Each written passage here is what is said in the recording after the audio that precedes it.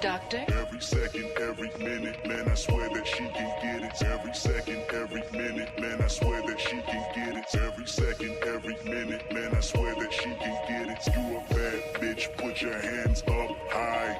Every second, every minute, man, I swear that she can get it. Every second, every minute, man, I swear that she can get it. Every second, every minute, man, I swear that she can get it. You a bad bitch, put your hands up high. Hands up high, hands up high. Tell them dim the lights down right now. Put me in the mood. Hands up high, hands up high. Tell them dim the lights down right now. Put me in the mood. Doctor? Every second, every minute, man, I swear that she can get it. Every second, every minute, man, I swear that she can get it. Every second, every minute, man, I swear that she can get it. You a bad bitch, put your hands up high.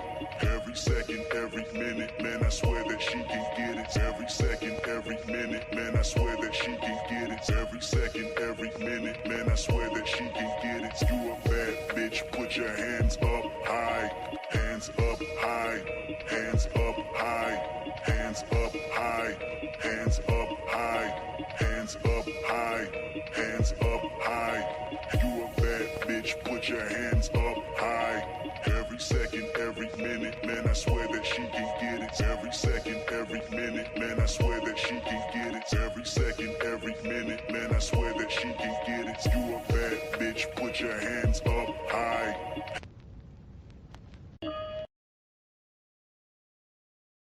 Hello, hello, hello. Can I get like a thumbs up if you guys can hear me okay? I want to make sure the audio is good. Hey Ty Pro, thank you, thank you, thank you for that. Actually that is a DJ Witch Doctor original. So yes, he is the person who provided the music. And I'm actually going to play that as my background music today. And thank you for the thumbs up. I do see that. Just a second here. Okay, let me turn it down first. I'm gonna play it again.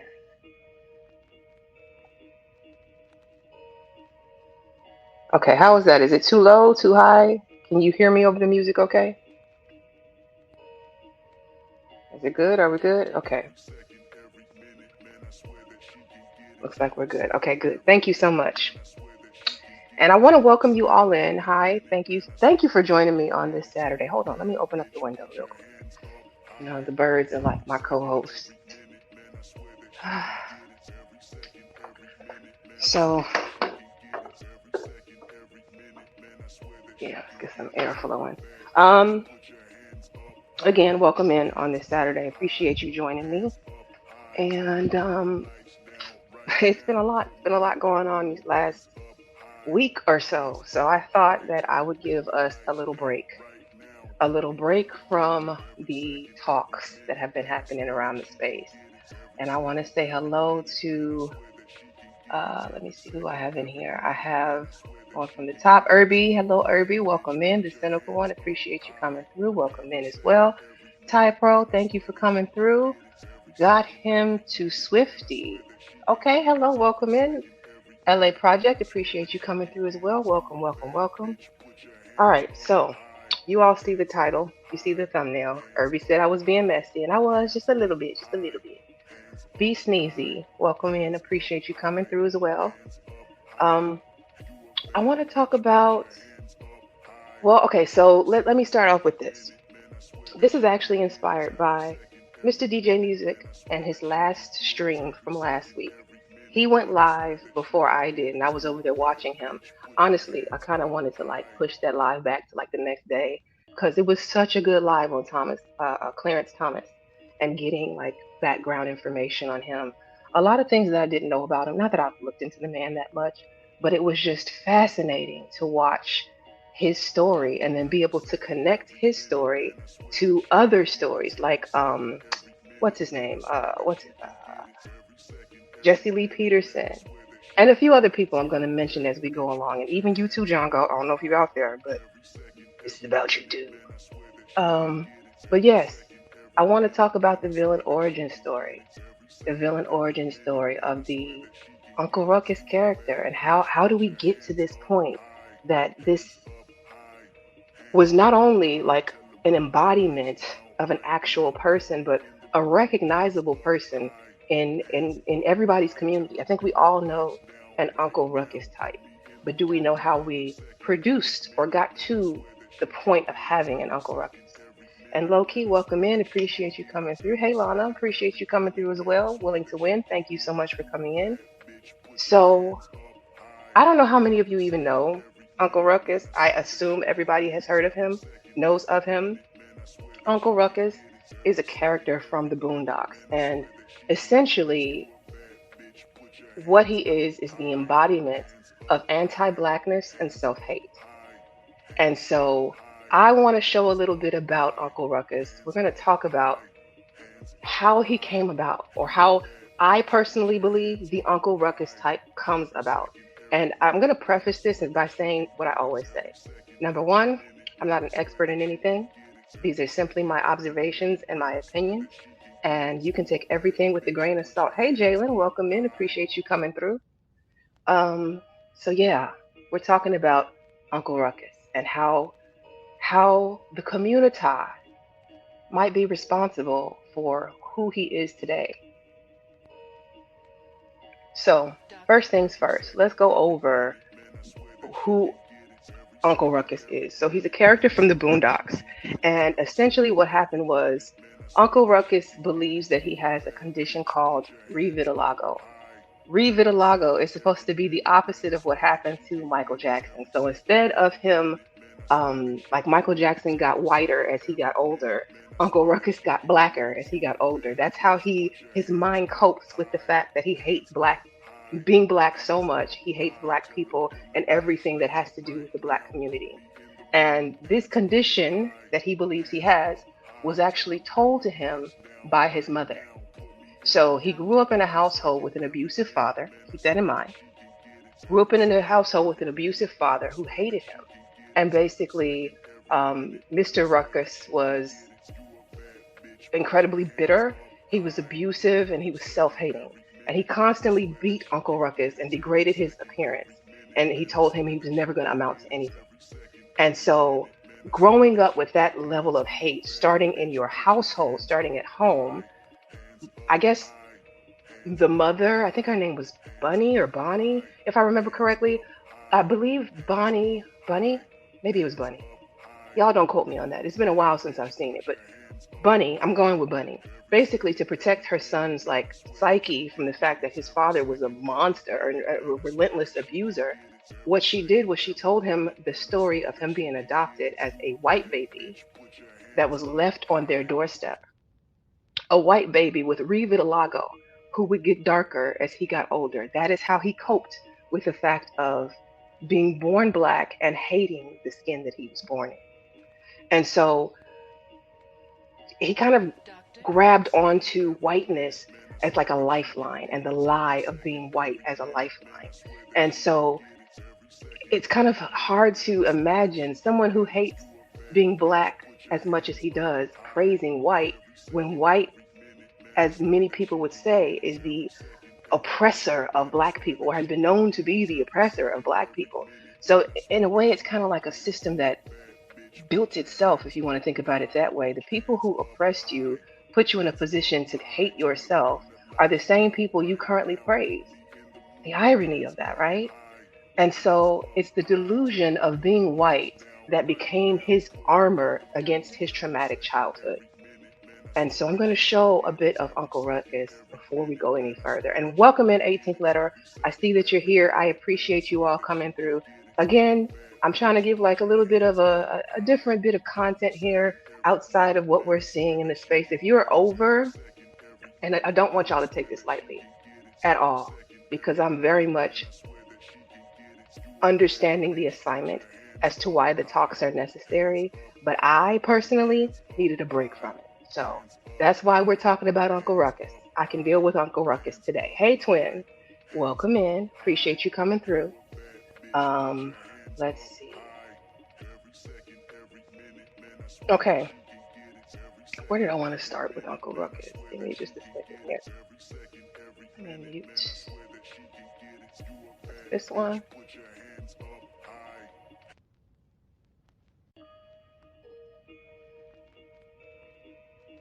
Okay, gotcha. So I am going to start with this one. Let me go ahead and do a share screen. And Randy, welcome in. Appreciate you coming through.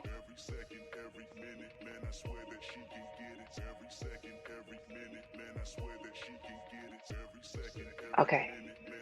I'm assuming you can all see the screen. And let me just do a quick, let me first turn the Rebuild audio a off light and though. let me share. I consider myself to be black. Many people mistake me for being Negro because they don't know that I am currently living with the heartbreak of vitiligo. That's a skin condition that's the opposite of what Michael Jackson's got. Every morning I apply this topical ointment made of bleach and sulfur. I like to think it works. Luckily, I hadn't gotten much darker in the last few years. I am.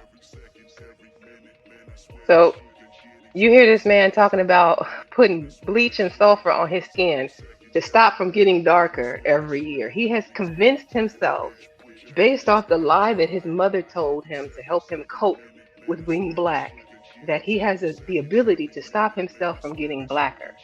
And he's bleaching his skin on a daily basis. Crazy. Okay, let me take this down for a second.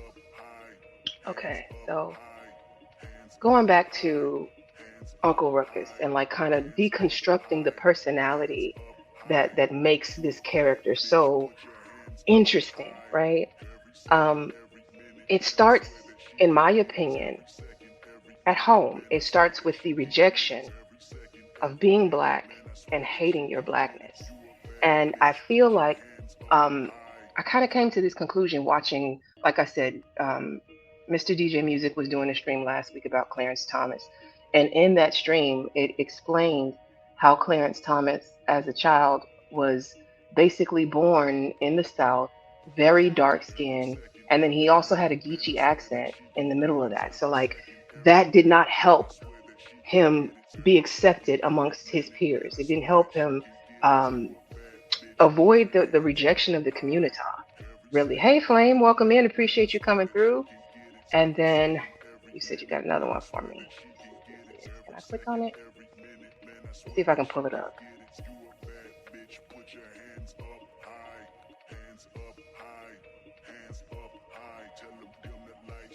Give me 1 second, you all. I want to check out this link real quick.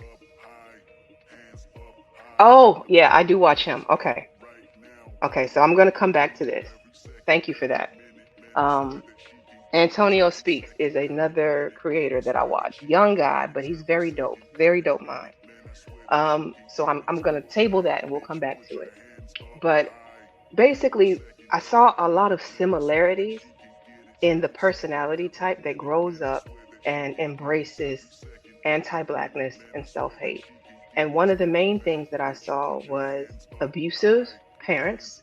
So maybe one parent, usually it seems like it's the male parent.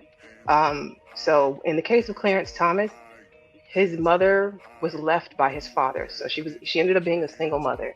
I think she had 3 kids if I recall correctly, and she couldn't take care of them. So what ended up happening was she shipped them off to live with her father. Her father was a very abusive man. I think he was also a preacher, if I'm not mistaken. But basically, what happened was he was a very anti-black man. Uh, Basically, like really mistreated Clarence and didn't have anything nice to say about him. And so it was similar to the whole Uncle Ruckus thing. Honestly, I'm not even sure. It makes me wonder if Uncle Ruckus was made modeled after Clarence Thomas. But then I had to look into Jesse Lee Peterson, and I don't know if you all know who Jesse Lee Peterson is. Another very anti-black personality type, and he had a similar childhood as well. Jesse grew up with a cleft lip, and if I recall correctly, they didn't actually get it repaired until he was in his teens. So he had a physical deformity, very prominent physical deformity. And then on top of that, that caused him to also have a speech issue. And then he was also very dark skinned in the South. Coincidence, right? Or not? Is it a formula? Are these the makings of the formula for anti-blackness? That's what I'm trying to get at here. And hey, I see I have next level in here. Appreciate you coming through. I see Drip. Thank you, Drip, for coming through. Appreciate you. And Randy, you said you do know who Jesse Lee Peterson is. Okay, all right. You said he looked like he got a few deformities. I can't. Okay. Yes, and self-hate for sure, for sure. So my question, okay, let me go back. I did have some questions. I have, I'm gonna take my notes. I do my homework when I do my streams, y'all. Okay, so let's see. Which question did I want to go through first? Oh no, no, no, not that one.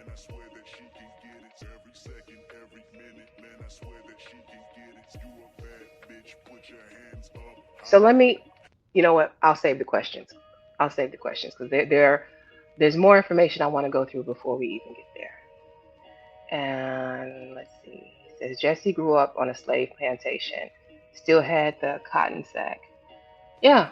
So the irony of growing up in a place like that and then being so anti-black, you would think that it would promote that sort of an environment would force you to, well, I don't know. I would think that it would force me to look at my people with more reverence than hatred, especially seeing the origins of where they lived. You got firsthand viewing of where they lived. So the lack of empathy and compassion, um, it comes from somewhere, right? So the first thing that I want to acknowledge is the yes, welcome in, welcome in, John. Reverence, yes, reverence, some sympathy, empathy, yes. Um, Thank you for coming through. Appreciate you as well. And so basically, the first thing that I noticed is that the first rejection that happens to these personality types is rejection from the community. They're often bullied, they're often mistreated, and it starts at home.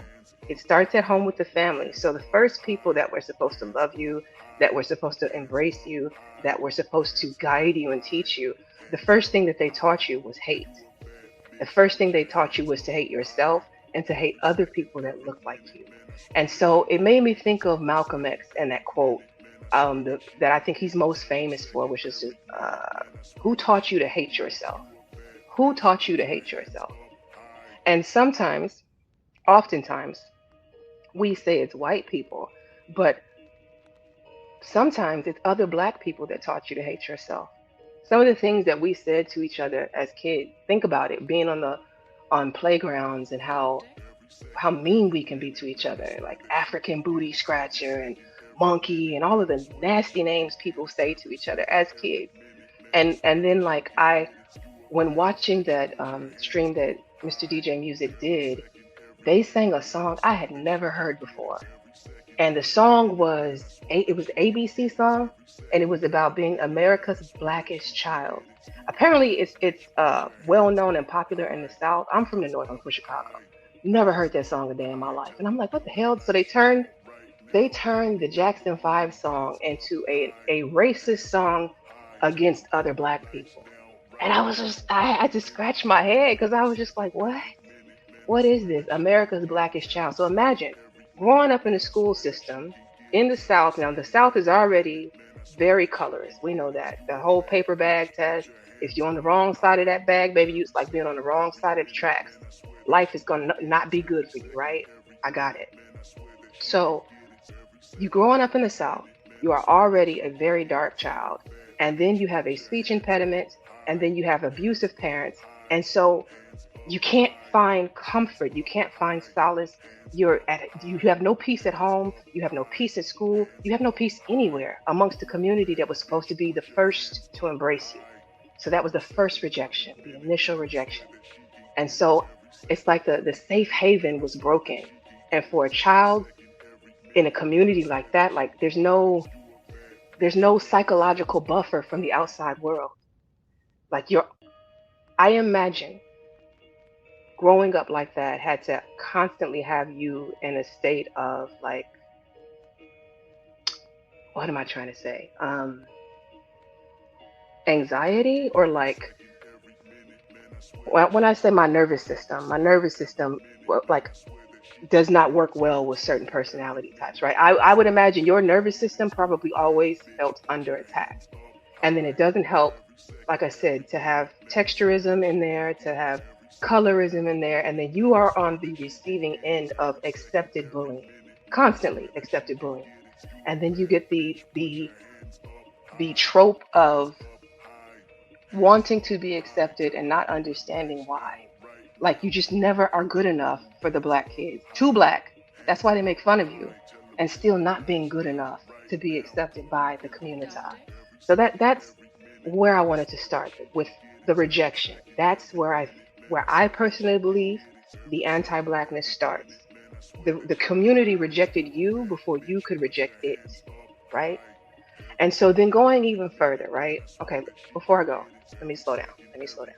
Let's go back to an Uncle Ruckus clip, okay? And I just want to say, this is not a personal attack. I don't want anybody out there to feel personally attacked. I was just thinking about how do we get to the place where we're here. Oh man, I got away from it. Go back.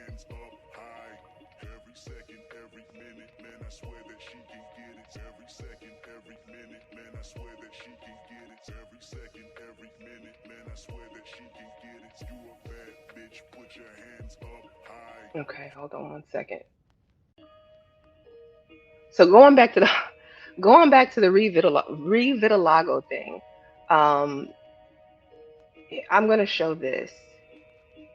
This is the story that um, what's his name? That Uncle Ruckus believes is his origins. He believes that he was a white baby rejected by Where his you put family. this?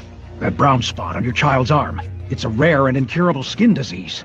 His skin will continue to grow blacker and blacker, and blacker and even blacker and more blacker and blacker, and then even blacker. Fucking plain English, damn it! I can't understand what you're saying! Eventually he will be indistinguishable from a Negro. No! Anything but that! What is it, Doc? There's no easy way to put this. That brown spot on your child's arm. It's a... Okay, I don't need to play it twice, but y'all got the point of it.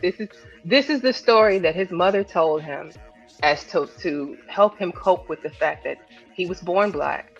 His father hates him for being black, and he didn't want to be black. Like it's the coping mechanism. I thought that was really interesting. That our brains will allow us. They're fascinating. They will allow us to revel in so much delusion just to survive as a trauma response, right?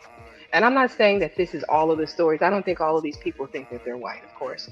I don't think Clarence no, I think Clarence is very aware, acutely aware of the fact that he is black, because the community told him that before he could ever form his own ideas of who he was already told that himself. You said, okay. You said, hold on. Myron Gaines' mom told him the same story. You say you think that for real? Oh man. Let me see. Black people are lost as a collective. Let me go back. John, he said, "Who wants to be a part of a bullying community?" I understand, John. That's why I'm having this talk right now. I'm dissecting just a little bit. Work with me here, all right? I'm dissecting just a little bit. So is it programming to some extent? Yes. Yes, I think that it is programming. I think I'm going to give you my synopsis up front. I think the community is responsible for creating the Johns, the Uncle Ruckuses, the Clarence Thomases, the Jesse Lee Petersons. I think that they are a symptom of our own making. And it was, as much as people are like, how could you have so much anti-blackness? I believe that we gave them the anti-blackness before they gave it back to us. And you said, no, it's more opposite of growing up in these conditions. He's going to idolize whiteness. Okay. Okay. I said, most of our people have self-hate. I don't believe I do. I love my people. I might not always like you, but at the core, I do love black people overall. But I was raised differently. You know what I mean? Like, It's hard for me to really explain that. Growing up in Chicago is a little bit different with the way that our teachers were and school was. And I didn't grow up. You know what? That's irrelevant. That's irrelevant. Said being I like being black, but I wouldn't want to be any other race. The only thing I don't like about being black is how we treat each other and how we don't stick together as a collective. That's a fair point, Randy. Like I said, there's times when I don't like the things that we do. There's a lot of bad apples in our community, but whose community doesn't have them? That's my whole thing. Is I'm never going to prop anybody up above us. I've lived amongst many different groups of people. I've gone to school with many different groups of people, and I have friends from all different backgrounds. So like when people idolize white people, it's always astonishing to me because I'm like, do you actually know personally white people? I'm not talking about folks that you work with. I'm saying, have you gone inside their home, sat down and broke bread with them, like eaten with them? Have you had communications with them? And I'm not trying to put down anybody white. That's not what I'm doing. What I'm saying is people are people across the board. You're going to have good apples, you're going to have bad apples. I don't understand the idolization of other races, especially when you're on the outside looking in. The grass is always greener from the other side. Walk your ass across the street and go see for yourself. And LA says she was called an Oreo growing up. Believe it or not, LA, I wasn't called an Oreo, but I've had my black card snatched from me a couple times. I snatched it back though. Like, what are you doing? Plus, the only black people that are doing good, being successful while he was little were light-skinned people, but they picked on him. And a lot of those people let childhood roast sessions carry into adulthood. But you know what? The thing about roasting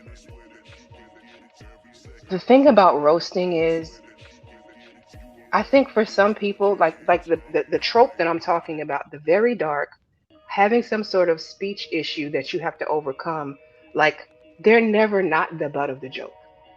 The difference between regular people roasting, me roasting you, you roasting me, is it's an even exchange. But when you're that child, when you're America's blackest child in a classroom, you're constantly getting roasted on. Do you ever get the opportunity to kick it back?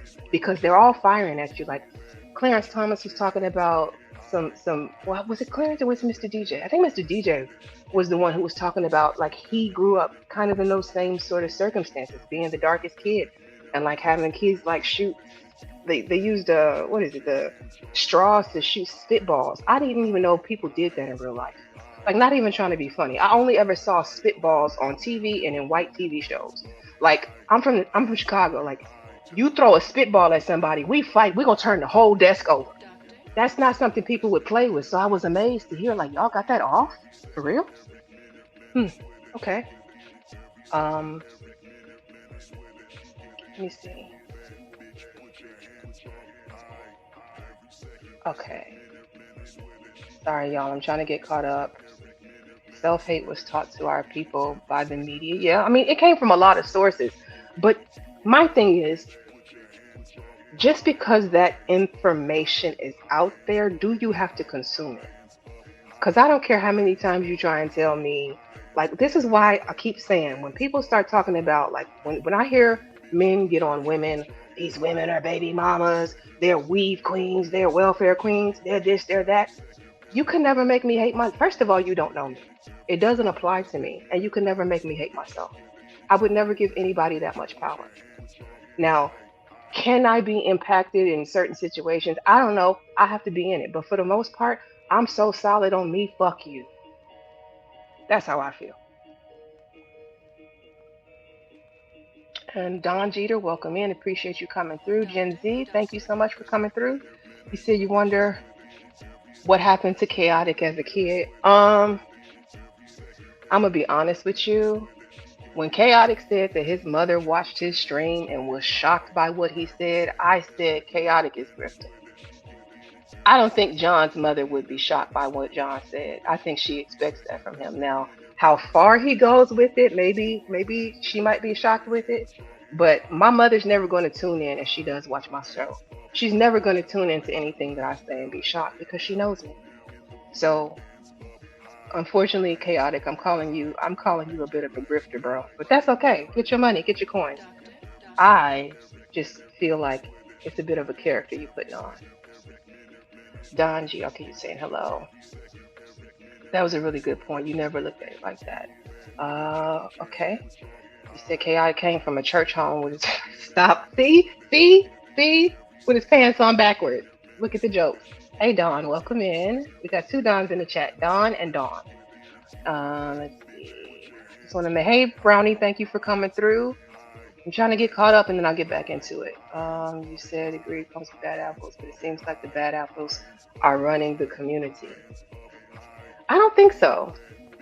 I think they're the loud minority, meaning that's what's pushed front and center, what you see the most of. But when you say they run the community, I think I'm going to need when I drop the link, I'm going to give you the chance to come up and explain that a little more because I don't want to assume I know what you're saying there. In my community, I still have like the people that I know and am associated with are still not the bad apples, not the bad seeds. Like, and I don't want to like trash the YN culture, right? But when we think bad apples, I think that's where most of us go to, the YNs, right? That's not all that I know. Like most of the people that I know are educated people with careers and high ranking, a good chunk of them. Some of them are business owners. So like it ranges. I'm not going to say that they run the community. No, the people at the top are always going to be the people at the top, right? Yeti Black, welcome in. Appreciate you coming through. Um, let me see. Brown skin is beautiful. 100%. 100% juicy juice. I wouldn't trade it for the world.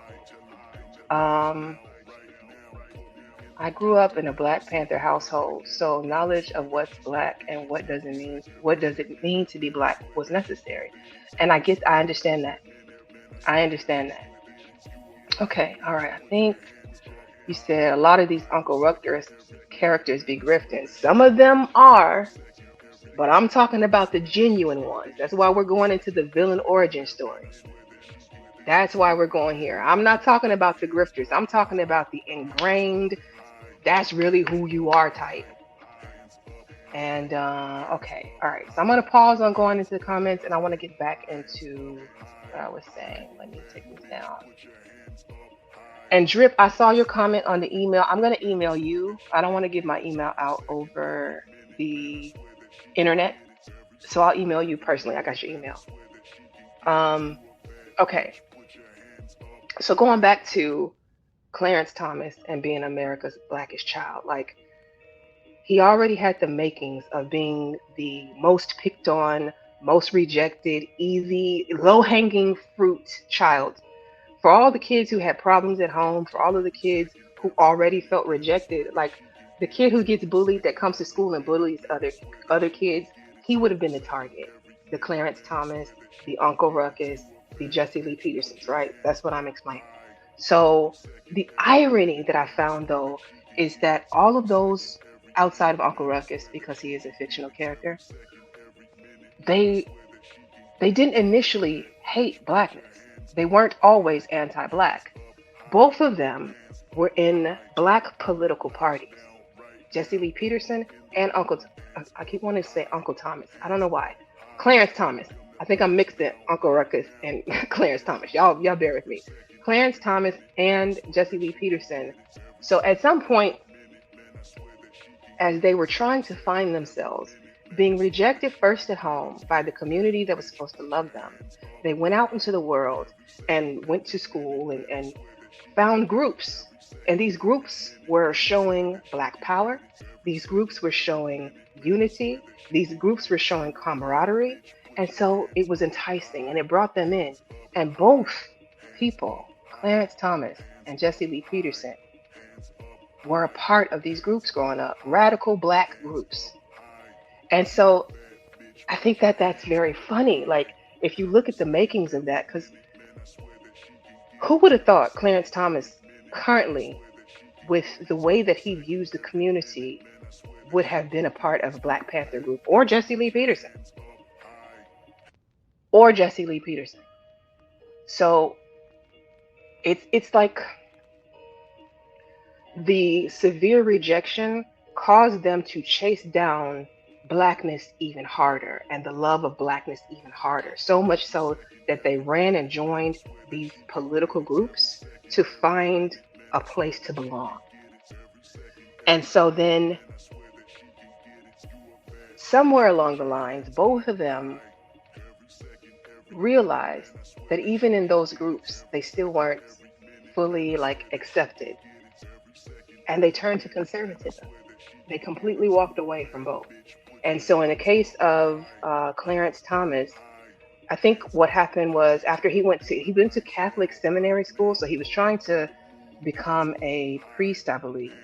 After he left the seminary school, so in the midst of that, being in the seminary school, he was surrounded by a bunch of white priests or white students, and they were torturing him with the most racist things that you can think of the entire time that he was there. So much so that it made him quit the school. But in him quitting the school, that pissed off his granddad because his granddad was paying money for him to go to this school. And it just reconfirmed for him that you're a failure, you're a nobody, you're exactly who I said you were going to be. You're just like your daddy. Like your daddy. That's how the granddad was talking to him. That's how I imagine it anyway.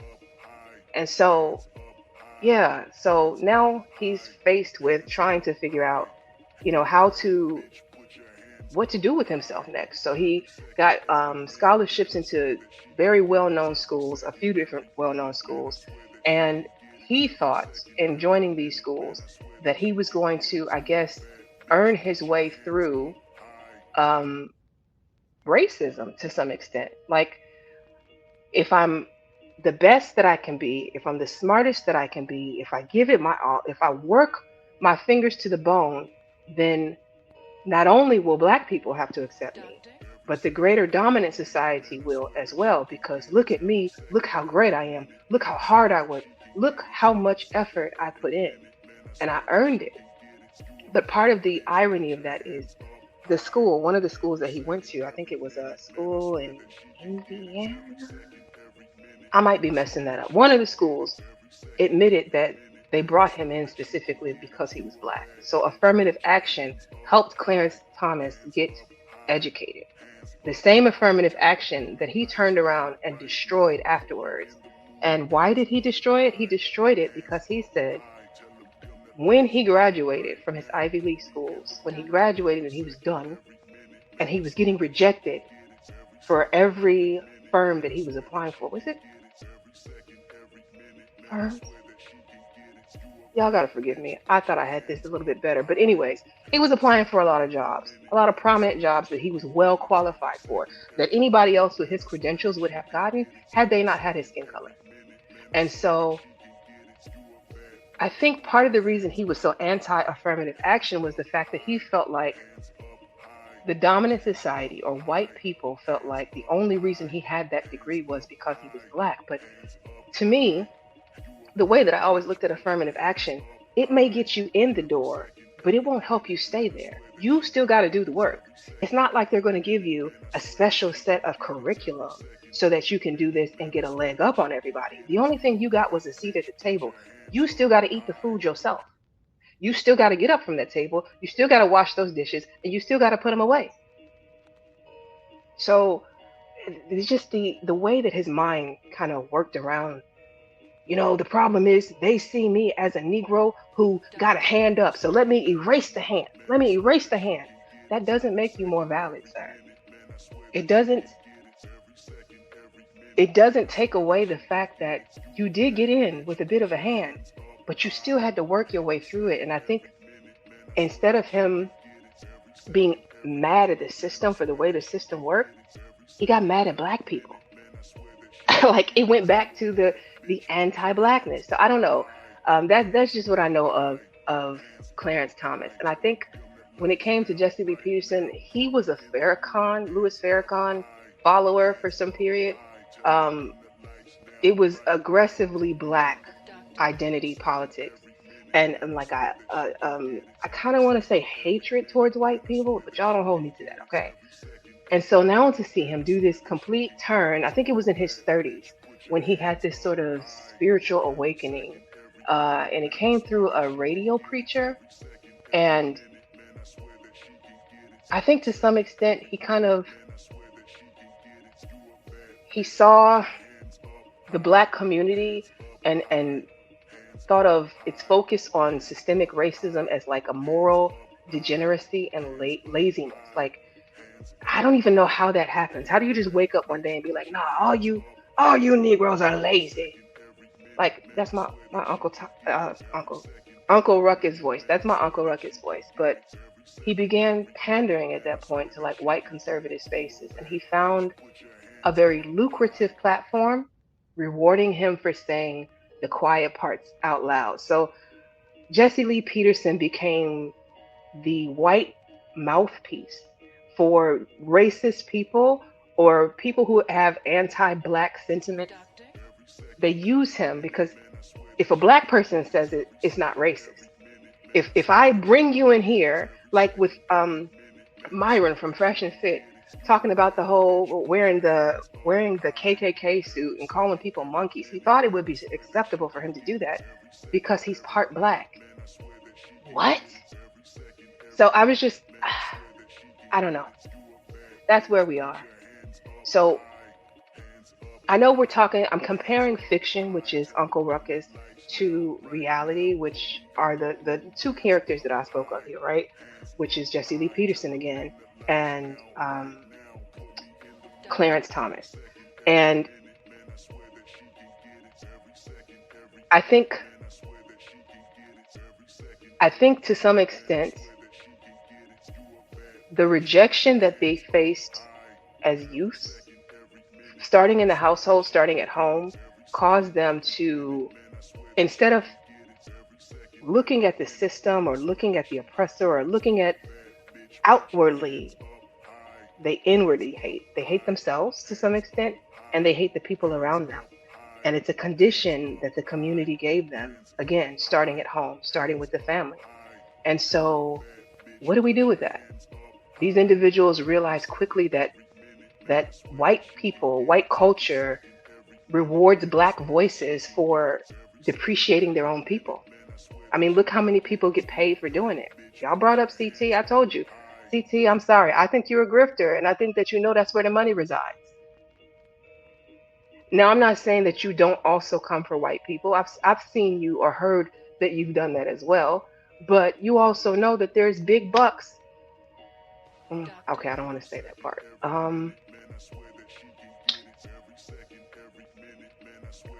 I think it's a transactional trade. If I am the most vocally critical of my own race, then I'll be elevated, I'll be protected, and I'll be viewed as one of the good ones. And I think it's an adult defense mechanism to ensure that you're never at the bottom of the social hierarchy again. I hope that makes sense to you all. Okay, I want to show a bit more Uncle Ruckus stuff. Is this the one?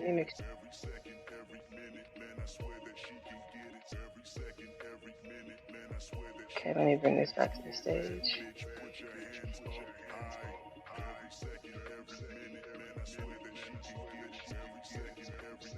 Okay. I guess I don't need to make it any bigger. It's not going to stretch it out. Okay, refresh, and then... How could you possibly love white people so much? It's easy. Have you ever looked at them? White man just a joy to be around. They smell like lemon juice and pledge furniture cleaner. And look at them. They gave us discipline, jobs, put structure in our lives, took us out the jungle. And what we do to show our appreciation? We march up and down the street. We vote. Carry on. Ingrates. Well, how about this? Game.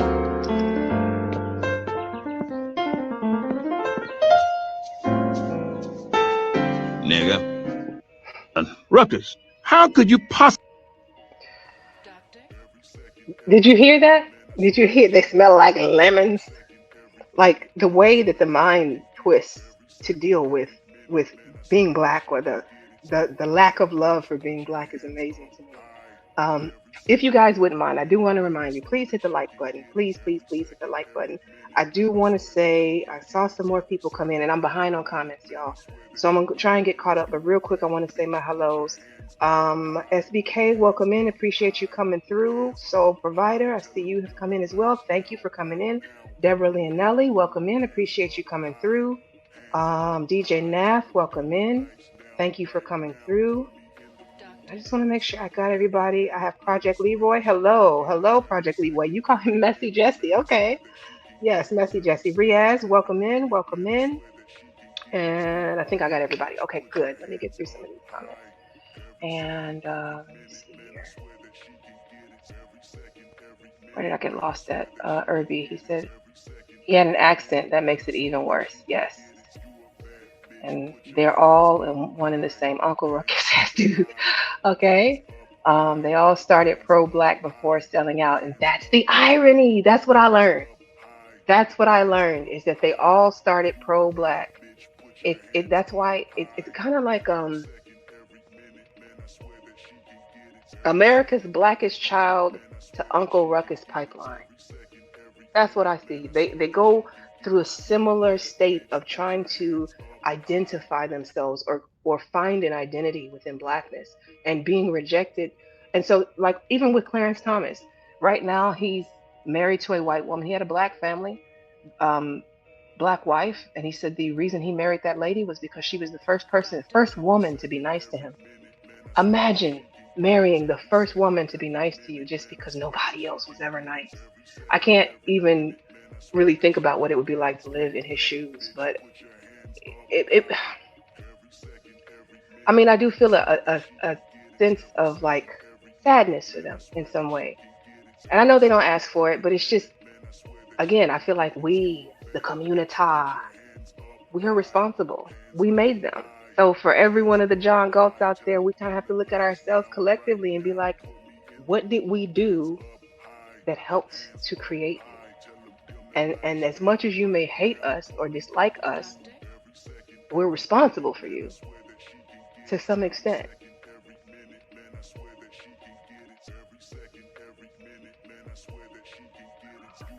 Go back.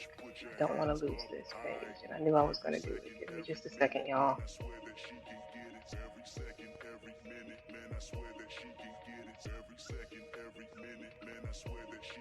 Okay, one more that I wanted to show of Uncle Ruckus, and then I'm going to drop the link and open up the chat for people to come up. And I just ask that y'all be respectful. My thing is always this. I have an open panel. We can have dialogue back and forth. I don't do the cursing out. I don't do the yelling and screaming and all of that stuff. I try and keep it cute over here. And I ask that y'all all do the same for me. I will do it on your panel. Please do it here. And then before I actually open that up, let me show real quick, because I did implement channel rules for the last stream, and I want to show them now. All right, channel rules. First one, don't hit the panel asking what is the topic. That's what the chat's for. You should have been here. I've been talking almost an hour now, 49 minutes on the subject with visuals. So I should have, I mean, if you're coming in late, I understand and I can give a brief recap, but coming up to be an audience of one, those days are done. No. This is not a gender war channel. I don't gender bang. Y'all know that by now. You must bring proof of any proposed stats. Don't come up here talking about 70% this, 30% that, and want me to look it up. You come with your own stats. I'm not doing your homework. And then land your planes. This is a panel. You know, I want everybody who comes to have the opportunity to speak. And if we're going on a 5-minute dialogue, like that gets boring at some point. So just a reminder. Okay. So this is the one I want to show. Add the stage, and then I'm going to refresh. Come to freedom land, you lazy bastards. This here is your orientation. Ruckus, are you trying to tell us that we're supposed to act like slaves and be cool with it? Really? That is correct. Here you will learn to look down when a rich white man is coming. But then, if you hear anything resembling a tooth, and denounce any feelings that resemble self-esteem and or self-worth. Not on your life, Ruckus. Yeah, we ain't going for this shit. First rich white man I see, I'm telling him to stop. I ain't saying shit. You can call me Toby, Obama, Cleveland. That's right, nigga. That is right. Now, there will be a short boot camp to make sure you niggas are limber and don't have a massive heart attack, which will make our rich patients feel bad for not voting for universal health care. Ruckus, you must be out of your damn mind. Boy, the sound of that whip sure will sweet. It's like Jesus gently snapping his fingers. Welcome to Freedom Land, you ladies. So one of the other things that I wanted to bring up about Uncle Ruckus, which can relate across the board, Uncle Ruckus had a lot of, throughout the show, The Boondocks, he had a lot of like regular blue collar jobs. That's what the word I was looking for. Blue collar jobs. So I think he was like a bus driver. What else? He had like 32 jobs.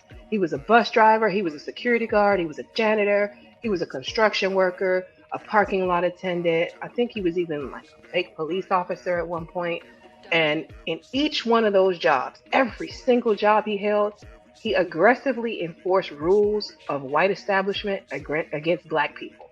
Like he took pleasure in making sure that he kept those Negroes in their place. And I wanted to show that whole, like, if he got the opportunity to play slave master or the Uncle Tom sort of character. Is it Sambo character? I might be saying that wrong.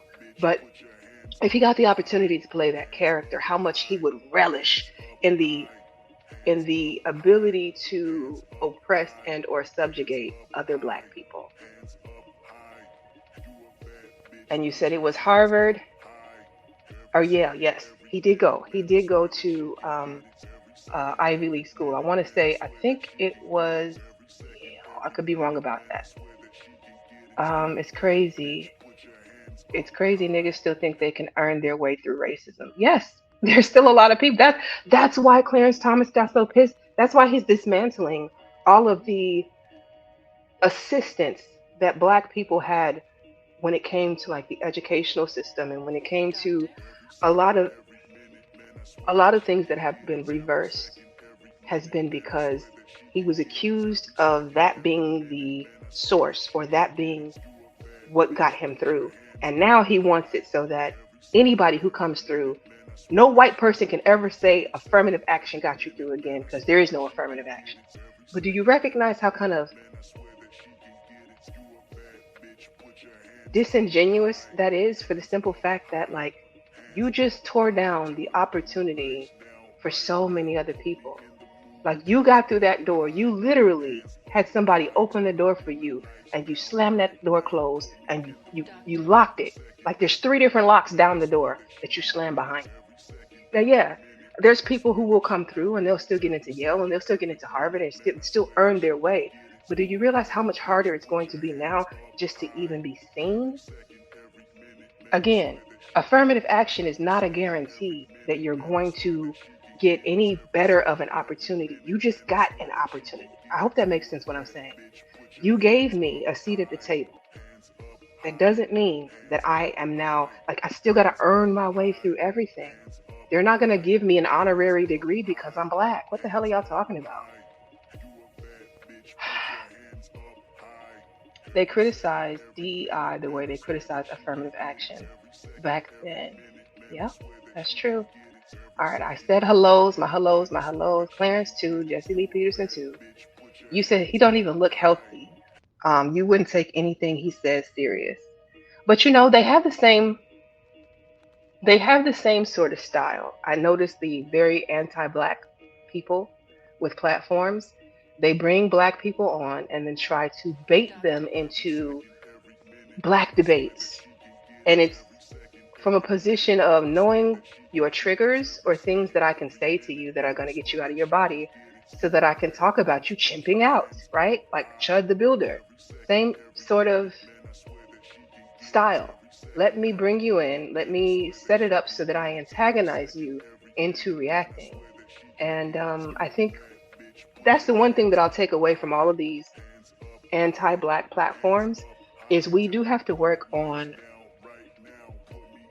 our composure and not letting words get to us, not being so easily triggered by words.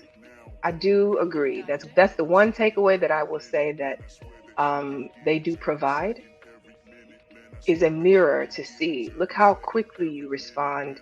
Look how quickly you can be triggered, and look how quickly you can be controlled. Said, you've heard other black people literally state that they had more issues with black people than other races of people. Well, cynical one, I mean, realistically, we are in proximity with other black people. So if all I deal with on a day-to-day basis is other Negroes, yeah, you're gonna be my first bully, my biggest bully. Then I can say racism has never touched me. White people have never impacted me. The only people who have ever caused me harm are black people, because that's all you're around. It kind of makes sense to some extent. You said Jesse Lee is the beta dude. Beta? I don't know about the beta part. You said Jesse Lee Peterson is a certified Sambozo. All he does is kiss white cheeks for approval. And he does look very ill. He does not look healthy. But I also don't know how old Jesse is. I'm guessing he's got to be close to 70 now. He's got to be close to 70. And you say he doesn't drink water? Water is essential for life, people. Y'all, please drink your water. Drink it on a daily basis so you don't look like the Walking Dead, okay? It keeps you youthful. It does a lot for you. He's definitely a grifter. He said he looks like a monster. He said, what's the difference between white people wanting and trying to hold? What's the difference between pandering to white people and wanting to hold your own people accountable?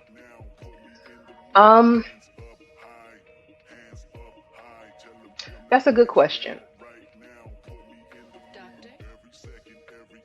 I guess, oh, that's a very good question. What is the difference between pandering to white people and wanting to hold your own people accountable? I think for me, the difference in pandering to white people versus wanting to hold your own accountable is you only see the negative in your people. You never see the good. So holding your people accountable, I think, is a system of checks and balances, right? When you do something good, I tell you that you did good. When you do something bad, I tell you you did bad. For the people who pander to white people, it's the same. Like, okay, I'll switch it. It's the same with these dating coaches. When you got a woman-focused dating coach and she tells you all men are this and all men are that, and she comes with confirmation bias on, you know what I mean? Like, it's the constant bias confirmation that they're reinforcing on a regular basis when there is an other side to it that they're completely ignoring. And the other side is the positive side. The other side is the accomplishments. The other side is the parts that are being completely ignored. And we're being shown kind of as this monolith of negativity. When we have we're not a monolith. Like, come on. Everybody is different. Every single person in this chat is different. None of us have the same background, even if we come from the same area. But being lumped in like blacks, the blacks. I've heard John say the blacks so much. I mean, Lord help us. And what does he call us? Bull mammies? The bull mammies and the blacks. I don't think when you use those words, that's holding your people accountable. I don't know. I think maybe we'll go through that as I open the panel up. Messy Jesse belongs to the Alabasters. Oh my goodness. Okay. Hey, yes, where the money resides, exactly. And hello, Silent. Welcome in. Appreciate you. Appreciate you coming through. I just want to make sure we're caught up. You said Ruckus. Uncle Ruckus was funny. I'm sorry. I know I'm doing this stream, and even when I was going through and I was watching the clips, I was dying laughing. I shouldn't have been because I feel wrong for that, but he was funny. I couldn't help it. Oh, forgive me. I couldn't help it. Uncle Ruckus is funny as hell. Not, what you say? Not the white people I met sound like something else. Yeah, I'm glad you like it over here, Neff. I appreciate it. I like the. I'm glad that you all come through. I'm. May the people who want to find me, and anything not meant for me, may they find themselves the fuck over there. Absolutely. Let me see. Another grifter the YouTube folks use as an example is the Jamaican Thomas Sowell. I don't know who that is. Thomas Sowell? Um, says Cynthia G was pro back, and then she spiraled. Yeah, again, again. Okay, all right. I think. How many more do I have? A lot. Miss Jill, welcome in. Appreciate you coming through. I hope I got everybody. I hope I got everybody. Okay, I'm gonna move this out the way and then find my link. Where is my link? My link is here. Okay, and let's paste it.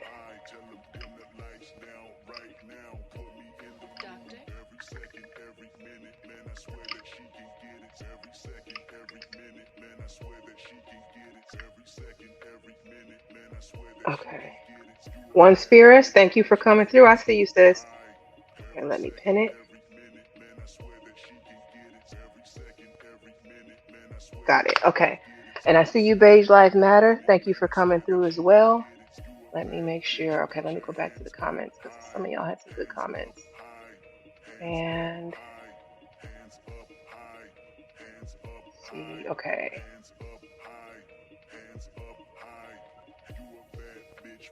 Rule number 5: no coming, no coming in the panel to show your Bucci cat. Okay, that's funny. Let me see. You love watching the Boondocks. You know what? The Boondocks, for as much flack as it gets for being fictional, they did a phenomenal job of capturing a lot of Black life, right? Because, okay, yeah, there's a lot of stereotypes in it. True enough, there is a lot of stereotypes in it. But is this art imitating life, or art being captured, or life being captured in art? You see what I'm saying? Like, I don't know that it's that far off of a representation of Black culture. Now, I know Taz probably would disagree with me because I know he was anti Boondock, but I don't know. I found it to be very relatable. Unfortunately, it was very much so relatable. Said the Uncle Ruckus exorcism was hilarious. Okay, it's a cultural masterpiece. I agree with that, Typo. I agree. You said you can't wait to watch it with your girls in a few years. Okay, and you see, oh man. Okay, let me get caught up. Studio Mansion, welcome in. Appreciate you coming through. Thank you so much. You said he did everything. He did. Uncle Ruckus, but you know what? Oh my God. Okay, thank you. Thank you for bringing that up. Uncle Ruckus had 1,000,001 jobs until he found out he was Black. until he got his DNA test. I want to go to that. Don't kick me all the way out. Hands up high. Okay, where is it?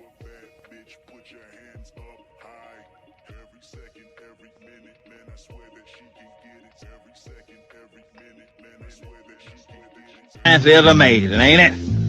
Let me refresh. My heart beating. Oh, the white man, science is amazing, ain't it? Oh no, this can't be. It says I'm 102% African with a 2% margin of error. Why, Lord? Why, Lord? Why? Test results. Can you hear my heart beating? He's 102% African with 2% margin of error. Come on now. That's funny. That's funny. I can't help it.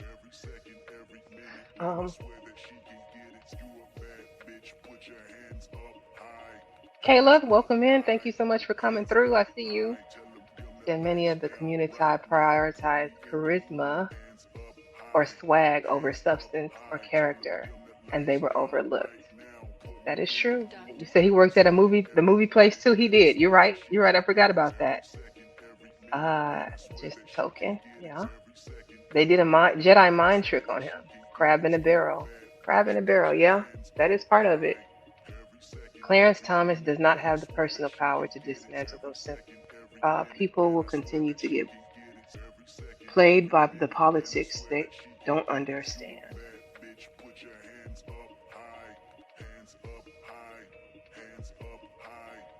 Didn't they? Okay, or Studio, do you ever hit the panel? I don't think I've ever seen you hit the panel, but if you do, I want you to come up and kind of flesh this one out for me a bit. Does he have to be complacent? Um, Affirmative action was there to help because the institutions were rigged. White people have affirmative action.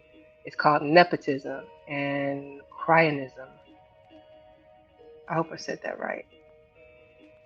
Cryonism. And they're not trying to get rid of it. That's true. You're right. Studio, you're right. I was making a point when I said chimping out though. I was using that to go with the whole anti-black racist terms that people come up with. That is not something I use in my regular everyday speech though. Just so we're clear. And then yes, please drink your water. It is essential actually. You said who are some of the conservatives? Conservatives y'all may respect. Conservatives. Wow. Um Conservatives. I don't think that all black people are who are conservative are coons.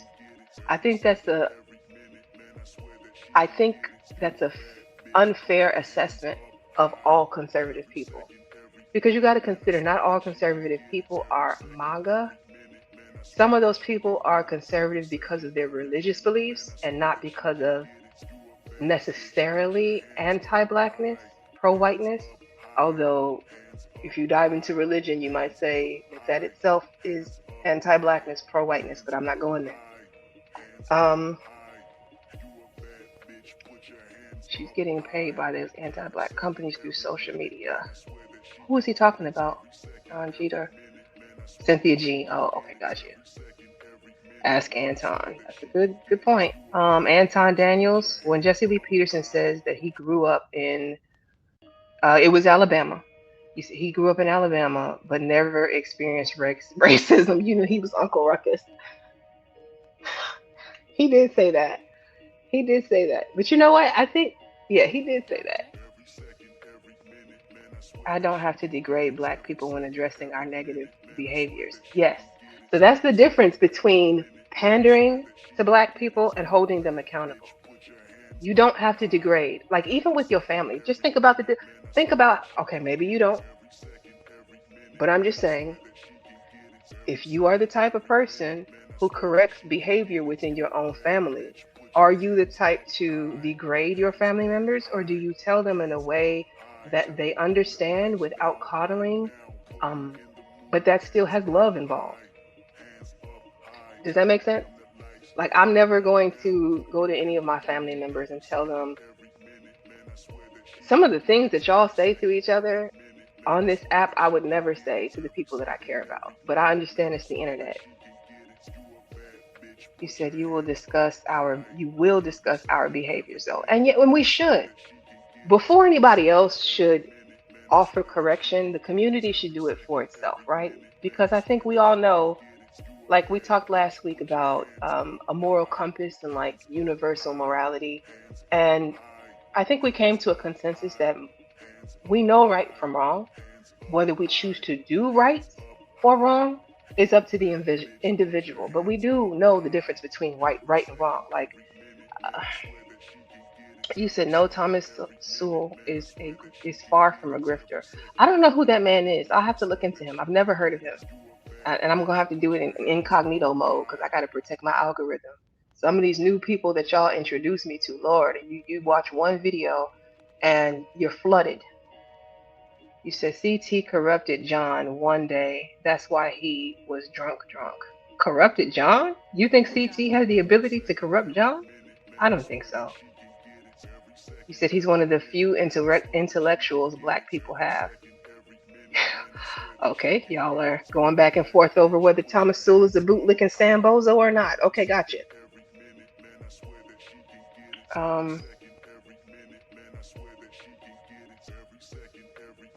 Okay. Thomas Sowell is who conservatives like to use time and time again. I really do not know this man. Okay, it's in the scholars chat. I have to catch up. Scholars chat. Scholar, boxing scholar. Hey Cassandra, welcome in. Appreciate you coming through. Yes, the Boondocks is one of the greatest shows. I do agree with that. You said Boondocks was too unnecessarily vulgar sometimes. You respect the themes though. I still think it's an accurate representation, even with the vulgarity, because if you really think about it, I don't want to say that because I mean I think there's a lot of people who don't swear, don't curse, don't go into the realms of that. But then there are a lot of people who just don't care, and whatever comes in their head flies out their mouth. Imagine if they were still creating the Boondocks today with everything happening. Oh my goodness, that would be a show that I would love if they could reboot.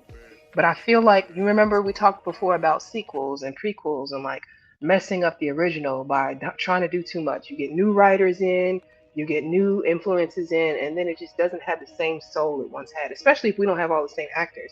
Like Regina King, I think she was the one who was doing the voices. If we don't have the same people to be involved, I think it won't work. But I would love it if they could do a reboot and make it current. It was extremely accurate, especially that MLK episode. You said they did? I did not know they tried to revive the Boondocks. Okay. Big Giz, welcome in. Appreciate you coming through. And I want to welcome to the stage 18th letter. 18th, hello. What's going on, Candy? Thank you for having me up on your platform. How you doing today? I'm good. How are you doing? I'm doing all right. I can't call it. So what do you think? I don't know how much you got to see of the presentation, but what do you think about the fact that I say that the Uncle Ruckus type, there's a villain origin story to Uncle Ruckus and to Jesse Lee and to who else did I mention? Jesse Lee, Clarence Thomas, and even John Galt. There's a villain origin story. What do you think about that? I believe that's accurate. I Okay. believe a lot of it is accurate, and I will say, based off of personal experiences, that that is very understandable. I think Okay. a lot of what we have done when it comes to other black people, when it comes to black people within our community, part of it is self-inflicted, but part of it is self-inflicted because of programming. Okay. And because even myself, I can remember growing up, and of course, even if you experience negative interactions with black folks in Chicago, we're Mhm. brought up to be pro-black. Mhm. It's all in our culture, in our city, because we have such a large black population in the school systems and different things like that. But it was always some underlying, how can I explain it? But I guess I can just try to say it. But even myself, I had to unlearn some of those things, as far as because of the people that I dealt with and the environment that I came from. Mhm. Because it's like you're being taught one thing in school, like, and I was taught, like, from my grandmother and different people like that, but that what I was taught was the opposite of what I was experiencing growing up. Mhm. People that are very aggressive, confrontational, want to bully, want to demean you, want to disrespect you. So I had to unlearn even my mentality of thinking that, having that underlying self-hatred. Not saying that I hated myself, but just the experiences that I had with my own people was causing me to think a certain way about my own people because of the experiences that I was having, whether it be family members, people at school, different things like that. So how would you describe your relationship with black people today? Um, I have a great relationship because I understand, different personalities of different people. I just deal with the black people that kind of have my same mindset. because Okay. even what we see on these streams, a lot of the times we see a reflective of that mindset that I personally grew up around. Certain people, and it's triggers. It's just like the N word moment in the Boondocks. Remember that part, the N word moment, where Mhm. when even I remember Ghostface was narrated where he was like, when you bump into an N word and he bump into you and he step on your sneakers and he Yeah, get I to talk remember. and he get to talking wild and his ignorance caused you to act crazy. That was like, you see a reflection of that in a lot of these spaces, and you see a lot of I don't know, man. It's kind of hard to break it down. I'm trying to say it without. I'm trying to look for the right words. You have a lot of black people that don't really care about being black. They just kind of stuck being black. Well, I think all of them, the people that I mentioned in this stream, at some point have claimed that they don't identify with blackness. They are the people who don't want any parts of being black. Like, I'm an American. Why do I have to identify like with that group? And I think part of that too comes from maybe some of them had better relationships outside of the community that they have inside the community, Yeah. and that can cause a wedge. And one thing I've learned in these conversations, a lot of us in our community are not honest about the damage that we do. We're not honest about how we shun away the intelligent people in our community, that we shun away, whether it be nerds or whoever, when a lot of those people are really the builders of any community. People with, I Why do think a you feel lot like of, we shun them? Like, I need to understand that because I feel like in my regular everyday life, those are the well, people I'm.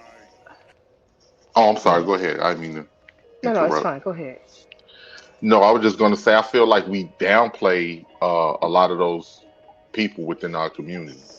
And I saw it, growing up. I feel like depending on where you grow up, a lot of the times people that are intelligent within the black community dumb themselves down out of fear of being ridiculed or bullied and different things like that. Even some people don't really show appreciation for those types of people, I even don't within the see family. that though.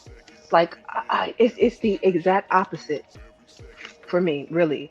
Um, and again, I'm not trying to diminish what you're saying, but I feel like I see that more online where the more intelligent people are clowned, but in real life, in the families, the people who are more intelligent tend to be the ones making the most money. And they're the ones holding the family together. They're the people that everybody goes to when shit hits the fan and somebody needs to be bailed out of something. I mean, is that the same in yours? No, not really. Not really. I think later on in life, those people that are the ones that are the smart people, they're the ones that people use because they have different things going on for themselves. But and they come up, a lot of them wasn't supported. But now that they have things going on for themselves, people expect them to do things for the family when they never really supported them. Now, it's some people in my family, different sides of my family. It's some people that do look out and support kids that are doing that. But when I was growing up, it was a little bit different. Okay, hold on one second. I got Big J coming up. Welcome in, Big J. What's going on, Candy Cane? How you doing? All right. I do not disagree with what 18th says, right? Okay. About the brain drain type, right? Uh, there is a brain drain, and it does create the recipe for the anti for the self hating type. Um, because like if you go to certain places, right? Um, we're not always there, but it's always a one or two black people there. Okay. I'm talking about from my experience. We're not always there, right? We always there when this happens. We're not there when something that that does and and and let me say this too though, right? Because I'm not trying to be explicit, so that's why I'm trying to talk in a certain way. Um, Oh, you can feel free to speak, Big J. oh, I don't want you to censor yourself. If you gotta get it out, right. get it out. Okay. And also, I think the problem is how we engage in certain things and how what we allow is also a problem because we relegate ourselves to and it's really annoying. I've been annoyed by this for years. Like you know me. I've been annoyed Hmm. by always constantly talk about mating and dating rather than talking about what was really important. All right, not everybody have the same Tyler Perry uh, uh, archetype. Like it seems like everybody how we talk to each other. It's like it comes from a Tyler Perry movie. So Um, Go ahead. help me connect the dots here, because I'm trying to figure out how. So you're saying, how does that relate to what 18th said about not respecting the intelligent black person? Okay, like the whole paradigm of talking about who's married, why ain't married? How come all these conversations that we hear every day on here? It tells us that we're are sexually. It gives the stereotype of the hypersexuality of black men and black women as well. The hypersexuality part. All these conversations always stems about who's married, why ain't you married, how many baby mamas you got. I got the baddest baby mama than you got. My woman's better than you. My man is this and my man is good. Your man ain't shit. It seems about off of somebody else's sexual relationship. It's not about I got this, I got land, I got this. No. It's always about stems off of who this person is quote unquote effing on. But don't you think that means that the audience is even more responsible for that than even the Yeah, content creator? yeah, yes, yeah, like they are. Because But because but think about it. You don't have streams about relationships and mating and dating and sex and all of that stuff. And how many people show up to your streams? I don't have relationships, mating, and dating as my topics. I might do it occasionally, but it's never the sole focus. right, right. And the thing is though, it's about to at the same time that content creator uh is also I give him or her that because they are I see them. If we're gonna look at it from the grand scheme of things, they are the leaders of the live stream or of True. the space. So they are the quote unquote leaders, right? And such. And speaking about the Boondocks, right? Yeah, like they was trying to revive the Boondocks.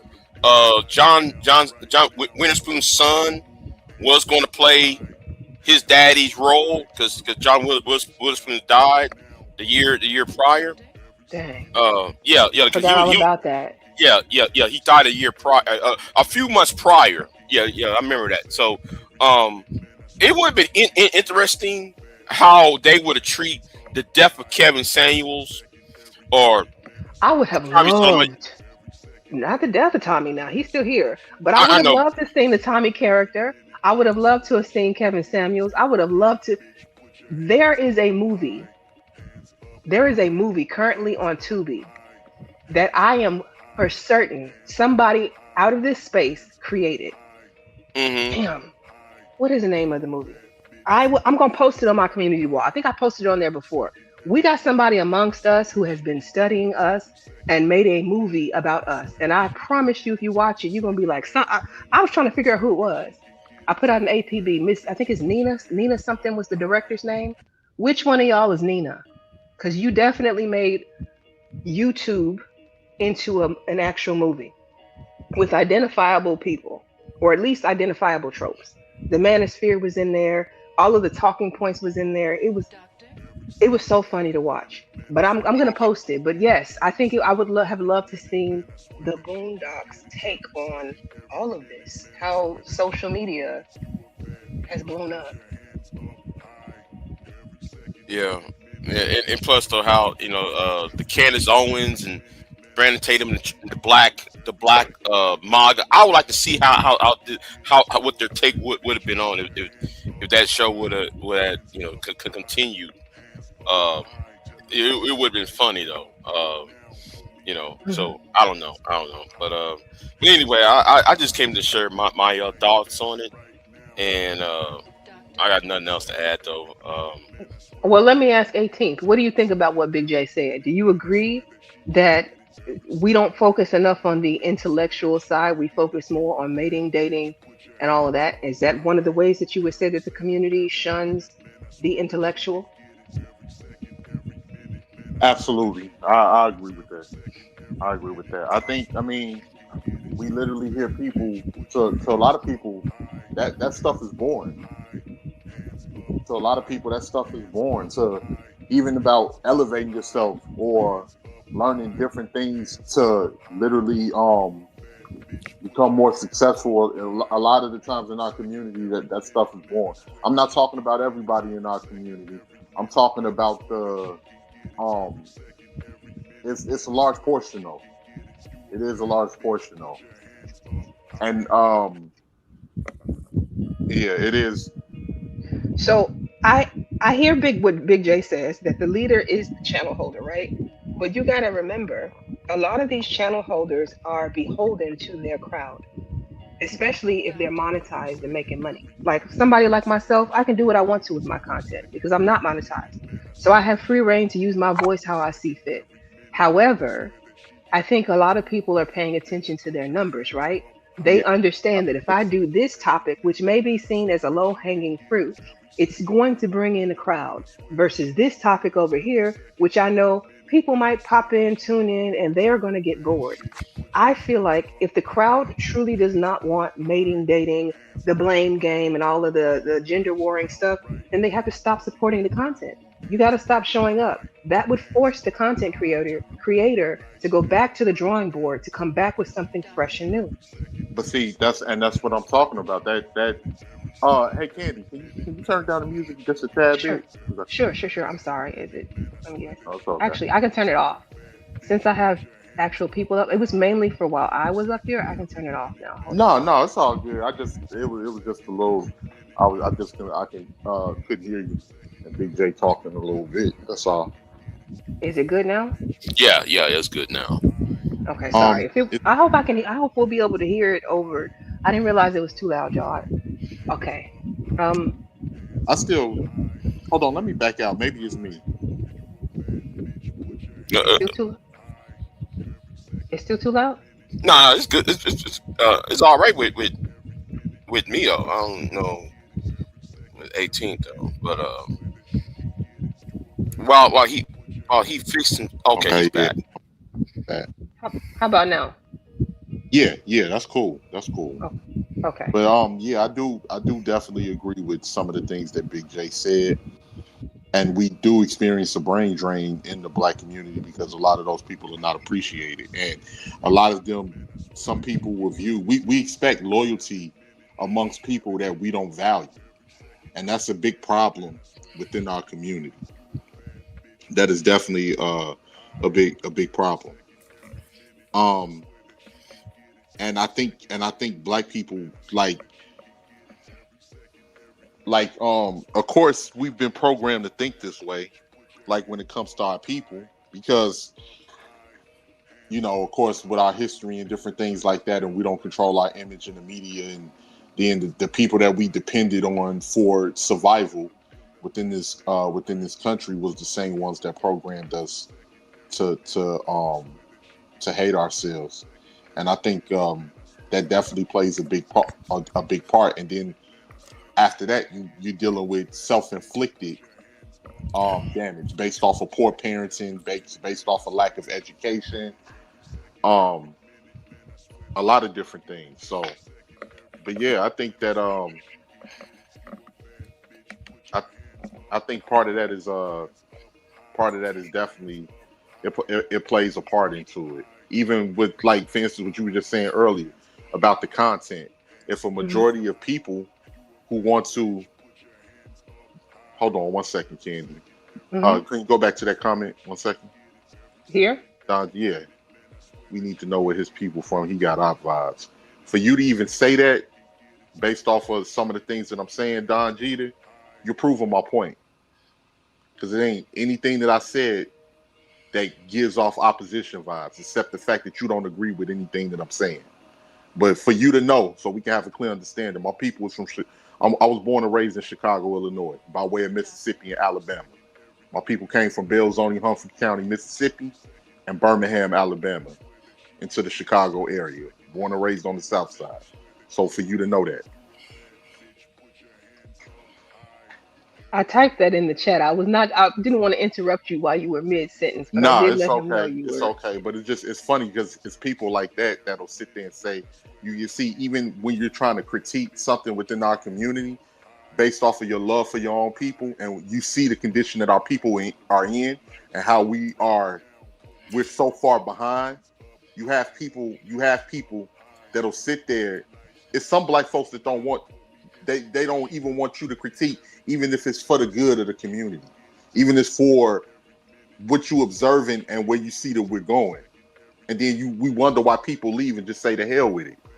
I'm just gonna be an individual and do my own thing because of stuff like that. And when you look in a lot of these spaces, and even us having these conversations, we can't agree.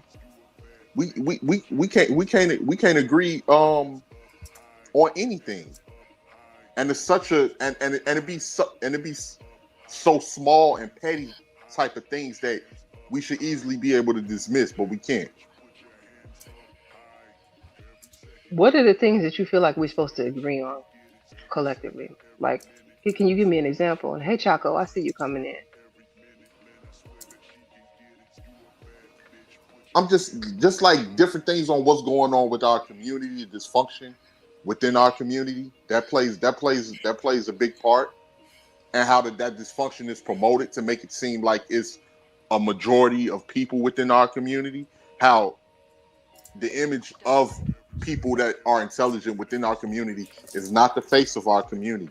That plays a big part on how we have to get behind and support each other more and put our money behind each other to extract change.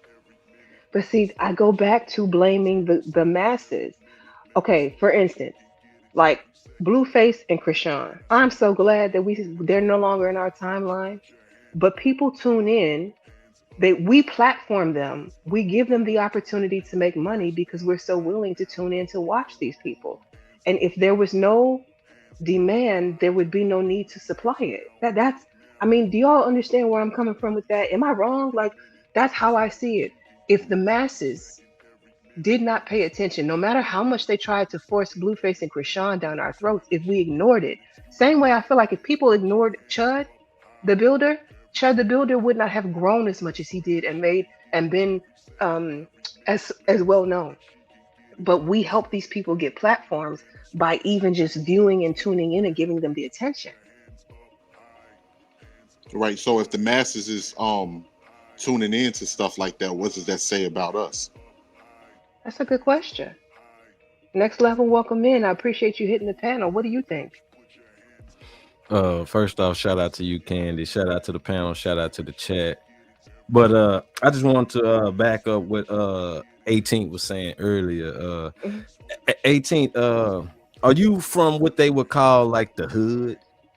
Yeah, I grew up between 111th and 79th Street. Okay, now let me ask you this. Would life in the hood for a black person be different for life in like the suburbs or the middle class for a black person? It depends, because in Chicago we got some real hood suburbs too. So, and it seems like what goes on in the hood and how we carry ourselves in the hood dictates a lot of the culture, even with middle class black people. Well, I say that because everybody not from Chicago, because some people wouldn't. really wasn't understanding what you were saying, like, oh, why people like this, why? But that's just how it is.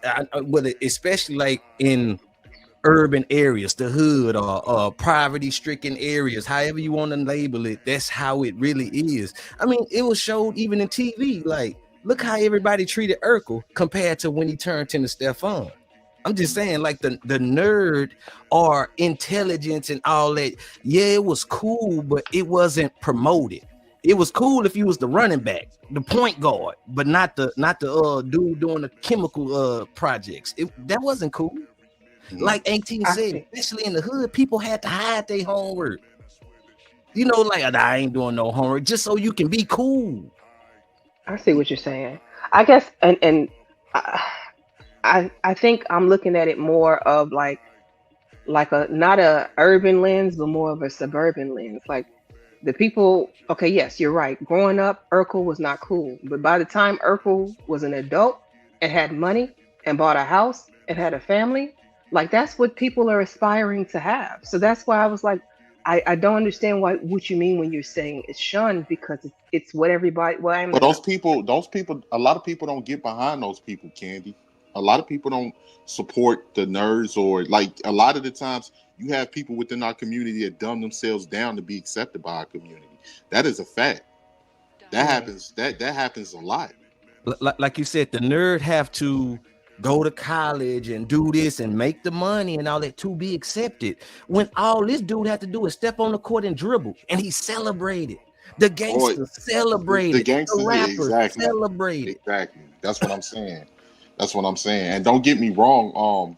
Every community got their underworld. The Italians got the mafia. The Chinese got the triads. The Japanese got the Yakuza. But that is not promoted on the level that our underworld is promoted. And even to this day, to a degree, not to cut you off again, 18, but even to this day, to a degree, Candy, you brought up Blueface and Krishan. How many people tuned into that? But how many people tuning into Julian Brown, the dude that's turning plastic in the Feud? How many people tuning into that? Yeah, that's a good point. That's a good point. And see, that's one of the reasons I try to watch how I word things, because even when you having a conversation, I hate to say it, but in our community, we don't want to be honest. A lot of us have very disingenuous conversations, and we practically go off of emotion. We don't want to even be honest until we no longer can't be dishonest, when it's too blatantly in our face to the point that we can't ignore it.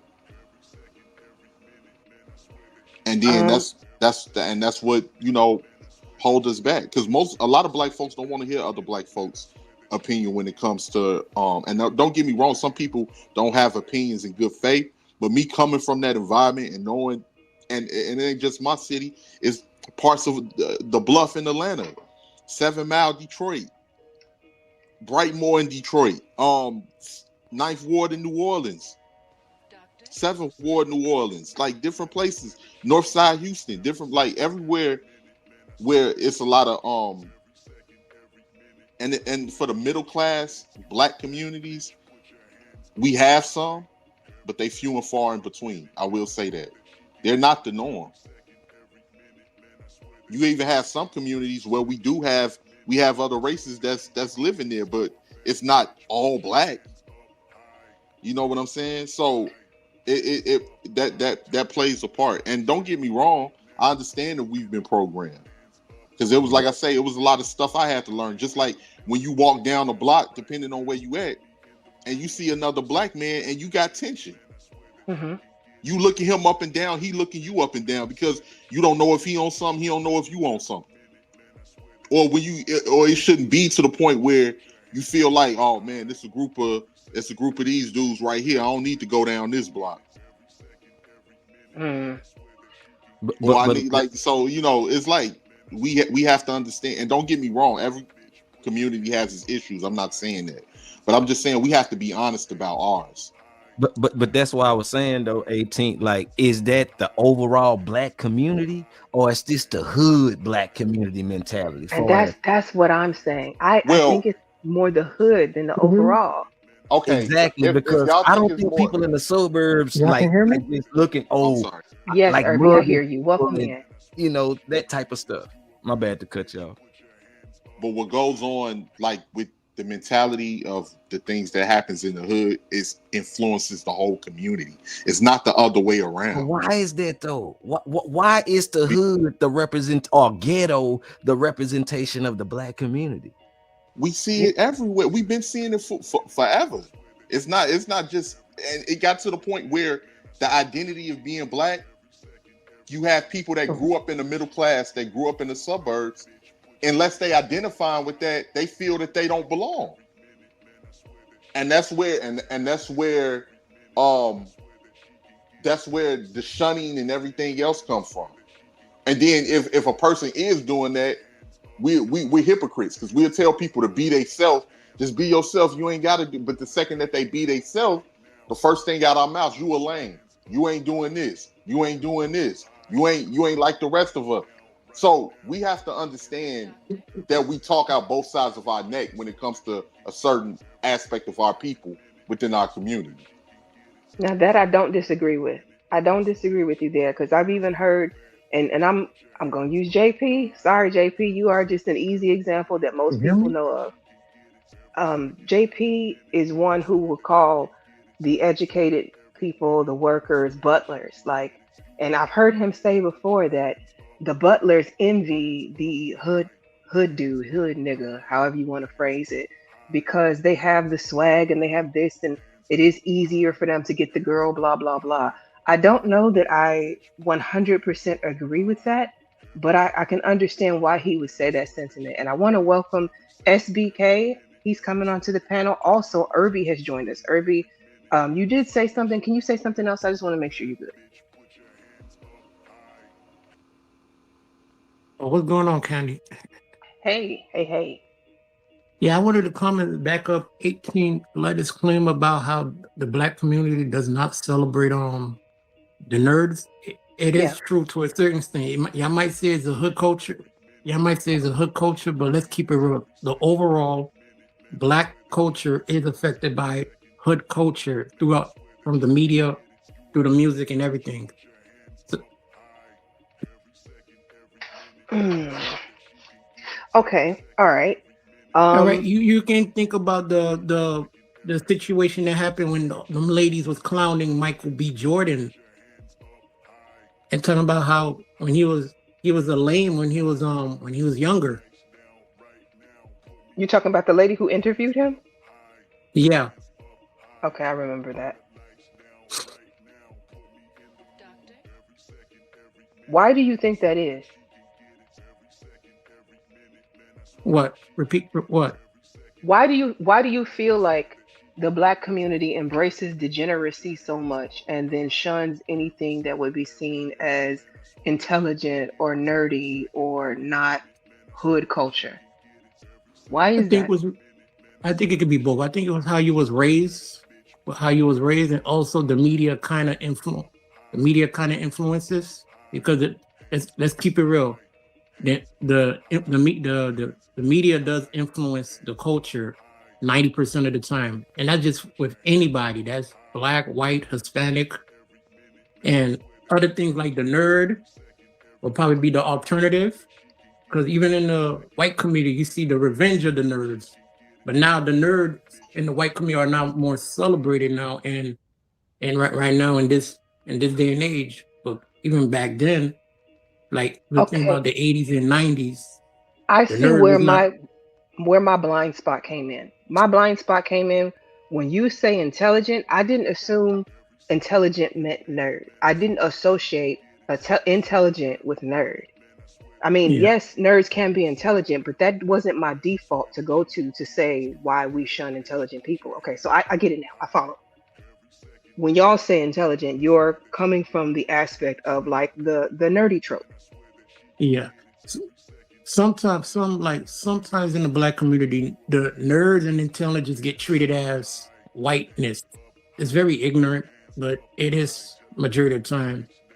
That's what people look at it as. You get picked on it when you quote unquote you don't act stereotypical.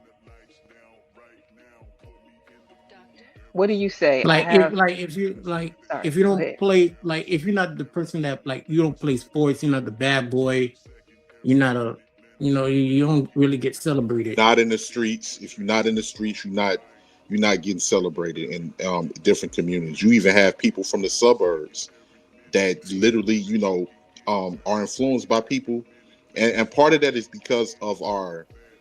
And I'm not putting it the 100% blame on us, but part of that is because of us trying to find other ways to redefine ourselves outside of money, because historically we never had it. So a lot of us was in poverty. A lot of us grew up in the inner city ghettos, and part of what has happened and transpired, it bred a culture on what we have today. And also, it didn't help that a lot of it was promoted. So part of that, uh, you know, it wasn't our fault, but a lot of the times in our community, we don't really value. We just don't. We don't really value intelligence like that, or what we can do, or how we can build up things, or I don't know which better way to word it, because I don't want to sound like I'm rambling, but we just don't. Okay, what do you guys think? I have Ty Pro and I have SBK who have hit the panel. How y'all doing? How y'all doing? Good, very good, and welcome in. Thank you. Um, I do want to say, listening to what the brothers been saying, the last brother that just spoke and the one before him, I think that that's kind of a outdated 80s, 90s mindset and narrative that don't exist today at all. Like it's falling off a lot. And yeah, the hood archetype gets celebrated, but that's not a specific to black people thing. That's a human societal thing. What I'm saying, everybody, the Italian mob, like the brother dropped some examples. The Fonz, back in the day, the Fonz stereotype, like that's because that's associated with being a rebel, a bad boy, and cool, not necessarily being a criminal. And the hood stuff is just the fashion and the lifestyle that everybody indulge in. It ain't just people that's in the hood. Like that's a very specific, loud minority. Um, and as far as the bullying for intelligence and the nerds, I don't think that even exists in these kids today. Most of these kids are more nerd than they are street. You know what I'm saying? Like all the young people, they just look like hood stuff because that's become the American and even worldwide look, like streetwear, like that's just what it is right now. But a lot of that stuff that y'all talking about is like 1990s. See, and the thing for me, I guess my disconnect is we have people on the football team who were in our top 10 graduating class. Like my homegirl was a salutatorian and also a cheerleader. Like so the tropes that were on TV didn't really they didn't really transfer where I was. So the urban kids, the street kids, however you want to call it, the hood kids were also still the smart kids. It's not like it was Hmm. a very clear line of delineation between the two. So when they were saying intelligence is not respected, I love intelligent people in general, and they don't have to be quote unquote the nerd. It's not like he got a fucking what is it the thing that the pocket protector like that wasn't my idea of like an intelligent person. So I get what you're saying. Like if I have to look at it today, I would say probably like the anime kids are the ones that would be considered quote unquote the nerds, but even that's becoming popular. I don't think it's so black and white. The anime community, the black anime, black cosplay, and the black tech community is bigger than it's ever been. Like that's what's really heavily, even in the rap music, you see rappers that align with anime and stuff. Of course, you gonna have the people that Yeah. shove down your throat, be a certain archetype, but that's a whole nother conversation of who's controlling what we see on the mainstream. But there's so much like lifestyle rap is the biggest form of rap, and it's not about drilling and gang banging. It's about clothes and cars. So Um, I hear what y'all saying, but I don't Yeah, think but that it. that's still in the they still in the minority within the community and the they're culture. not a strong representation. I can remember. I'm 38. I was born in '88. When Mhm. you watch anime, when I was coming up, kids got beat up. If you ain't had a name I brand, if was you ain't had name brand clothes, you got talked about. so I, Some like now. I agree with what you're saying today in the newer generation, but that generation just came yesterday. They ain't been so here that long. so I grew up. I was born in 1990. I grew up in Detroit, Michigan, majority black city my whole life. I and all my friends watched Dragon Ball Z, played Yu-Gi-Oh cards, Pokemon cards, and I was not at all what you would consider a nerd. You know what I'm saying? Like there was one and two Urkels in our class that was just thick glasses and suspenders. That's here and there. I'm sure all schools had that one nerd kid in their class, but that was just normal kid shit. We played football, we played Pokemon cards, we watched and we talked about the last episode of Dragon Ball Z and Tsunami. You know what I'm saying? Mhm. And Right. I'm only a couple years younger than you. And yeah, you did get roasted if you came to school with the shacks on, but that's just kids. That's just because black people are the definition of what's cool on this planet. Black Americans is the foundation of what is considered and looked at to be cool and trendsetters. So the expectations, even in our small groups and communities growing up, was always there. That's why Jordans are so popular because we rock them. Everybody will wear Jordans nowadays, but when we was growing up, it was a big deal because it was new. That's just a kid thing. That's just a societal thing. That's just the turmoil of going through puberty. You know what I'm saying? And when y'all think of the representation and to what that one guy said, the one guy that said they in California, um they just got beef with Hispanics, not black men. Come on, bro, keep it real. Bloods and Crips, different crews in the Bay Area between Oakland, Richmond, and San Francisco that be quote unquote funking with each other. Come on, bro. We gotta keep it real. All But right. Before you go down that path, I want to point out this comment from One Spheres. And I'm going to say I concur. I think that you're right about that. What do y'all think? That's what I wanted to comment on about, but I'll let everybody go first. Hey, everybody. Good evening. Good Welcome What's in, up? evening. twin. Tiff has hit the panel. I'm going to take the comment down for a second just so y'all can see who's on the panel. Right next to me, I have Tiff, then 18th letter. Underneath me is SBK. We have Irby, Next Level, and Ty Pro on the panel. Hello, okay, hello. I just wanted to say that the way that we it's just like sports, right? If you have a team that don't appreciate you or don't want you on their team, they're gonna trade you. And a lot of the times, I think the way that we treat our own within our community, because we a lot of the times we don't treat each other with respect. We don't. We don't try to accept the differences within each other, and try to be understanding. And even when it comes to business, we look down on each other trying to do business. And a lot of the times we wonder why we can't get anywhere. Now I understand, of course, it's part of that is programming and everything like that, but I think it's only so far that can go, because in a lot of cases we know better now.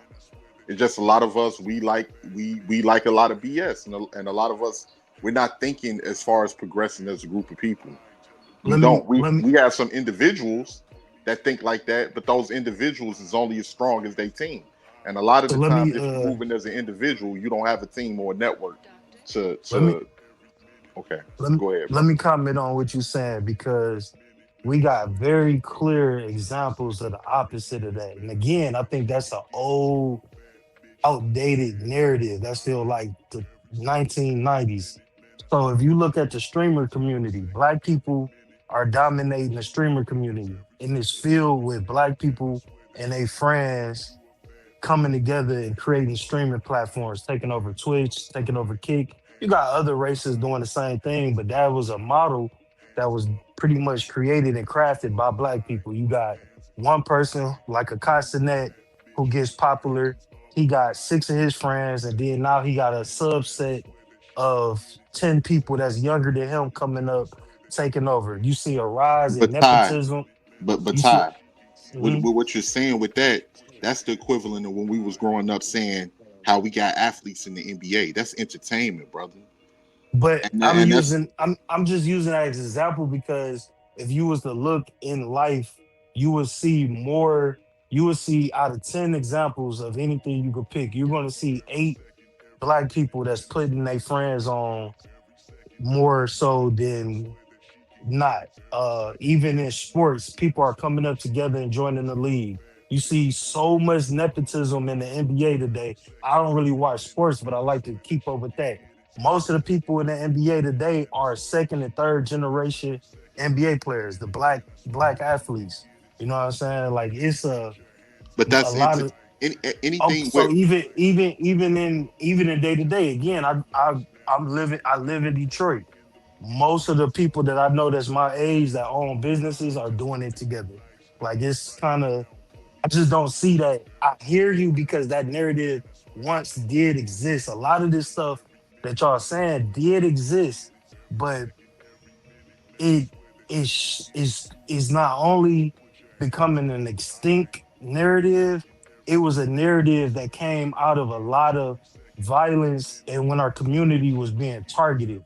We're talking about the 60s, the 70s, the 50s, then we got the 80s and the 90s. But after that small, that's like a small, if somebody was to look at the Black American experience, that narrative you're talking about is a very small wink of time where we was that divisive with each other.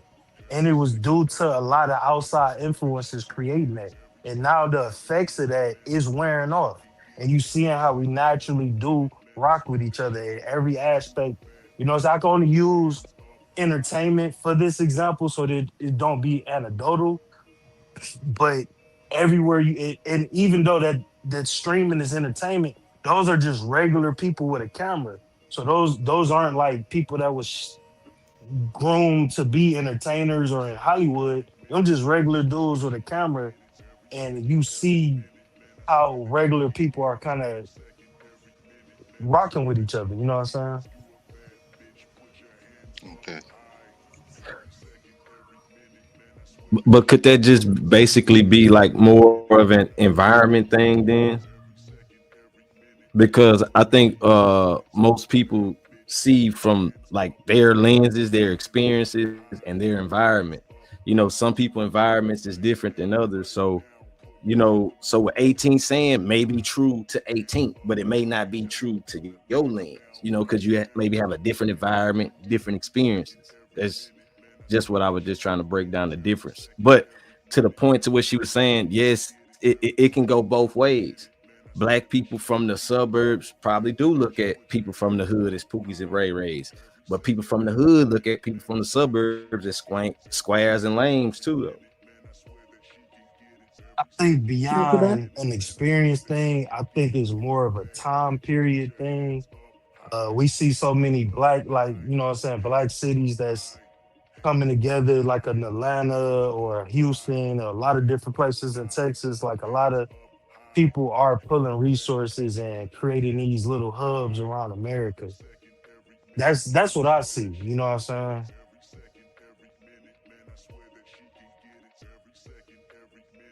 Outside of I Atlanta, just, my bad, so y'all. I just realized I was muted. I want to welcome in Brownie and thank Tit for Tat for joining the panel as well. Um, I but just I want to wanted to ask. respond. I'm sorry. Who said they wanted to respond? Yeah, I wanted to respond. He named it Casanet and iShow Speed. All these are still classified as entertainers. Can you please name me one black innovator or business person in Exactly. this, or black inventor? Can you think from the black intellectual side? All That these the people people Casanet behind, all that these the people people Hmm. like behind, that Casanet the people promote. are still I'm entertainers. Because Irby, I brought up Julian Brown. I don't think he's celebrated like entertainers celebrated. I don't think he's promoted and his product is promoted like LeBron James liquor is promoted. You know, Well, so or I want to even make sure Julian Brown, that's the one that disappeared or like went quiet for a little bit and people thought he was missing, right?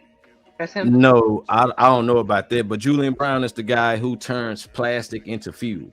It's called plastiline. Yeah, and I think at some point he stopped like posting for a few days, and they tried to say that they thought that the government got him for his idea. Okay. I think he was the one. Yeah, that's true.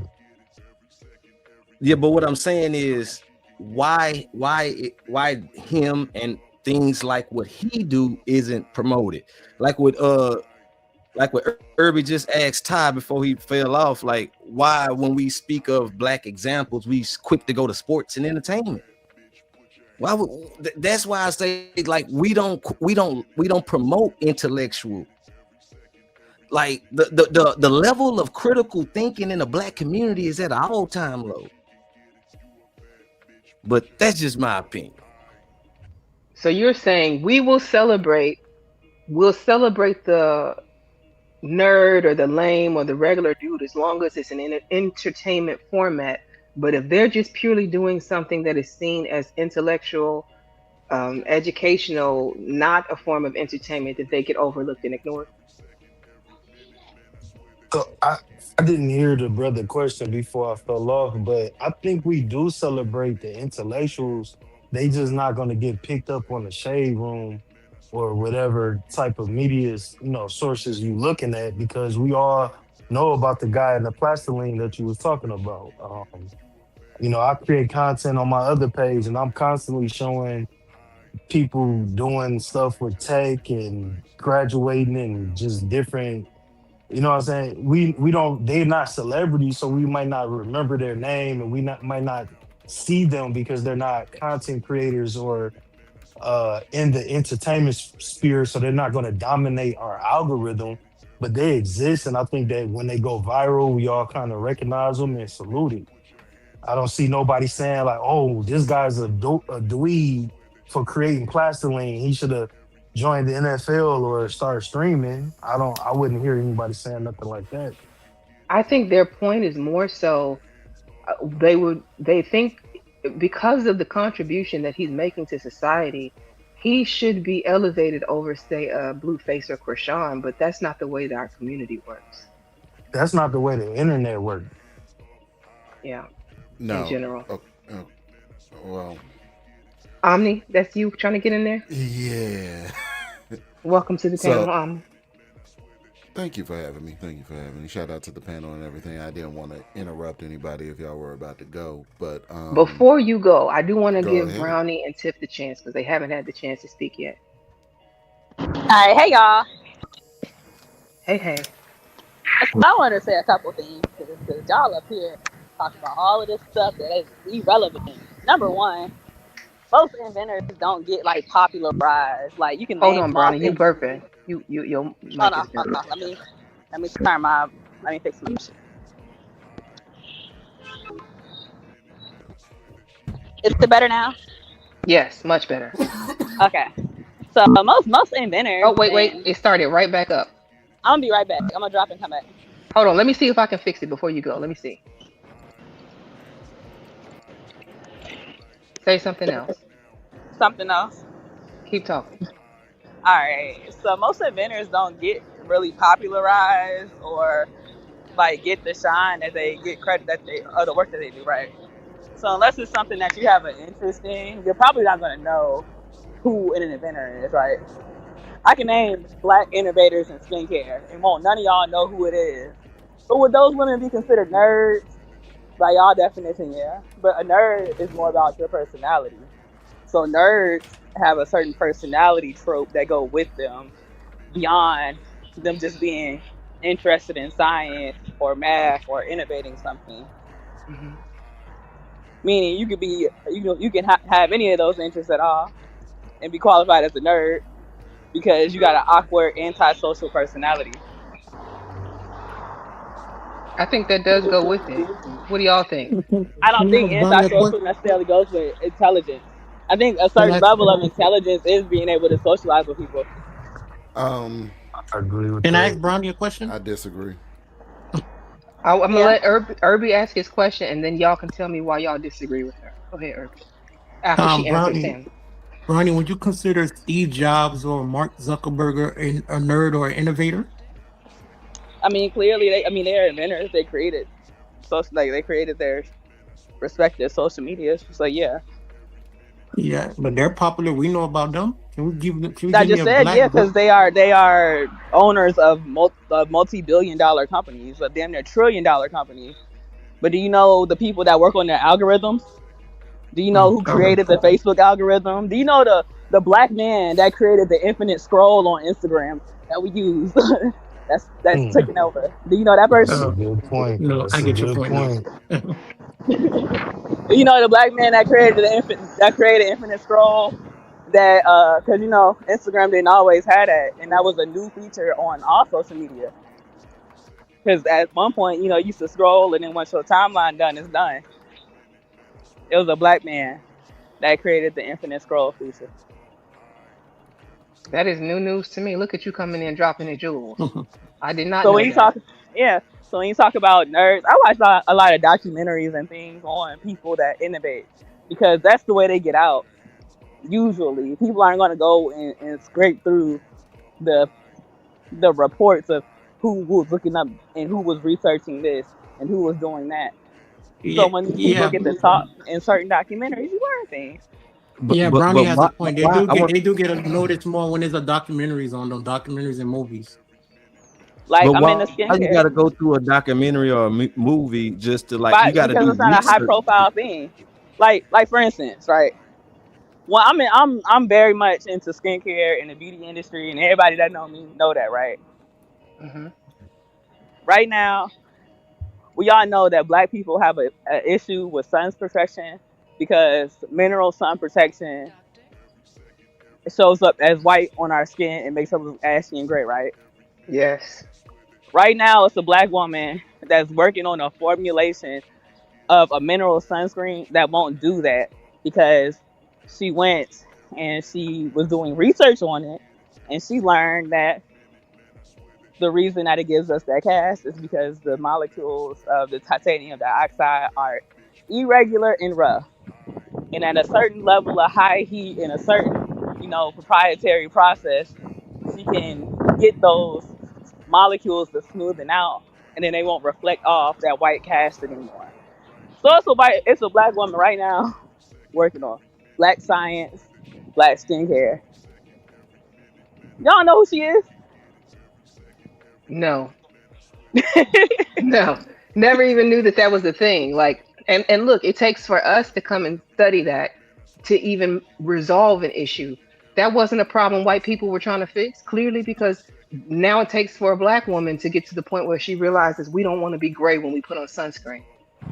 Well, what happened is we got forced to use chemical sunscreens, and we were using sunscreen because black people didn't even think we needed sunscreen for hella long. And Right. chemical sunscreen ain't necessarily good. It's a lot of endocrine disruptors and hormone things in there. You're not really supposed to take. So mineral is the best, but here in America, they don't have that technology to deliver. So this black woman is going to have that technology that she'll be able to deliver that to the masses of black people. So we don't have to use hormonal disruptors to protect our skin. We can use a mineral base, which is safer. I think you made a good point that most people like that aren't celebrated or put to the forefront of no community. That's just not how media work. Unless you're ultra wealthy. If you're the face of the company, like they said, A Steve Jobs, Steve Jobs, what's his Yeah. name from Amazon? If you're the Uh, face of the company, or like an Elon Musk, where the money, you're getting the Bezos. credit. Yeah, Bezos. That's who I was thinking of.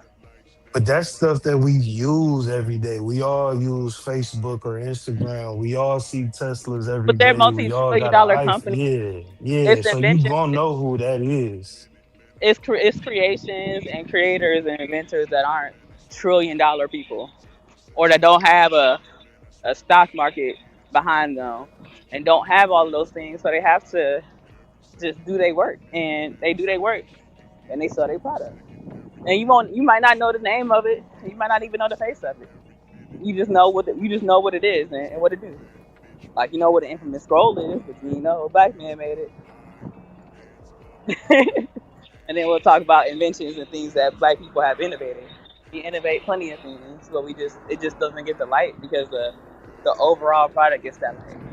But I gotta go. Hello, beautiful people. I made it to my second job. Y'all All have a right. good one. Thank you for joining us. Appreciate you. I'll be listening in. Okay.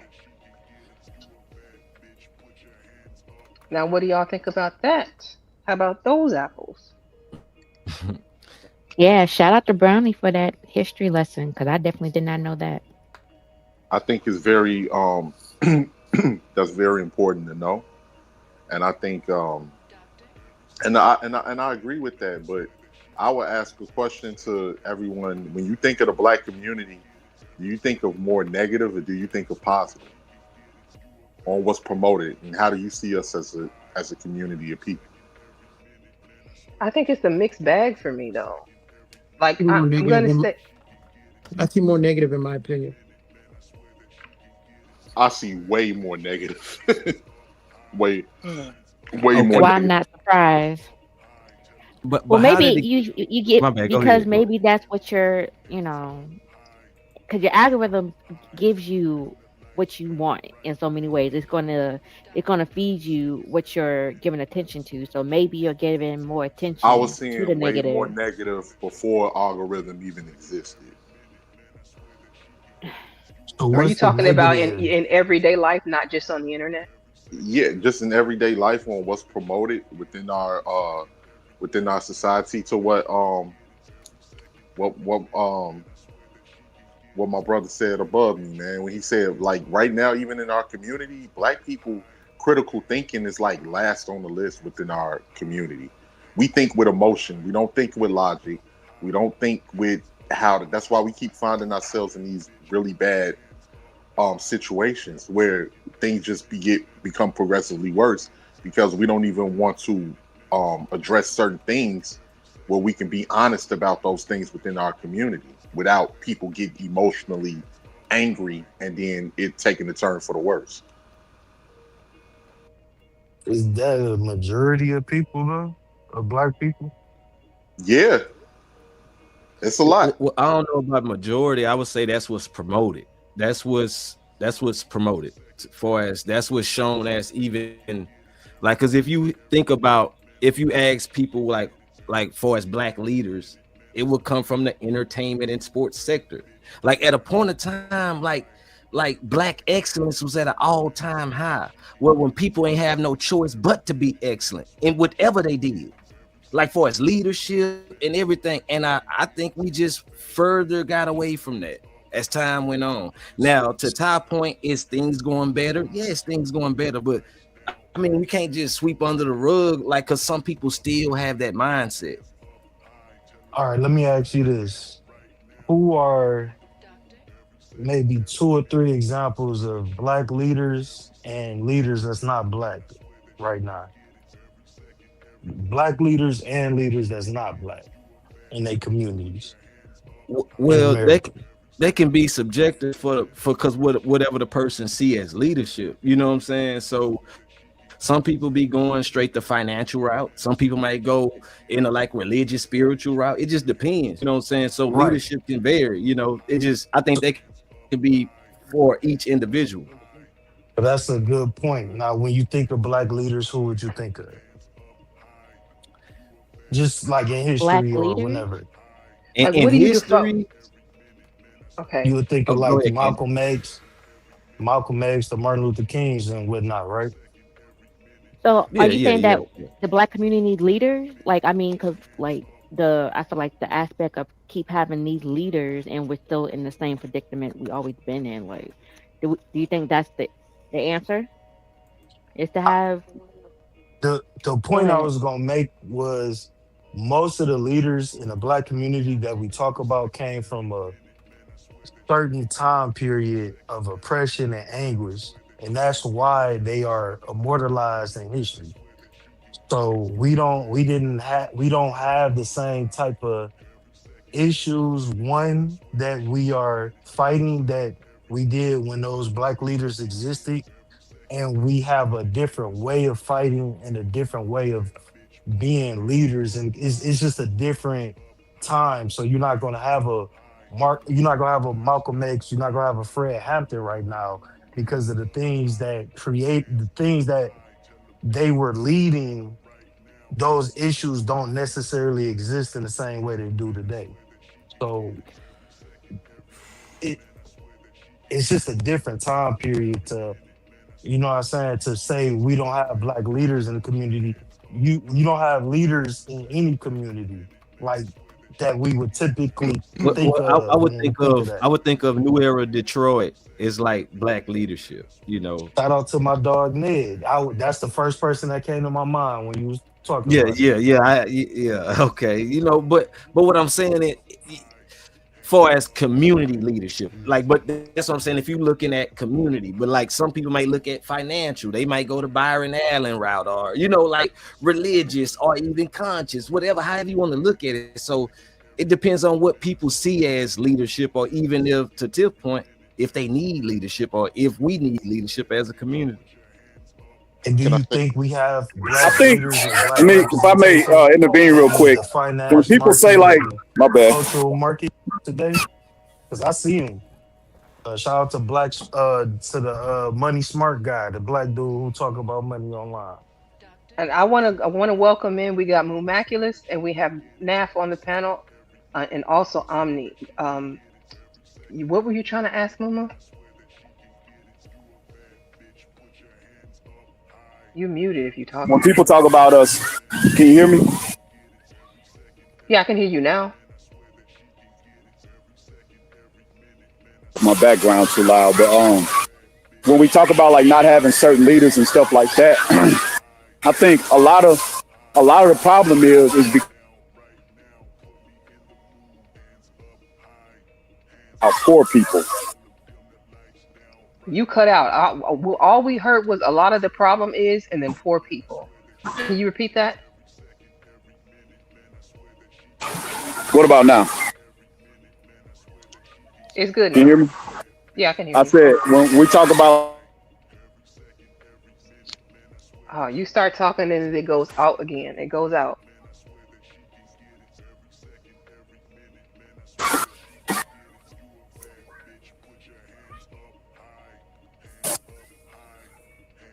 Your background time, not trying to I let try you to get be to it. great today. Nah, I said y'all go ahead. I'll try again some other time. Oh, Moo Moo. All right. Okay. Anybody else want to jump in? Yeah, I just want to say one thing really quickly before I let everybody else go. I think, of course, I know our community has been sabotaged. If you look at the historic events of what has transpired, I understand that. But I partially think too, when it comes to us as a community, and when we really get into the real issues on what we need to do to advance, on why that goes over a lot of people's heads, because I'm gonna keep it all the way real. I think it's a lot of black people that don't really want to do the work.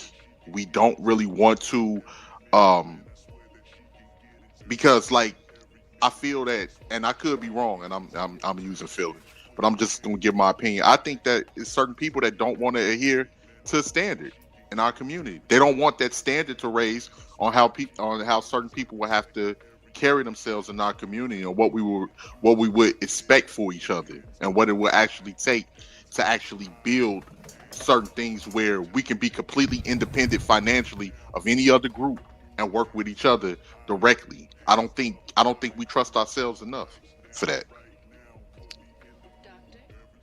Hey, I like that. I like that right there. Um, if I could, first of all, how y'all doing? Shout out to the panel. And Hey, hey, Naf. Welcome in. yeah. So it's easy to celebrate Black excellence, but it's difficult to live up to it, right? And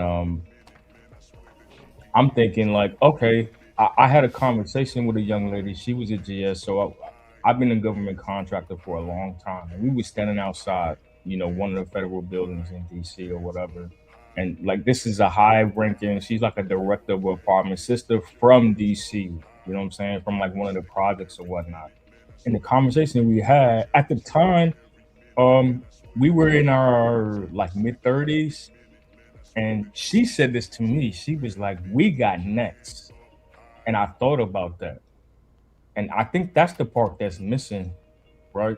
And it kind of ties into what 18th was saying. Like when she said we got next, meaning like, all right, those that came before us, the civil rights marches and all that other stuff, like they're still here, but like that fight has changed, right?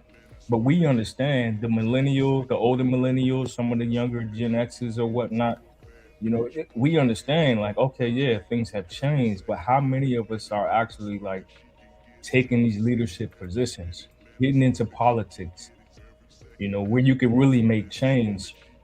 And to the other brother's point, it, it, it's a lot of people that they want to stay in that victimhood because it's been beneficial to them. And unfortunately, they have a lot of voices. And I think what we're starting to see, it's slowly changing a little bit because brothers and sisters are speaking out a little bit more like, hey, they don't represent all of us. Like the brother was saying, like, yo, is that the majority? And it's kind of like, that's questionable. But a lot of people are comfortable. Nobody wants to be. Because we saw what happened to the previous leaders. We saw how Malcolm X went out. We saw how MLK went out. We saw how Fred Hampton went out. You know what I'm saying? And Marcus Garvey. All our leaders was like taken out. Like, God dang. So nobody like wants to be that martyr, right? But And you got to ask yourself, who were the majority of the leaders taken out by? ooh, but you could ask the same thing about the JFK situation, right? Lincoln, right? I don't mean to interrupt you, brother. I Nah, just wanted bro. to I add need this. you. I need you to interrupt when it's supposed Um, to. Do your thing, bro. I just wanted to say, so that do that mean, okay, yes, we know who they was taken out by, but that means in layman terms we are afraid. That means we're scared. That's what I We're was getting at.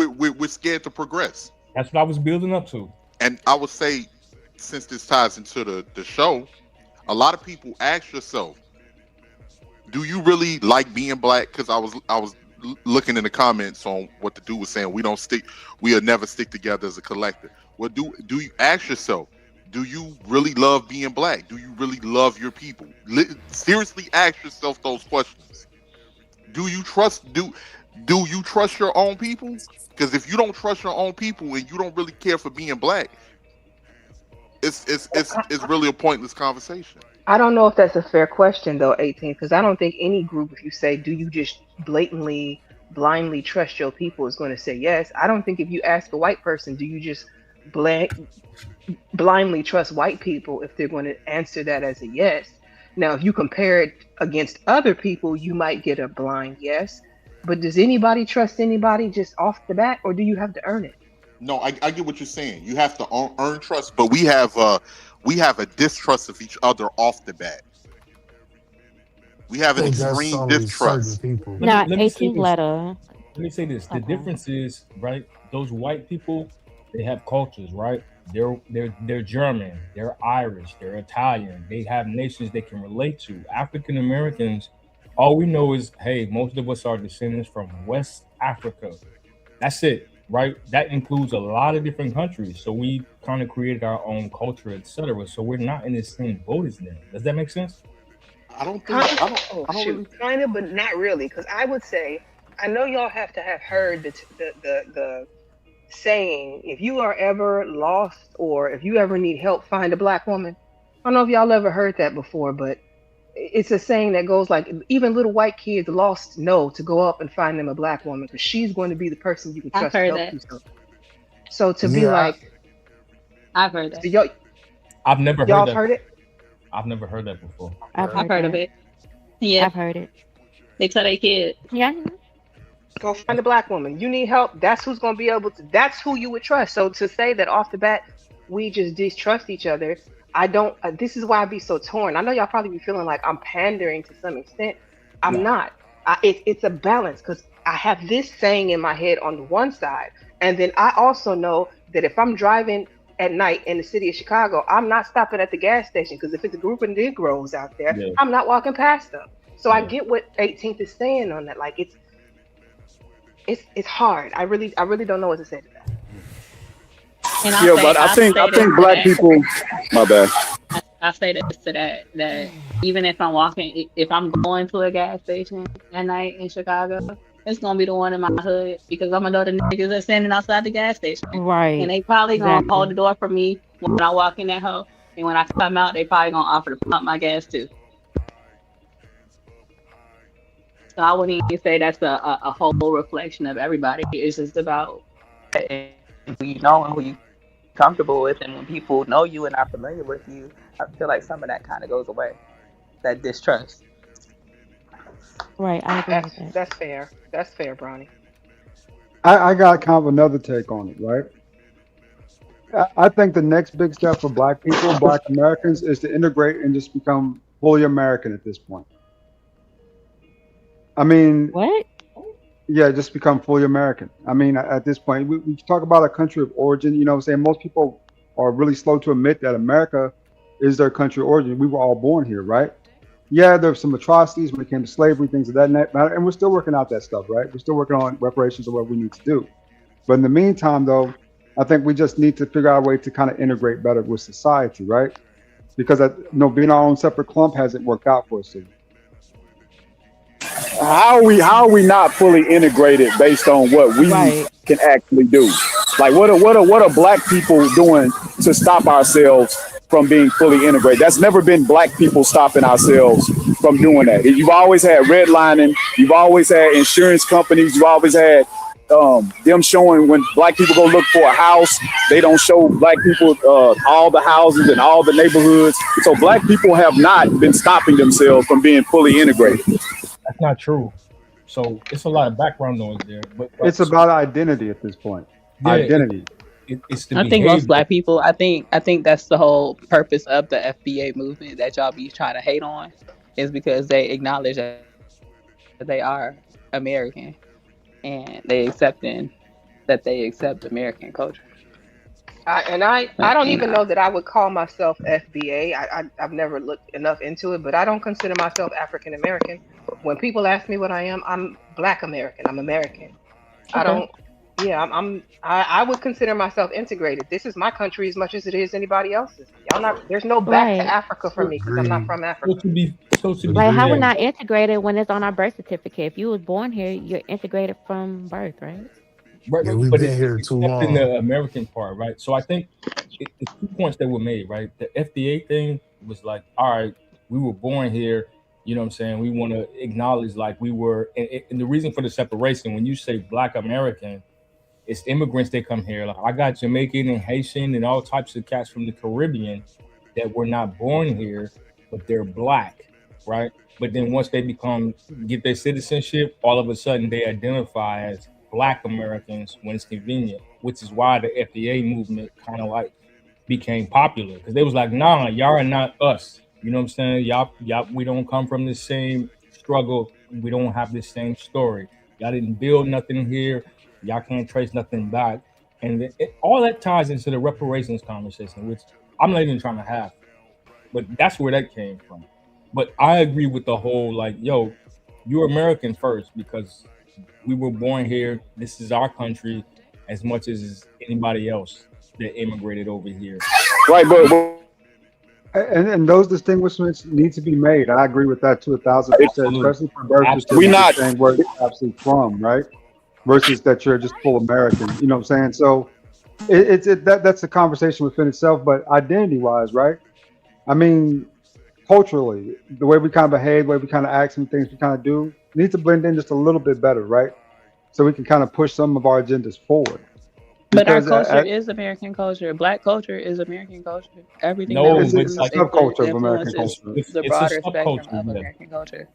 From But what's being dressing to pushed as music. black culture is ratchet culture. Like, yeah, Y'all this got is y'all not No, got not hold on. all You of gotta black let her culture is finish her not all thought. You of can't black talk culture over is her. ratchet culture. my bad. Huh?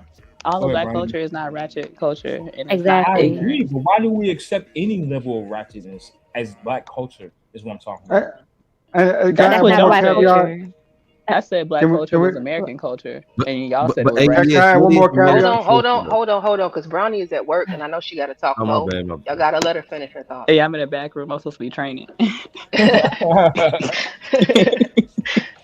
But black culture is American culture from everything from the style. Then that's not negative or ratchet. It's only negative and ratchet when it's placed on us.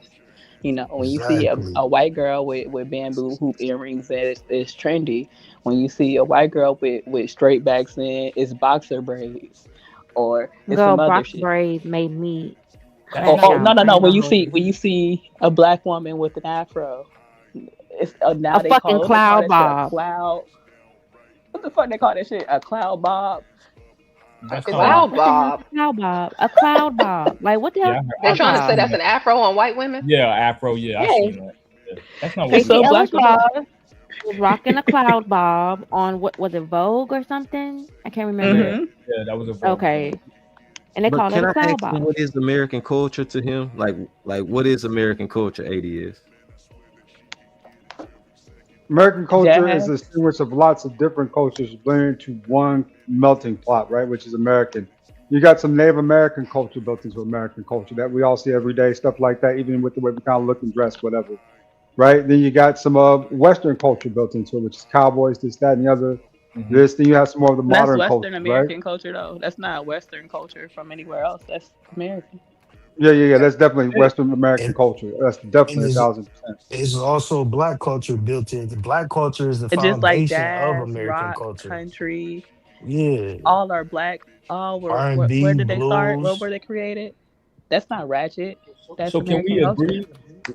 First of all, can we agree what makes America great is our diversity because we have so many different cultures, right? That have been here. The Asians been here, whether they're from China, Japan, Korea, Vietnam, etc. You know what I'm saying? Like we're a melting pot, and it's like okay, it's been an experiment to prove like, hey, listen, we can bring all these different cultures together. The Indians, even though right now they catching heat and they deserve every bit of it, but the Hispanics, you know what I'm saying? Like we all, as black people, we fuck with everybody, right? For the And then most, that's a big problem for us. That's a big problem for us. Everyone I else can, views us as economic. Everyone else views us as economic. We the only that, ones trying to be friends with everybody. that's the unfortunate part, but I think for us it's better because on a spiritual aspect, that's the way the world was designed. Like, you know what I'm saying? They made it about the economics, not us. You know what I'm saying? I can love you for what you got going on without trying to get over on you. They try to get over on us, and they do. And I think that's because we're spiritually based people. Like you said, we accept everybody, we show everybody love, everybody's invited to the barbecue. You know what I'm saying? But then on one hand, you got a segment, they want to act a fool. And they be like, bro, like that's not what we on. What are you doing? Why are you being extra? You know what I'm saying? The, Why are the, you robbing? nothing irritates me more than too many people who ain't supposed to be at the barbecue, the cookout, they up at the cookout. That irritates the hell out of me. It really does. I, I can't speak for that. Candy, what you got on that? I mean, I First, who's trying to get in there? Somebody tried to speak. Is I'll that say Momo? You I trying to? agree. You agree with too many cooks at the cookout? Yeah, No, just to I think we need to gatekeep more, and I think it's a I shame that we agree with don't that. gatekeep. I think we're too inclusive as a people. I I agree with wonder that though, 100%. how is it possible that we can gatekeep? Because even afros, everybody in every country knows that afro represents black people, and then they still try to turn around and slide that past you as a cloud bomb. So how do we gatekeep? Taking more We pride in what we do and not just deeming our own culture as ratchet. Actually hmm being prideful of our culture and being proud to be black. I think the stop first trying to be friends with anybody that ain't us that's nice to you. Please stop trying to be friends with just with people randomly because they ain't us and they nice to you. That's all I'm saying. That's just Yeah, my basic but point. how is that gonna solve? How is that gonna solve the problem of where you got companies like Public Storage that's making people giving in Walmart where and Walgreens. Where is he Damn, at? Moo, you I don't cut And out. understand so they why can't everybody share. He at the playground. so loud and aggressive. I don't Come He on, Mumu, outside fight with them back. kids. I think he's trying to All Mm-hmm. talk right. over his audio, y'all. Mumu's not really like that's how he I'm talks. fighting for my fucking life. He's stupid. See, that's that no neck connection. I No think the neck first step connection. is so let me ask this, like, what is black or African American culture, right? Because I've heard two different things. Like Brownie said, like, hey, that's part of it. She mentioned hairstyles and all that. I don't disagree with that. Of course, I we know mentioned hip hop music too. music. I just said that, yeah, hip hop. But I think the thing is, what we're known for and perceived as, and I made this statement before. I'm not saying I'm the originator. Like we're I didn't big in mean the. hip hop when I mentioned music. I'm saying like all that's you could take that how you want to take it, but like we're viewed as like okay, yeah, these are people of entertainment. Like we prefer to be entertained and educated, right? And somebody had made a statement about that, like yo, how do we learn about like a lot of people don't know history. You know what I'm saying? We talked about how cats can't read. You know what I'm saying? It's easier to be entertaining and be a buffoon or what they call them the How you doing, Sam? How you What doing today? what what Hold do on, let me you mute you, Brownie. what do you think culture Oh, what's is? Like, that? how would you define I ain't culture? saw nothing at my and job that's what today. I'm saying. That's what I'm Ain't asking. saw Like, No, nothing today at my job. how would you define culture? Not just Black American culture, but what is culture to you? culture usually is like based around language. It's based around we know okay a black cookout. We know like what certain type of food to expect. We know it's gonna be some Frankie Beverly and Maze in the background. You know what I'm saying? There might be some line dancing. Like there's positive things like feel good vibe type stuff, and then we start introducing like stuff that might be considered debauchery. You know what I'm saying? Like, okay, now throw some sexy red in there, throw some other stuff. And it's like, whoa, wait a minute. This is ridiculous. There's kids here. Are we saying this is culture though? This is acceptable? You know what Okay. I'm saying? Well, So it's a Everybody's part of working. culture. I mean, Wow. everybody like This is it. strip club stuff. This is Isn't go ahead. isn't there if a I place may, for because we everybody? keep talking about Can symptoms. y'all hear me? All Yes, right. ma'am. Oh, maybe it's me. I'll go back out No, and no, come go back go in. ahead, go ahead. We can hear you. Go ahead, We can sis. hear you, Sorry, love. Go I ahead. was trying to keep up with the comments. Go ahead, you got it. Dang, she dropped before I come back. Sorry, Ty Pro. Did I drop you? How did you end up in the back? Did you drop?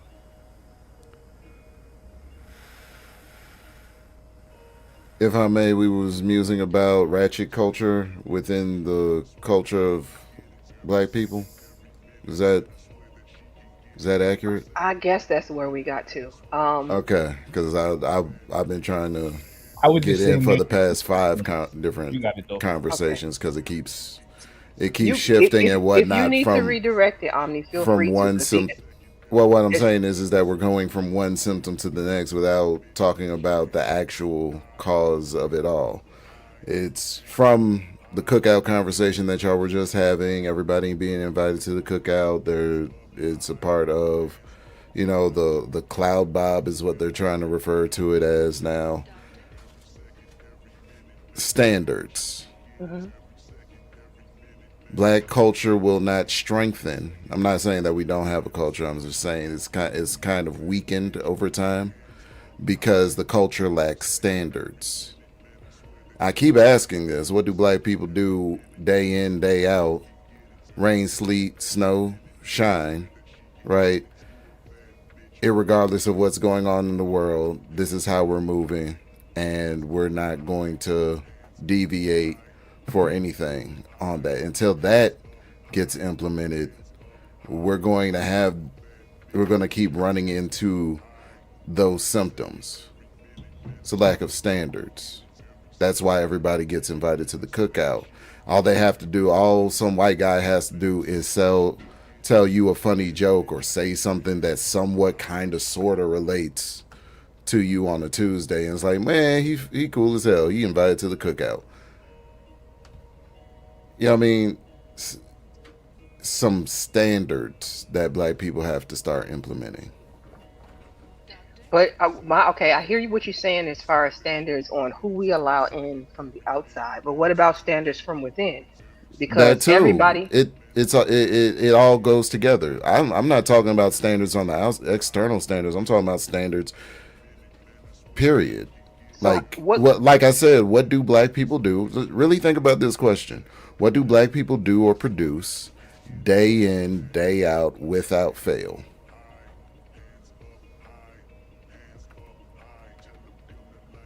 As a collective. Entertainment. Yeah, entertainment for sure. Yeah. That's What do we do? And We're so why are you consumers. We're consumers on a daily basis for so sure. why are we confused as to why entertainment seems to be so much at the forefront of our minds? If you want the culture to change, your standards have to change. I like that. I think the reason why we so heavily in entertainment is because that was one of the outlets we historically had that, when we couldn't get into any other fields historically, entertainment was a staple that we can always dominate. And then it eventually became sports as well. Music, media, sports. That was just something we always thrived and dominated in. Excel that for sure. But we And didn't protect it like we should have. Yeah, I agree with that. We didn't have but the we standard we of we protecting it. We went for the we bag, we we went for the money, and now they own the corporations that get the most leverage over our music, over our intellectual properties, over our artistry, over our personalities. Our physical body. well we we Athletic. historically couldn't really control what we were producing as we was producing it. And then when we did get the Michael Jacksons, the Princes, the Jay-Z's, you get the notice to demonize these people. It's a tactic that we just an external tactic that we couldn't control because Yeah. the people that starts to climb the ladder to control things, we look at funny. We look at Jay-Z funny for whatever reason. We look at the people that become powerful as, oh, they sold their soul to get there. So that's a bigger issue than anything. And I think that just to go back 1 second, because I gotta get out of here. As far as culture, I think you would define culture as like music, fashion, language, spiritual belief. We black people excel in every aspect of culture. We just deem so much our own culture as ratchet when it's just a lot of it is ratchet and a lot of it isn't. But black people have so much culture that it has bled to become American culture. And you don't see white American culture in Japan. You see black American culture in Japan, Russia, Germany, Europe, Africa, everywhere. You will any country you put your any continent you land on, you will see some sort of black American culture. And that speaks to how strong our culture is. So when black people speak against black American culture and say it's weak, you just have a low racial self-esteem about what our culture really is. Whether you deem it being ratchet or not, that's just one small aspect of the overall. Everybody want to dress like they black.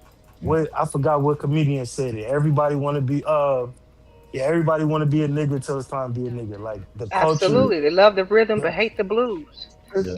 I have some disagreement But with in that. that, I have some disagreement with that. You're right about go one ahead. thing.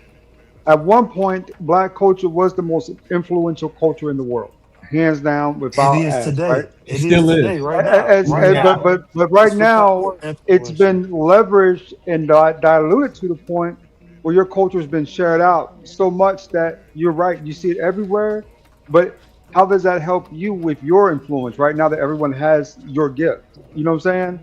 So So it, it creates more of it creates more of a even playing field when it comes to certain things when it's socially, but economically though, and the things that matter, it kind of does. We've lost a lot of leverage over the years due to that. Yeah. well, Japanese people don't look at everybody eating sushi as their culture being diluted. Koreans, A lot of them Vietnamese do. people, Wait a Chinese minute. people, Eating Mexican sushi people. or making sushi? Because I I'm think there's just two No, no, saying different no. there's techniques. Eat there's a both sushi actually. spot. there's a sushi spot everywhere. I'm There's gonna a Chinese apologize. spot. Hold that thought 1 second. Somebody is trying to hit the panel, and I have 10 people up here already. It's full. I can't let I'm about another to. I'm person about go. to. I'm about to drop I'll down right drop. I'll now, drop. Candy. Thank you for having me I up, gotta get out of King. here. I Uh, appreciate you, ADS. Thank you for joining the panel. I'm sorry, y'all. I wasn't trying to tell anybody to drop. I just wanted to let the person in the back know, give me a bit because somebody likely will. Okay. yeah, I gotta get out of here too, Candy. And I really love this topic and appreciate you. But again, you see all different type of cultures every day when you go outside.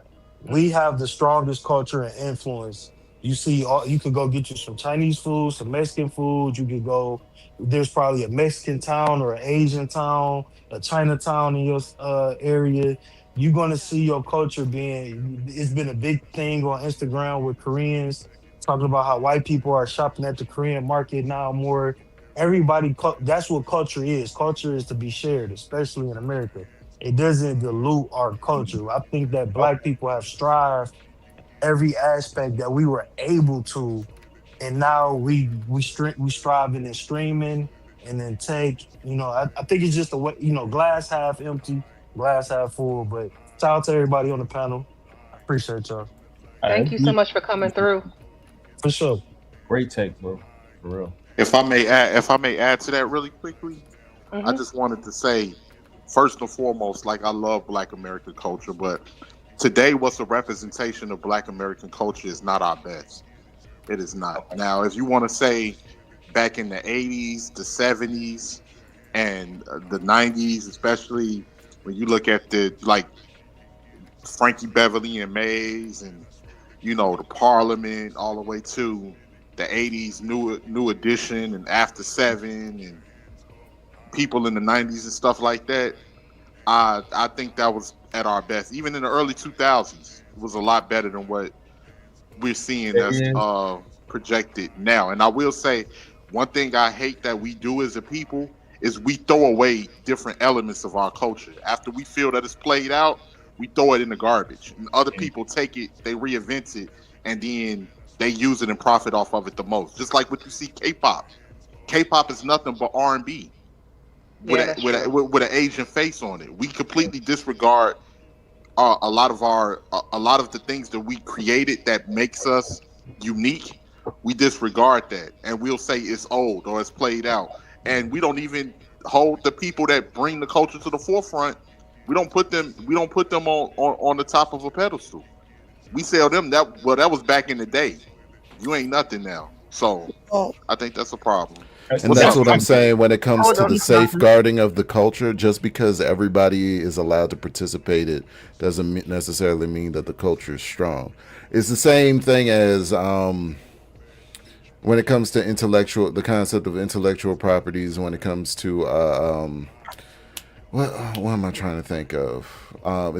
It's a type of intellectual property where it's public domain. So public domain as opposed to something that's a little less inclusive. Public domain as in, how you see all these movies with tentacles and you have the Alien franchise. That was actually started by a man named Lovecraft. You know what I'm saying? Cosmic horror and things of that name. Hmm. H.P. Lovecraft. He Hmm. himself was a xenophobe. That's neither here nor there. But he died with his works being public domain, and so now everybody uses his works, and his family gets no royalties off of it. They get no money, no income. Anybody can take springboard off of his ideas. Exclusivity tends to breed value, or is at the very least a catalyst to drive value. I And just wonder. I think we've given aspects of our culture away, or allowed people to just run away with aspects of Black culture. Where I get stuck in this conversation is with us being a minority in America. Even though we produce a lot of the culture, whether it be seen as negative or not, how do you all propose we gatekeep? That's where I get stuck at. Because what power do you have to stop anybody from appropriating anything that we create? So can I present something? Go ahead. I don't think it's necessary for us to gatekeep because we are the creators. We constantly create things. We share. That's why we invite people to the barbecues, etc. We're like if we are. I don't know. I just operate from a position that like Well, we are I mean, truly I hear what you're saying, but I'm actually looking for the people who want to gatekeep. I want their answers before you give me a reason why we don't need to. That's gonna take me down a different path. okay. Yeah, I agree with you, sis. I think what you're saying is basically how, especially if we look at religion, spiritual systems, right? There needs to be an initiation process. Just like with manhood, there has to be rites of passage. You feel what I'm saying? So, yes, we need to gatekeep in a lot of areas, right? Other than that, what y'all saying as far as like how we're creators, music, entertainment, we give that stuff away because that's just what we do, right? Even to the form of twerking, and then people say everybody's twerking now. It's true, but they also say imitation is the greatest form of flattery, right? So we have to really be humble and look at things and we say, okay, they still jacking our swag and everything. Now we go somewhere else with it. And of course they still gonna steal from you because we're creators. We give things away. That's what we're here to do. Those are our children. These people, whatever race you want to call it, the Caucasian man, the red man, those are all of our creations. They're always going to tap into the things we do in harness. They're going to move where we move. They're always going to do all of those kind of things, right? They're moving into now gentrification. You know what, But APTV? to go I'm to trying another to. note real quick, Hold on. Let me slow you I down. Let land me real let me quick. slow. I'm I'm no. sorry. I'm slowing you down just because your audio is going now. I'm trying to hear you, but is your audio fighting against you? Yeah, I'm sorry. I'm gonna come back on the channel because I'm on the porch. So basically, I just want to ask this question. Um, if we say the Uncle Ruckus syndrome, right? Hmm. Can I if I might be out of bounds, but would it be safe to say that's somewhere safe to say comparable to what they deem as black fatigue? You saying Uncle Ruckus has black fatigue? No, I'm saying that when you Oh, Uncle Ruckus syndrome, right? APTV. Behavior I'm that comes sorry. with that mind frame, is that black fatigue? Did any of y'all understand what he said? No, Barely. not at all. We're Just not bits and understanding you. pieces. Your audio's It's messing too. up, Audio brother. is too messed up, Yeah, bro. it's too messed up. I want to hear what you're saying because I feel like that's something I could Yeah. help to answer, but I can't get the question. Or is there any way you can like go to a better area? Yeah, hold on.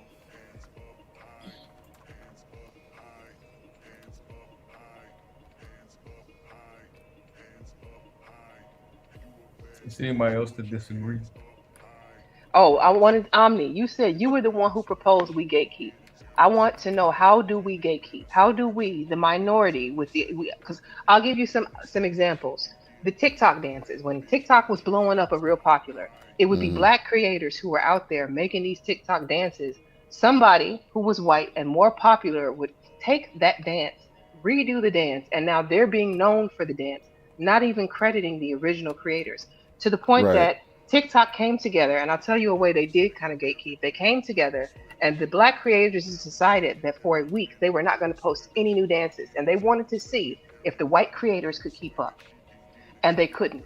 Nothing came out for that week, and then the black creators went back to doing what they do to prove a point that we're giving a platform to people who were stealing rather than creating. That's the only way that I have seen, and I don't even know that I'd say it was gatekeeping so much so as like a mini boycott, but even still, it hasn't stopped it from happening. Right.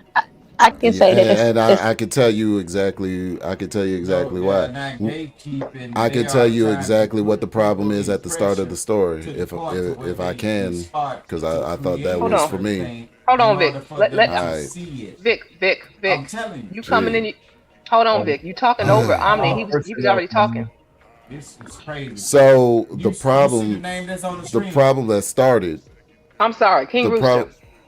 You're right. My bad, King Rooster. I Jesus. apologize, but let him go ahead and speak. You can't talk over him.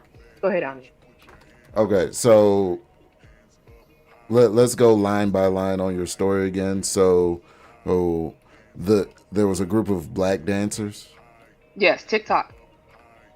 and and TikTok is owned by black people. No, TikTok. Well, no, we know TikTok is not all about Right. black people. That's the start of the problem. We're expecting we're expecting preference or not I'm not even gonna say preferential treatment, but we are expecting protection out of platforms that we do not own. So you're saying we See, should create our own platforms? Exactly. So how Which would that goes to have their the own? Go ahead. which goes into what I was going to talk about earlier initially when I came up here. Um, and also goes in line with protection of the culture. Like we have a habit of like hopping on the next wave and being the trend when it's really the boring stuff that needs to get done first before we even think about saying majorly benefiting on someone else's platform. So the boring stuff, like all the nerd stuff, like that someone earlier mentioned the brother with the plastiline to create plastic diesel. Jab, he's not even interested in preserving it for the black community or anything. He wants it to be like he's not patenting it. He has his own strategy with it, so he's not really. I don't think he's a good example. But nerds, people that are obsessive about a particular area like that is what I think we need to focus on and highlight and pour resources into. People that are obsessive about and are likely already doing the work of creating a black-owned TikTok or something like that. but So here's the that thing. when we have our own platforms, they may steal the content, but on our platform where we have the file, the metadata says that this dance started over here, we have better leverage to defend it. But I don't see. Okay, I'm trying to follow you. I hear what you're saying, but I still see the flaws in that because even there was a black created version of Pinterest.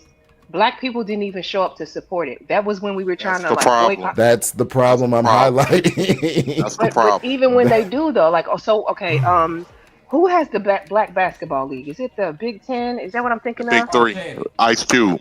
Ice Cube Ice with the Cube. big three. Candy. When you get through, can I tell you something?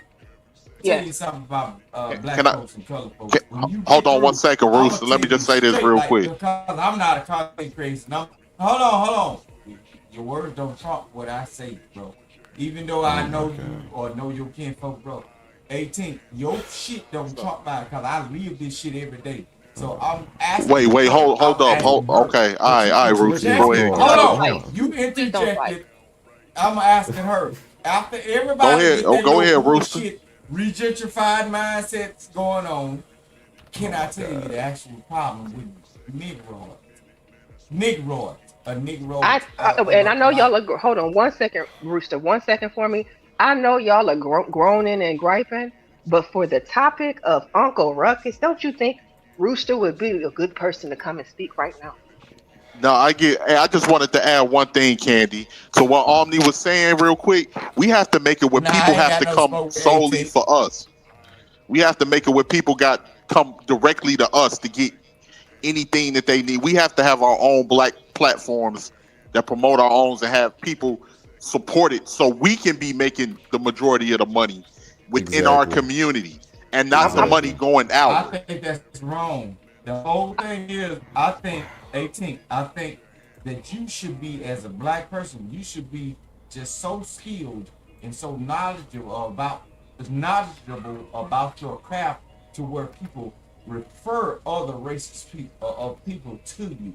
Don't your That's a shit ain't the strategy end all too. be all because some people are doing the same shit you doing, but your skill or your craft or whatever you supposed to be doing is supposed to be immaculate to the point to somebody saying whether it's a white person, a goddamn Punjabi or whatever, say, hey, if you come through my neighborhood and your tire going flat, he's the person that needs to do it. So it's all about it's all about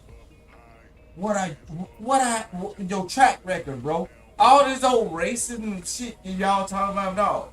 the track record, bro. I don't even want to hear all this old extra shit that re-gentrified niggas been snatched up out of the South and shit. You went to the West, you went to the North through the Great Migrations and shit, and you ain't even come back and teach. You ain't even come back and teach grandma how to read. So I don't be wanting to hear none of that shit. What are you doing that's so acceptable up under the community of other people that deems them fit to say, I need to go to him instead of my own people? Y'all folks be crazy, bro. Y'all don't even know how business works. No, I agree with that. I agree with that. That's what I was saying. Bro, I understand that, but look, I understand that. But see, you see these niggas sighing like a breath of release, like somebody. No, we ain't gonna come on, Rooster. We ain't gonna do that. And the air went out. No, we ain't gonna do that, Rooster. Don't do you. that. Come on. But he shouldn't have did that. He should have muted himself because Rooster is talking right now. You see what I'm saying? But he had a sigh of relief.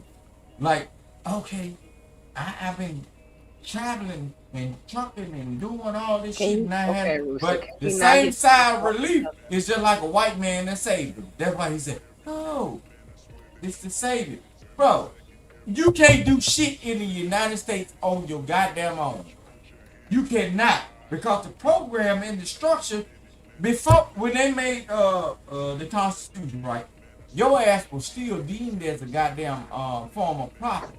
They didn't have shit to do with you. So you niggas just looking for reparations, it ain't gonna happen. Reparations come to Who's talking human about beings. reparation like that? How did we get to reparation? How did we? That's not what we were doing. Because guess what? These niggas crying. Look, we were literally having the conversation of how the black community could do for self, and this is man breaking their reparations. You down there, you down there in Louisiana right now, and they redistricting your shit right now. You need to be off because we're dependent on their system. This is what I'm talking about. Like you're reinforcing my argument. So I want to go. Look. So the walls ain't supposed to be reinforced or stronger. You right down there in Louisiana right now, but you got your black ass on the internet not telling you. I'm from Louisiana. I'm in Kentucky. They finna. Both red states. Oh, you look there. What? You went to the wrong place, cause Kentucky. Oh shit. I'm good up here. Move from trouble to trouble. Got concealed carry and everything. I could buy all the guns I want. No, you move for white women. But all right, I want to go. You move. What were you trying to say, Tim? You move from one place to for white women, bro. That shit crazy. Look, I'm well. Oh man, I'm not even thinking about white women. I'm married to a black one. What are you talking about? I don't want to get too far off my topic, y'all. I'm sorry. I gotta do that. Yeah. No, Candy, you wanted to let him go, Candy. I wanted to give Uncle Ruckus Rooster a chance to get his voice heard. He has been heard. I used to go to United States Steel every day, and there's some thick ass white women out there, motherfucker. And look, they got braids in their hair like black women. They move from New Orleans down there to get you a ginger girl, a gingerbread woman. Boy, thank you so much, Rooster. Were you trying to say something? I'm gonna go ahead and say rule number, what is it? Rule number 4, land the plane. Rooster, you are not landing this plane. Your plane is circling. I just been everywhere, man, in the United States.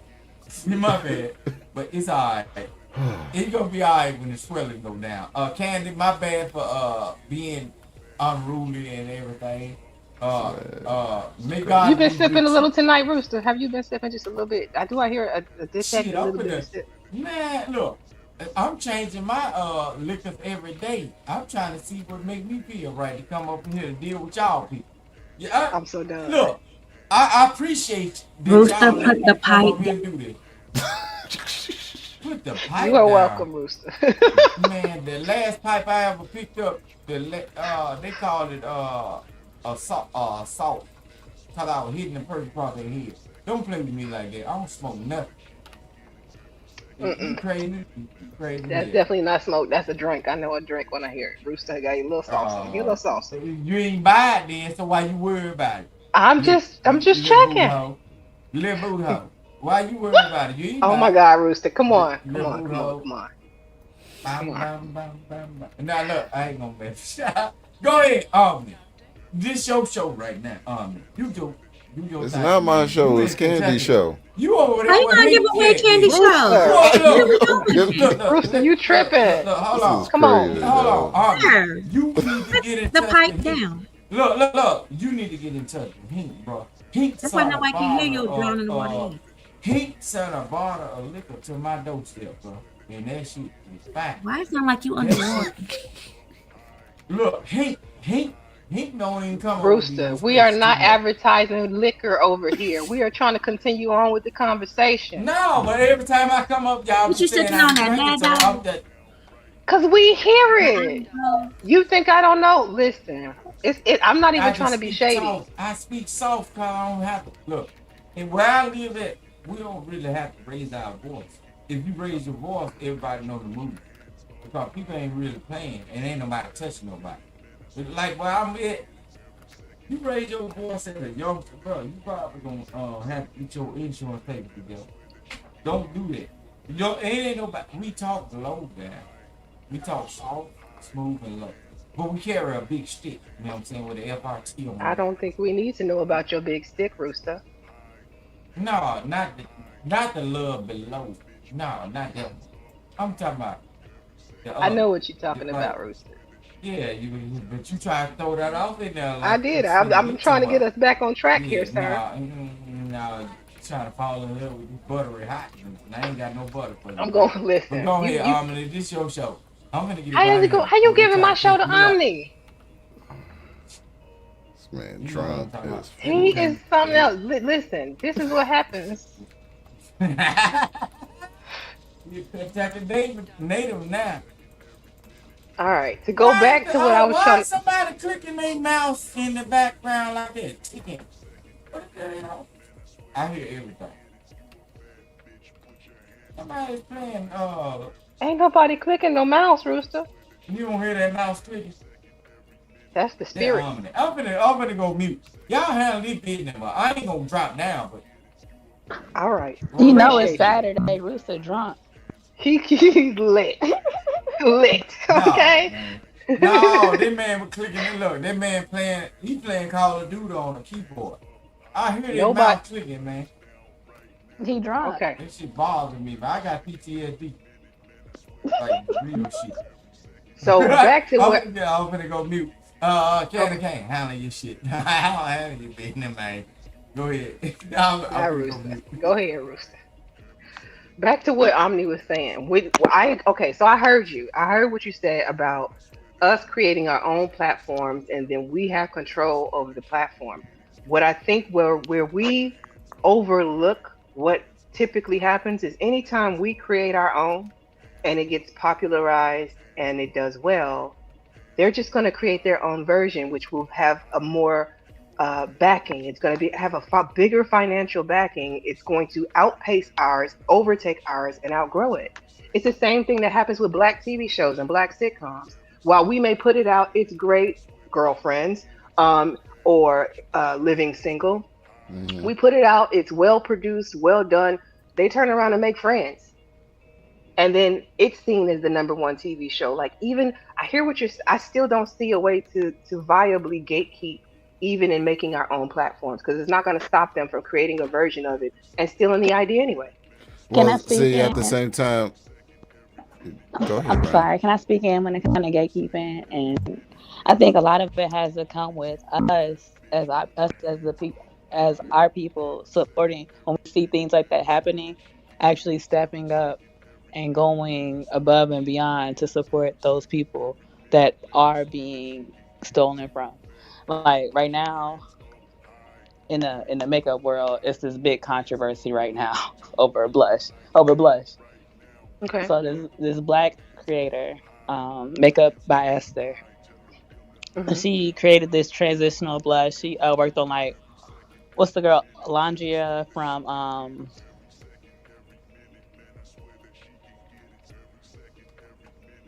Brown, are you still there? You just went silent. Her mic's not even glowing. Brown, are you still there? Is it me? Can y'all hear me? She probably had to click We, click you mute sound because good. of work real quick. Oh no, she trying to talk. I don't know what happened. She's not muted. I can see she's still there. Yeah. Brownie, chime back in whenever you come back. Right now, we can't hear you. Taylor, you didn't get a chance to speak since you've been up here, and I do want to welcome in H&M. Thank you for joining the panel. Taylor, did you have anything you wanted to drop on this subject? I don't know how long you've been watching, but I've been listening. I've been listening. I think gatekeeping is very important for the simple fact that it's not. I know for me, it's not so much of like other other groups, wanting to participate within certain things. To me, there's a lack of respect that a lot of them have. um, as far as when it comes to those that like the creators of it. Like, for example, for a while you had Latinos talking about how they created hip hop and different things of that nature, and not paying homage to to those that came before them and that allowed them to to be a part of hip hop. And then it comes up with like the lies, the outright lies. Oh yeah, we created the Dickies, and the I heard one of them say that they created crip walking, which I thought was just ludicrous. But little things like that, to where they have platforms within the culture to say certain things. And unfortunately, you have a lot of Black people that don't check them when they say certain things. They're like, oh, well, they did do this and they did do that. And for me, it's just like, hey, it's okay for you to be a part of this, but you got to respect those that came before you. Do you think part of the issue is that we don't even like we don't even pass that history down, or we don't make it known so that it makes it easier for it to be like co-opted and stolen? Oh, Because absolutely. I feel like if we took pride in giving homage to the creators of it, then it would make more sense that other people wouldn't have the ability to come in and be like, no, that was our people who stole, who not stole it, excuse me, they wouldn't say stole, who created that. No, I agree with that. Like, even like, we can't, us as Black people, we can't go into like Banda culture or whatever and be and kind of do our own thing. No, they're not, the Mexicans isn't gonna allow that to happen. Can you tell me, okay, so if I flip it, then if you think about other areas, like for instance, some of the Caribbean culture, we'll go there. When it comes to some of their things, do you feel like they do a better job of gatekeeping the appropriation of it? When it comes to who, I'm sorry? Like Caribbean culture. So like I remember when I went to Jamaica. I went to Jamaica, and let me tell you what I did that was a faux pas. And I didn't even think about it. But at the time I was wearing faux locks, right? And so it was just the style that I was wearing during that period. And I took my behind over to Jamaica with faux locks in. And the look on the Jamaican ladies' faces at me with my faux locks, I was like, damn, my bad, y'all. I wasn't trying to appropriate. I just really liked the look. And so I'm trying to think of ways that other cultures do a better job of gatekeeping their particular culture, or do they not? Can you think of a way that other people do? So are you saying all we need is a good look? No, well, no. I'm saying I felt like I would never do that again. Next time I come, it's gonna be with a completely different hairstyle. I just it was enough to make me understand the point. I'm not saying everybody operates that way. Did the story at least make sense to where I'm trying to relate it? Do you understand where I'm coming from with it? Everybody's silent. I'm sorry, I'm thinking. Now faux lock, that's like imitation lock, right? Right. So they were trying to give you they were crocheted in faux locks. They were mad So that they weren't Right. actual real locks. right. Ah, Yes, that's what I'm trying to say. They looked at me like this and it was the look on their faces like, what the fuck are you doing? They don't even look like I can't even really explain it. They didn't say it, but I know the look because as a black person, when you see somebody trying to imitate you but doing it wrong, and it's like white people locks. When white people Wait, put locks on. so they started the faux locks, or like okay, No, I'm saying because I showed up with a fugazi version of what you would have in your head. You looking at me like, what are you doing?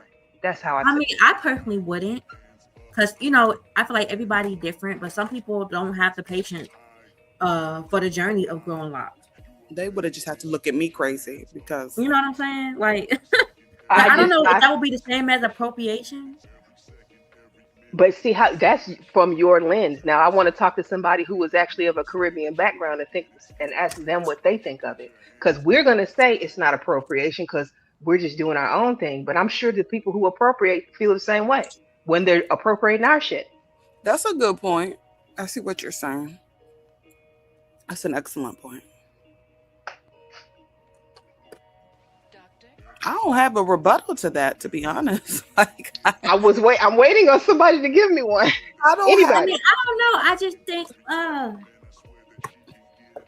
don't know, cause like I remember I ran into this Caribbean girl years ago, and she was like, cause she had like beautiful, thick, curly, really kinky hair, and I'm just looking at it and all. She's like, "Oh my god, you got that Rasta hair! All the men will love you over there." I'm like, "Rasta hair?" And she was like, your hair," and I'm like, "Oh, my locks, right?" Um, so are Black Americans appropriating Rastafarian Caribbean with our hair, or is I that just a universal thing? I mean, you would have to ask them because I feel like that's not a native to American culture thing. Yes, yes, you are. You are. Dreadlocks is Caribbean. That ain't got nothing to do with us as quote unquote FBAs or African Americans. That's their stuff. well, all the YNs need to go ahead and cut their little pieces out their hair. Yeah, even when think about when we was growing up, when we saw somebody with dreadlocks, we literally thought Rastafari and reggae. Like most of us, dreadlocks wasn't even a popular thing when we was It growing wasn't a up. We thing. wore cornrows, we wore waves in our head. Like the boys, we had waves in our head, of course, and the crescent moon. Just like when you think of the crescent And moon that part. wasn't popular because I mean, go ahead. I'm sorry. I didn't cut you off. No, I was gonna say when you think when you think of a hairstyle on a black man growing up, when you think of the part on the side of your hair or the crescent moon part, you think Black American. We had like that was stuff like with us. When I first started hearing about dreadlocks, it wasn't even a thing up here. We was hearing about them people in Atlanta and Florida, and mostly in Florida. That's because there's a lot of Haitians and Jamaicans down there, and they wear the big heavy locks and different things like that. But that's their stuff. Yeah, and the thing that we don't like to be honest about either, we borrow from other cultures too. As the That's people, we kind of what borrow from other I cultures, was getting and at. Yeah. yeah, and make it a part of our own. So yeah, we do. But Like when they wear dashikis and stuff and kufis, when I see people wear that, I'm like, you ain't never been to no damn Africa. Right. but part of that was to embrace. Appropriating that whole time with that. Then if that's the case. No, because part of that was to embrace being black, because they put us down for being African American for so long. But that's not our heritage. That's not our culture. Right. Well, it's from our ancestry from West Africa, from slaves that was brought here. That was brought here, Taylor. You right, Taylor. You not West African. I ain't no Indian. I ain't no native. So we different on that. We can agree to disagree on that one. Okay. But for the most part, 18. Let me tell you this though. Even though, see, you know where my people come from, right? 18. But even Victor, can you though come closer? You sound far away from the phone. I don't know I'm why I sorry. sound Rooster, that rooster, far rooster, away. rooster, rooster, rooster. I'm sorry. Can Come y'all closer hear to the me? phone. Yes, I just ma'am, want I to can know. hear you. But no, but what I'm saying is, And I have look, Keon here can you too. hear me? 18. Yeah. Even though 18 know where my folk come from, right? And then if 18 ever been around my folks, like in the old days, like the early 1990s and whatever. Look, bro, even though we knew that there was a difference between people. We knew that because our people used to tell us about the island cousins and everything. Look, 18, bro. My older brother, and his birthday just passed on 28th, bro. He's half Jamaican. He's a descendant from a guy that was with my mama, and he was an ex-military foreigner. He was a Marine. You see what I'm saying? My older brother is half Jamaican. We know the difference. And then some of my people are like Islander people. And then, bro, you can go through my family, our people told us the difference between who is who and what is what. Bro, it was even situations where, like, my grandma, I sat at the table with her all the time, and I used to be light skinned. It is this no joke. You used to be But light I skinned, was Rooster. able to sit in. I used to be light skinned. I'm telling you. Look, my wife will tell you, bro. If you see my baby pictures, I'm nowhere I'm the trying to same understand. color. So, is Locke supposed to be gatekeep now? I'm stuck on that. Hold on. Can I answer No, that? no, no, no. Can I Black people answer that? don't supposed to gatekeep nothing. Look, you don't gatekeep Tequila, you nothing next. because black people cannot, black people and other races of people cannot do anything on their own. It might not be acknowledged of who helped them to do a certain thing, but you cannot do anything as a human being on your own. They had studies that was done where they separated certain babies. Human beings are social people. If you separate people from different type of people or people alone, that the child will soon perish. And if you don't believe me, there are social studies of babies being put in a dark room and the baby being taken care of by humans. Bro, the baby that was in the dark room that separated from everybody, that baby was malnourished or whatever, even though they tried to feed him, they was off. Bro, y'all got to go back into the science of things and start looking at, I don't know where y'all been trained at or who taught y'all in school. I was raised in the black school, like the Bruce, we got public land the frame, education. boy. Some Yeah, people want to bro. Hold get on, in. Come on, Rooster. We got him. look. They said niggas they ain't build the plane, so why would I land it?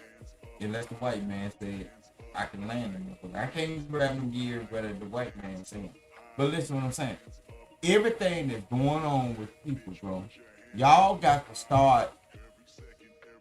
All you regentrified Negroes, y'all need to start going back down into the deep south and start finding your older elders that's willing to tell you the truth about what's really going on right now.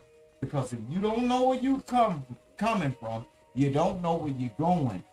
The whole thing is, I was raised in this shit, and I'm saturated in all this stuff, y'all. That's why I be flying off the hinges a lot of times, because it look like make-believe. For some of you regentrified, new YouTube content creators that don't know what grandmama is and everything. Some of y'all orphans. But we ain't gonna You're worry about it. assuming that some of us don't know our Southern family. That's No, not no, really. no, no, no, no, no, no. That's like a hit dog hollering. If I ain't No, I'm swing the telling bat you. at you and hit you across your head, why is you yelping? No, Because, well, I ain't first of say all, your it's my name. panel and I got to regain control. But secondly, Okay, I am someone my who bad. knows both sides Control of my like the white family folk. in Tennessee and in Mississippi and go to visit them on a regular Oh basis yeah, yearly. yes, We, ma'am. I'm a lot of us I do know our family in other areas, Vic. You assume we don't. That's why I keep saying, I no, don't, but you saying Vic. But so I'm Ezekiel, sorry. I'm sorry. It Ezekiel. is, So okay, is Ezekiel okay? You remember the incident what happened with Ezekiel? I ain't gonna tell you what he did, but the incident that happened with Ezekiel, are you relative or do you know somebody that know him that could have pulled him out of the situation before he did what he did, riding around the city and hurt somebody?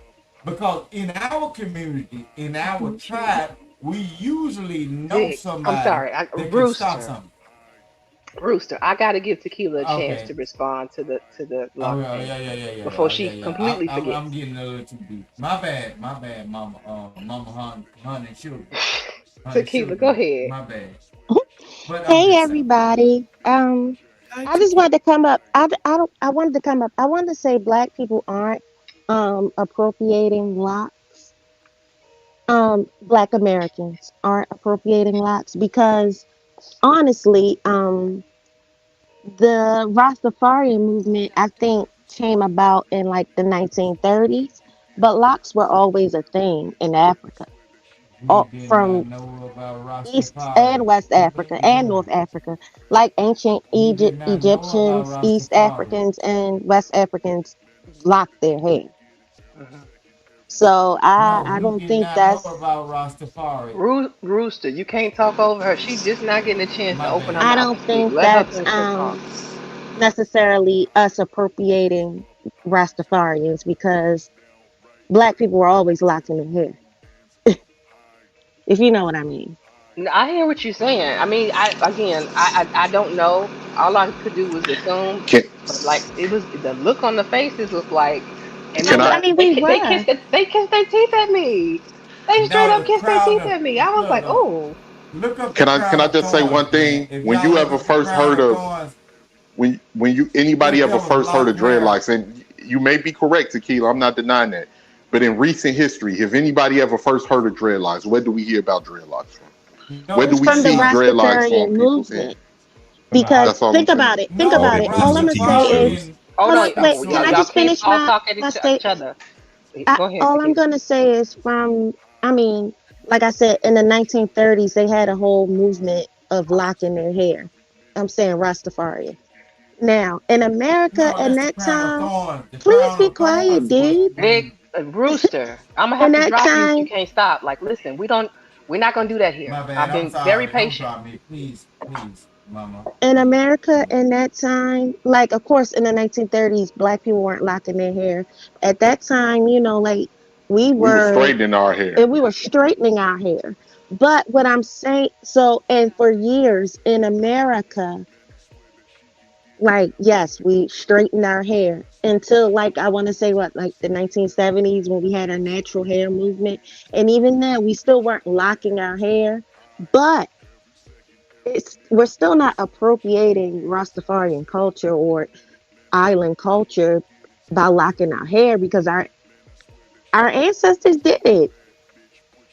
No, I agree with you, Tequila, and I understand that in past history, that's because the texture of our hair. We mostly have 4C hair, and I get what you're saying, but I'm saying as far as emergence of the idea of dreadlocks and wearing them, I saw that come from Rastafari culture. I didn't know anything about what was going on back in West Africa. That's not even taught in our history in the United States. And I get I what you're mean, saying. You're absolutely right. Just like cornrows, they wear cornrows. Cornrows is not specific to us either. But I'm just saying, when it came to, I didn't see so No, many Black Americans wearing dreadlocks until the mid, probably like 2007 at the most. First, I saw it in Florida and Atlanta. Those was the two places where I saw dreadlocks the most. And okay, then it I started making their remember way up people north. locking their hair in the 90s. I had Oh yeah, several you know what? people You're right. You're right. I You're right. It depends. having It I depends. locks. have Yeah. seen people. Can I make a simple Okay, point? let Right. me tell y'all that So, I have seen people Bruce, lock you gotta their hair relax. all my life, but it was a specific person of our group that locked their hair because they had a certain knowledge of a certain thing that was going on amongst black people. we always saw the like. Oh, 18. I want to talk to 18 because 18 can kind of understand Y'all what I'm can't have a saying. Because one-on-one Yeah, personal bro. panel Like, no, though. no, You no, got to no. remember. It ain't gonna never be nothing bad between me and 18 because 18 I'm knows not some of saying the people anything I bad, grew but up I'm around. saying Rooster, hear me. This There's is a a whole panel.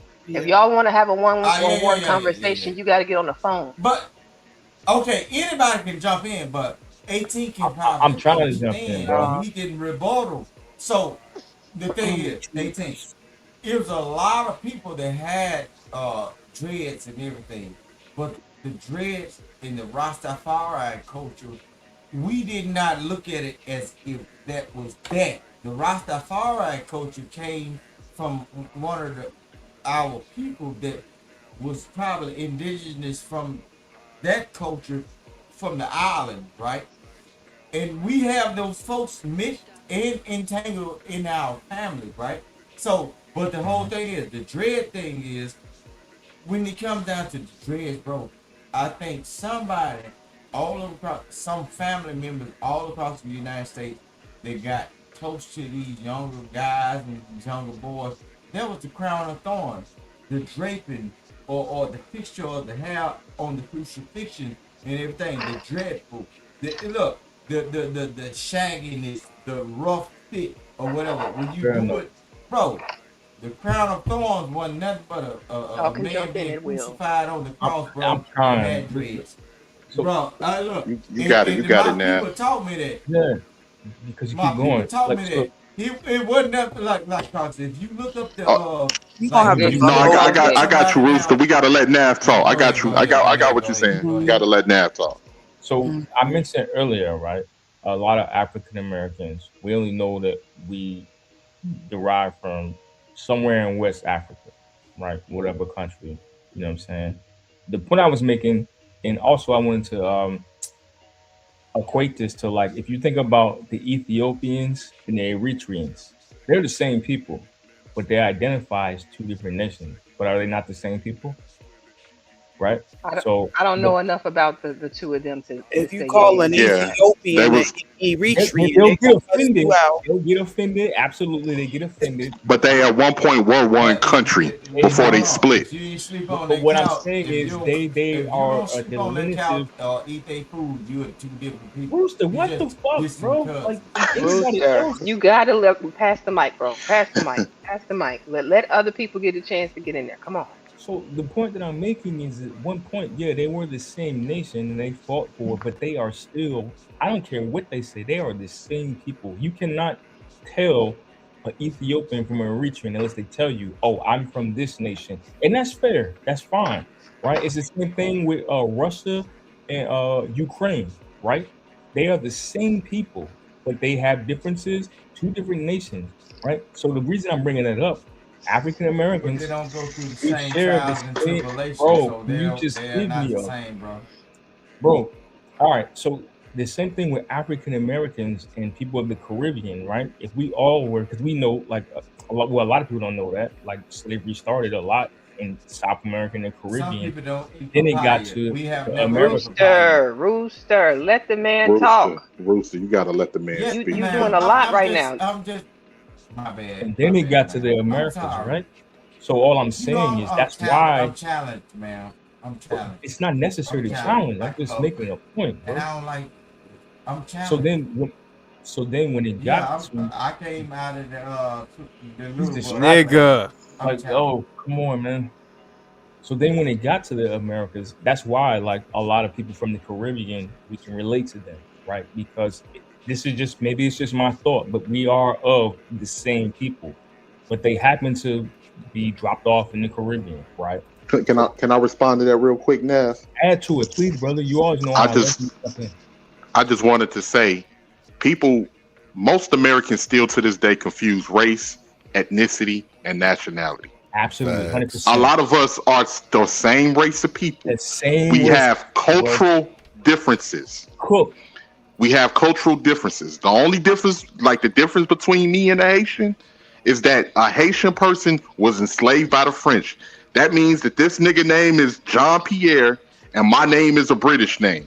Hey, And ooh, we have different cultural We have different cultural things about us based off of the fact that I took on the certain ways from my enslavers, and he took on certain ways from his. So their base, the base of their culture is French. The base of our culture is English. Period. When people like when I say, and I'm not knocking because Tay, what Tay? I love you to death, Tay. But we just disagree on this. That's all. But ladies, them thick thighs that y'all like, that y'all love about yourselves, them big butts, them hips, all of that is from your African genetics. African genetics, brothers. The way that you look jacked up and shit is from your African. The way you like it, no Diddy, but the way that you like how your chest pump up when you do bench press, your shoulders and all of that is from your African genetics. Now, if you want to say culturally we're different, we're not the same as them culturally, yes, we can attest to that. That's all. But racially, our genetics, we share the same genetics. They gonna disagree with you. I'm telling you. Hold on. Taylor was going. I want her to finish. Y'all gonna stop cutting each other off. Go ahead, Taylor. My bad. I was gonna say Africans, like if you tell an African that that we are the same genetically, they will curse you the fuck out. They will be appalled. Because they'll be like, no, you have the colonizer's blood up in you. So I understand as far as I understand as far as the like genetically wise, okay. But you could look at an African and look at a Black American and tell the difference. Not always. You can. No, you can't, girl. I look like a goddamn. This is my perfect example. Like East African. I'm a camel. Look, I look like an East African. Wait, but let me ask you something, Tay. We know what you look like. Tay, growing up, when the women liked it, Idris Elba, did you know Idris Elba was African? Absolutely, I knew he was African when he licked his fucking fingers on the Wire. That episode when he was. I look like an East African. Oh Lord, this week, you gotta stop. You gotta stop. You gotta stop. Yeah, you gotta stop drinking shit. I don't even know if it's that drink. That nigga on that shit. Down here, man. Look, the heat be draining, bro. You could tell by the hairline. You could tell by the nose. Look, I look like a East African. You's a Southern East African. I look like a Southern East African that scams and shit. I look like people. So, and they get along with me, but I be looking like Jesus. So that's what I be saying, bro. Like I've been around. Lay off the booger sugar. I look like them people. So to Taylor's point though, like I slightly disagree because like well in DC there's heavy Africans, there's a lot of Ethiopians, Eritreans, you know what I'm saying? There's a lot of Nigerians and all types of, cats from the islands, you know what I'm saying? And I've hung with cats and they'd be like, yo, you look like one of my cousins. Where you from? And I'd be like, oh, I'm from VA. But they're like, nah, where's your family from? I'm like, well, I mean, I'm of Nigerian descent, as far as I know.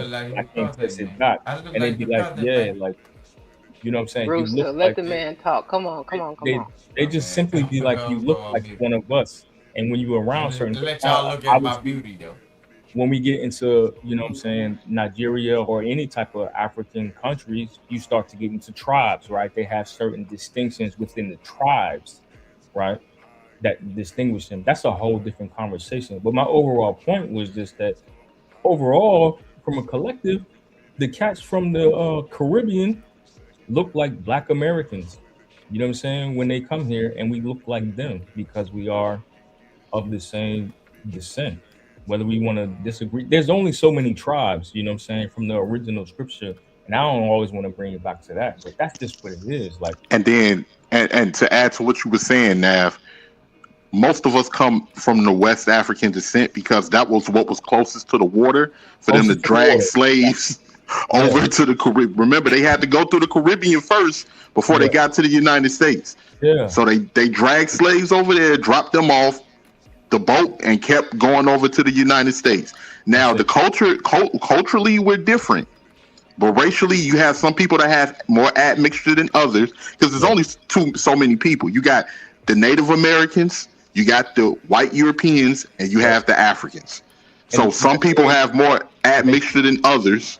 Yeah. But for the most part, if you 80% African in your DNA makeup, you will run across other Africans that look look like you. It's not AT, that I want to impossible. ask one question. Man, most of you niggas is I want African. to ask. I want to ask Candy Cane. So for all of these people, they thought I was ugly. I'm not. Are you just up here trying to show off? You up here being a picky right now? Hell no. We've seen you before, Ruth. We done seen you, man. I know you saw me, but look, they think I'm ugly. Man, you not me. Let me give him his spotlight, And I y'all. can Rooster calm wants down. to be I picked. can calm Let him get his. Oh God, a little pick me. Rooster. The whole wife and family and shit. He up here trying to get chose, man. Bro. Why he got his marriage ring on his pinky finger? What you doing over there, bro? Yeah, trying to get sexy in the middle of a panel, man. That's crazy, I man. gotta Pause. get this That's- cat though. My little bad boy been walking across the cat and shit. I'm gonna get this up. I'm gonna throw him on in. Have mercy. I'm so done with you today, Hey, Rooster. that's your friend, yo. That's your man. Listen. But go ahead. But it is what it is. You know what I'm saying? Beautiful. So I ain't got to cam up no more this year. 2000. Oh, trust me, it's been captured. You good? Hey, so Candy, can I ask? Did anybody answer that question that I asked earlier when we talk about what's the line between pandering towards white people and holding our people accountable? Did anybody address that? Did we talk about that? We did not get to it. I think we did a little bit, but ask it again, please. Okay, so I want to ask 18th. 18th always on the square with it. Is there a line between pandering towards white people, right? We talk about Uncle Ruckus to bring it back full circle to the conversation, the original conversation, and holding our people accountable. Because when we say, hey, this is foolishness, this is ratchet behavior, we as black people see ourselves as being held in a standard of excellence. And shout out to Omni when he's talking about excellence. He's still here? Omni still He's here? still here. Yeah, I'm right here. Okay. And we talked about that. I thought that was a perfect point. Rooster, The whole come on, thing man. is, look, I ain't asking you, bro. Rooster. Wait, No, I'm Ain't gonna the talk only to thing. Look, Rooster. this Come man on, he was in sounds the- like he's really intellectual and everything. The thing is, when you look up Webster He was asking 18. Rooster. Come on, he was in the middle of a stop question. calling y'allself black, bro. That's some Jesse Jackson ass shit. Y'all, that's some bullshit, bro. Why are you all calling Who yourself? sent you here to be a Okay, distractor okay. today, Rooster? Who did? Okay, Who the did? whole Who thing was paying is, you to come up here and be an Candy agent Cane, on this Candy panel? Cane. Oh my Let me tell you, it's a thing called your name is funny, your man. virtue, right? Candy So- Cane. It's Oh a my thing God, that's I'm called taking your this. name is your virtue, right? If you all are constantly calling yourself black, but y'all call yourself intellectual, Rooster, you a black and man. y'all study. Hold on, you got me This is fucked Let up. him Uncle get Ruckus his on display. question out. I'm Let copper him- tone. I don't do that black shit. That So black what shit. we supposed to I'm check trying to off of the explain little what the box? word. I He am was trying to ask a explain what the question. Right, but word Rooster, means, but you're bro. you're Bro, distracting. that the- word black. Lord. What you're doing is, if you cast that up on to yourself, you are saying that I am black. The word black, even Martin Luther King in one of his speeches said that why would you do this or call yourself black when ain't nothing in the white folks dictionary or the thesaurus or anything is saying that black is beautiful, is vibrant or anything. Black, the word No, simply black that's not what means MLK said. He downtrodden, said, I'm black and I'm devastating, beautiful. or some bullshit. Why Totally is y'all misconstrued calling that yourself entire black? speech. Man, I'm a copper tone. I'm a copper tone person. I Oh my don't God. get with that black shit. I don't do that Well- black shit. I thought you Look, was I the like African. light You are skinned doing a women. great job of displaying the Yeah, Uncle Ruckus. I just want you to know that. No, Jesus. but look, He's for the distracting As though. Catherine. Like, soon Okay, we as have soon a as ma'am, we great start ma'am, moving in the All look, right right, you're direction. not ma'am, black. Okay, Rooster, ma'am, look, hold Rooster. on, Me no black. ma'am, Me and no all black. of you We ma'ams. want to get back to the Really, question, so you're I'm gonna not go ahead and black. have you here, No, Rooster. but y'all don't want to understand. Y'all We don't I want to don't look up understand. have to You're questions. not black. understand. Y'all don't want.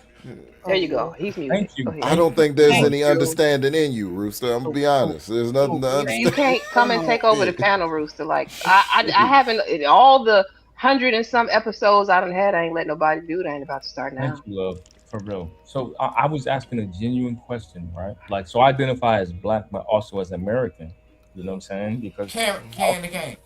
I what the fuck? want to I tell didn't you get this, and I ain't gonna unmuted. say nothing no more. I didn't get I want unmuted. to tell you this, and I ain't gonna say Man, no more. Rooster, you gotta You chill. clowning hard. Please. You gotta Can kick I him say off. this? Candy, just drop him in the I'm back gonna so have he to cool drop you, off. Rooster. Candy, Listen, no. Just drop Can I him say I in this I to the love you? you back. dearly. The reason You why, and look, me, us never Candy. apart All I until is to right say, now. Oh Thank Lord. you. You know what Yo, that? You know what that remind me of? Like when if you would take your kid and tell him, all right, it's time to get down and go get in the bed, and he keep coming out there. He be like, didn't I tell you to go lay down? Man. What are you doing? I want to let him I stay up, just but he want. won't. Like yeah, he won't I behave, could. bro. He's not trying to listen. And it's You like, need a and it's panel. like that 6 or 7 times. Can't you be like, come out that room one more time? Come Jesus out that room Christ, you Man. gonna one more make me pull out the belt? time. I'm gonna get a switch or an extension cord by now. You're not even getting the belt. Guarantee. I So I was, guarantee he was told inside or outside more than once as a kid.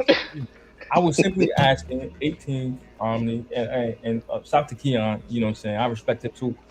I was just asking though, like the line between pandering and holding our people accountable, because all of us at one point in time we've said things that the collective of the community may disagree with, and they look at it like, oh, you trying to pander towards white people, and they're like, nah, I want more, because I like I was saying, if I see us as, yo, we are excellent people, we know what we're capable of, we know that the world follows things that we do, certain trends, etc.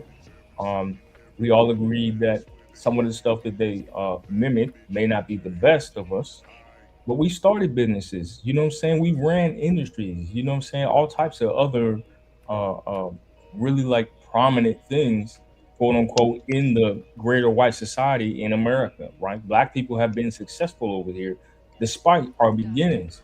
So I asked the question, okay, what's the line between pandering to white people, is what a lot of people like to say, and holding somebody accountable? Like, how do we address that? Okay, so I'll answer that really quickly. The difference between the line between pandering and holding your people accountable, usually when you're holding your people accountable, you can tell that it's coming from a place of love. If you listen to the content, you can practice that discernment, and it's coming from a place where you want to see your people win. Like versus pandering, because in my opinion, Candace Owens she was a grifter for the white conservative party. She was saying a lot of things that are damaging to the black community for a check. That's coming out of that's coming from the conservatives, and I haven't forgotten that. A lot of people have given her a pass ever since what's his name, Spiro or something like that. I can't. Yeah, yeah. Shapiro or something like that. Ever since he had attacked her, and then she lost her little she lost a little meal ticket over there, and then she starts slowly creeping back over into the black community. That's the difference between a panderer and somebody that's actually over here that that sees the problems and trying to warn black people. Just like when I sit here and I said black people we don't critically think in our community, and we don't pay attention to what's going on outside of our community, because yes, yeah. Like it or not, what goes on outside of our community affect our community as well. Thank you. I hear black people get up here and we go with these same narratives and tropes. And the funny thing is, people that are racially disingenuous when it comes to us, they do their due diligence, they have their talking points, and a lot of the times the black people that don't critically think if they're a representation of us, they're going to get up there and go up against a Ben Shapiro, go up against a Charlie Kirk, go up against who's that, Richard Spencer, and they're going to get intellectually destroyed, and they're going to make us look like fools. Mm-hmm. because they don't know their own history. They can't articulate. They can't articulate. They don't even know how to spot when these white folks are trying to say certain things to make us look a certain way about our history and how everything that they denied in their hand and playing a part in what they've done to create what we're dealing with right now. So just to insert a point, I'm a big fan of international relations, right? I took a class on that. That's part of it, right? Understanding that there's a world that exists outside of your own. You know what I'm saying? And it's important because we as Black Americans, or however you want to say it, Negroes, whatever, the world is bigger than just us. But to be truly effective and we want to implement change, you have to understand these things, right? How people perceive you is important. You know what I'm saying? And especially when we get all our resources from them. And a lot of people are quick to be like, well, they're gonna judge us this way anyway, so who cares? To me, that's the wrong attitude to have. You know what I'm saying? It should be like, well, wait a minute. So the right attitude is to prove yourself to the white man. That's the right attitude. That's not what I'm saying. What I'm saying is, you want to be a best representative of yourself. Representative to who? Who we represented ourselves to? It's not just white. It's for your own personal image. Your own. You're like, why wouldn't you want to be the best? To have pride in yourself. Yeah, that's it. But why do you have a lack of pride in yourself?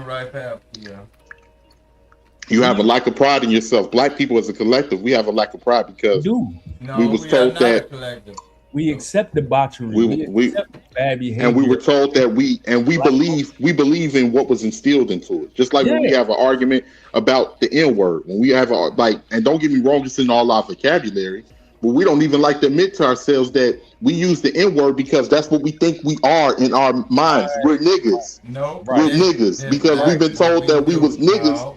We've been told that we was niggas for so long. And that was the title that was given to us that in a lot of ways we look at each other as a nigga. 18. We are not thinking of this word. Hold on. Black people are black or brown people are not thinking of that word as that is what we are. We are. But we've accomplished and we changed it into something that's enduring.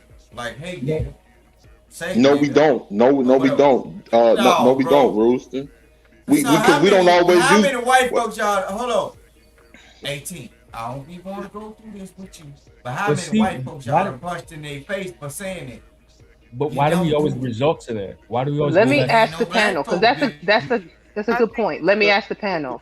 Do y'all think that the word nigga, like we use the word nigga because we truly believe that we are the definition from no, we don't believe that. Hell no. I think a young you think an 18-year-old YN is out here using nigga because he thinks that he's just a slave from back. Hell no, that nigga say nigga because his parents said nigga, because his friends said nigga, because everybody around him say nigga. It's ingrained in them. Yeah, I agree with Rooster with that. It's ingrained in them. Okay, hold on. Taylor was trying to get in there. Your mic is a little low, Taylor. Well, you say you agree with Rooster on that? No, I don't think that we say nigga because we believe that we are niggas.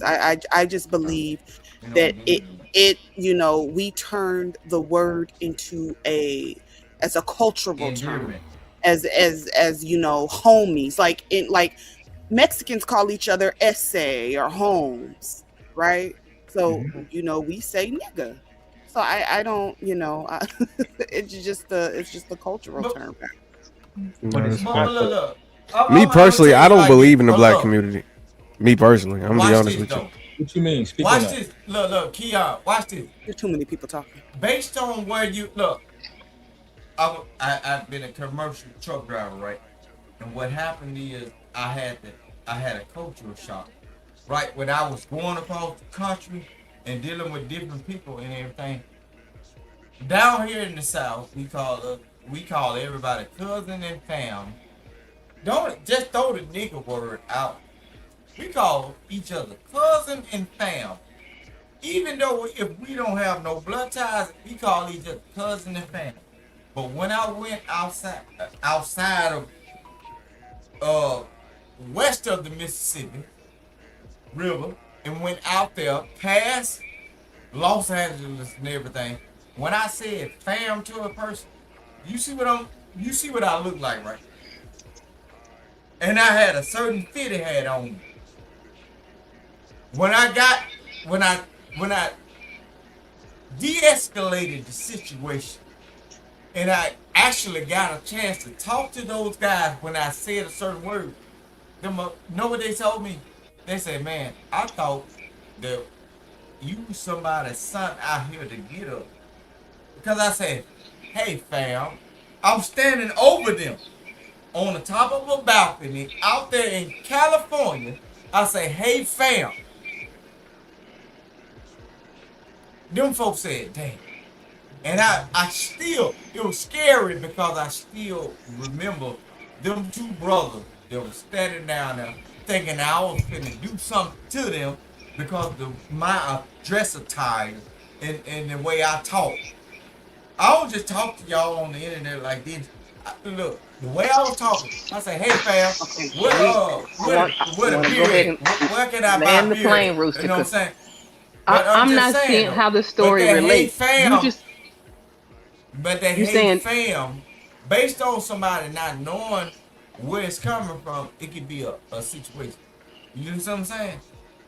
No. What the hell they got to Man, do with using the N word? I you don't are understand. great at making me believe that you The got a N point, word. and you Okay, I'm glad you said that. that is a Using the skill, N word. boy. I promise it If you is. go on the internet, if you go on the internet, you can The find bounties are on, by the way, Mexicans. y'all. Oh, what's You the can bounty? find How much? Mexicans. What's the bounty? You ain't got the You thing. can find You ain't got the Mexicans. It's a thing right. dollar a You can minute. You can find buy them down all for other 20. races of people Bounty, fighting you got by 20 on it? food sentence. Hold on. So you Where turn the mic down. I don't You can see find a cash Mexicans. app. I You don't can see. find You know what? I'm gonna Africans, and do you a can super find chat. Hold anything. on one second. What we Bro, doing? Cash y'all app? bullshit. What? Y'all can find Oh, I ain't got anybody super chat on the that's channel. saying the N word I can't that super is chat. no black people involved. You got white folks whooping folks' ass and saying There you go. nigga, nigga, nigga, nigga. No black people involved. No police pulling up or nothing. You got white folks that saying nigga every fucking day, bro. Swear to God, I So can't what type y'all fast talking enough. about?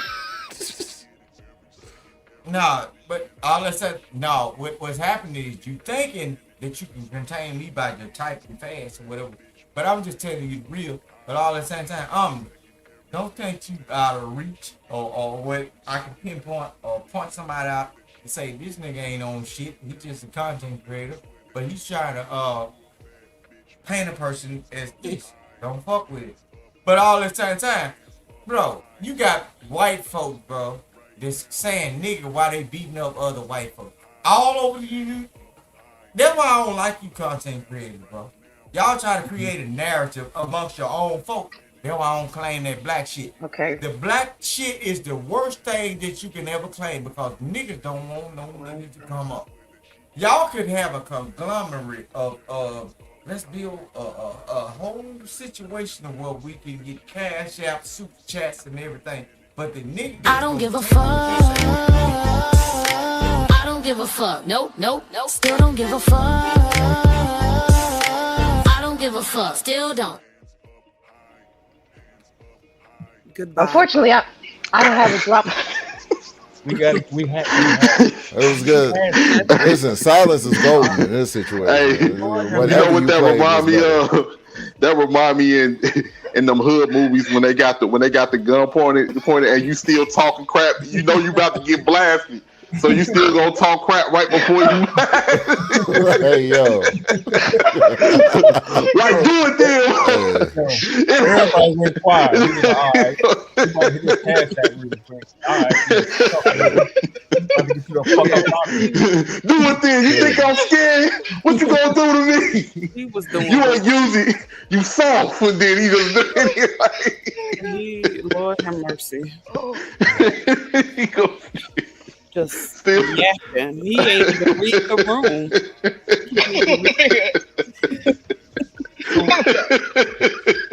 I'm trying to compose myself, I promise. He couldn't even read the room. Like he just kept going and going.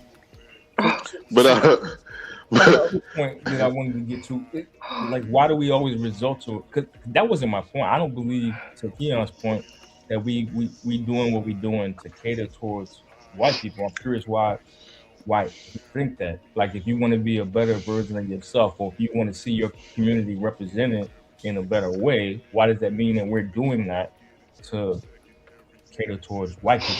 Can I speak to that? Yes, ma'am. Yes. To add a comment, I think the reason why is because when I hear certain black people, talk about certain things, they're doing it in front of white people, and that's where it could come off. Okay, you trying to show out and represent yourself as if you this special type of Negro that will be accepted amongst white society, and they don't see you that way, when in fact they truly don't. They don't care. They can't. A lot of them, it don't matter how well spoken you are, no Mm-hmm. matter how polite you are, they see black people as a whole, and of course not all of them, right? Yeah. But the vast majority see us as the same, you know Unfortunately. Yeah. So, unfortunately. have you played sports? I have, yes. So I think of it like a coach, right? If you fucking up, your coach isn't gonna be like, okay, let me just pull you to the side. Sometimes they get on you in front of the team, but that's also to be like, yo, like this is unacceptable, and it's like a way of showing like, nah, we demand excellence over here. You know what I'm saying? This is the play, run the play. If you don't run the play, you get punished. If you in the military, it's the same thing. You know what I'm saying? So I look at it like within our community, people that speak out, that's usually the position that they take, right? It's either from a coaching perspective, or, and again, this is just my interpretation of how I see it. When somebody calls somebody out and they say, nah, you fucking up, you making us all look back. This ain't the play. You know what I'm saying? This is not acceptable. We don't agree with this as a collective. You know what I'm saying? You're out of order. I don't think anything is wrong with that. And sometimes when we talk about bring shame back, right? People that aren't afraid to be embarrassed, that's because they have no shame. But other cultures and communities, they have shame. You know what I'm saying? I said this the other day. White trash is white trash. We all know what white trash is. That's a And fact. white people don't support white trash. You're white trash. We know that. So Yes, they do. what? Are you serious? Have you ever been to a hockey game, That's different. What are you talking? What? Come on. sir? It's a Have you hockey game. have you ever? Okay, but the thing is that I don't know. No, no, I make the connection because I want to hear it. Please. dude, white people. People assume that just that white people are just these individuals that don't, that someone to model after, and the fact that they do support each other within their own fuckery. If you ever been to a hockey game, They you be see acting a fool. people, I know. you see people that are in professions, are doctors, um um bank investors, different things like that, acting a plump fucking fool, Mhm. throwing beer, Yeah. fighting, they at baseball games and different They things like don't that. So promote it though. Like it happens. Yes, they don't promote and celebrate it for that particular Yeah, time. Go ahead, Can I Jay. get in on this real quick? Go ahead. I just wanted to yeah, say, yeah, yeah, you, yeah. you Yes, it got you got is. it, Big J. Yes, it Hold on is. one It second. is celebrated, thank Hold you. on one second, Big J. and it seems to. Big J, give Oh, give I 18th a think the Jay chance. got a delay, but go ahead. No, I just wanted to say it's about putting That's our it. best image forward.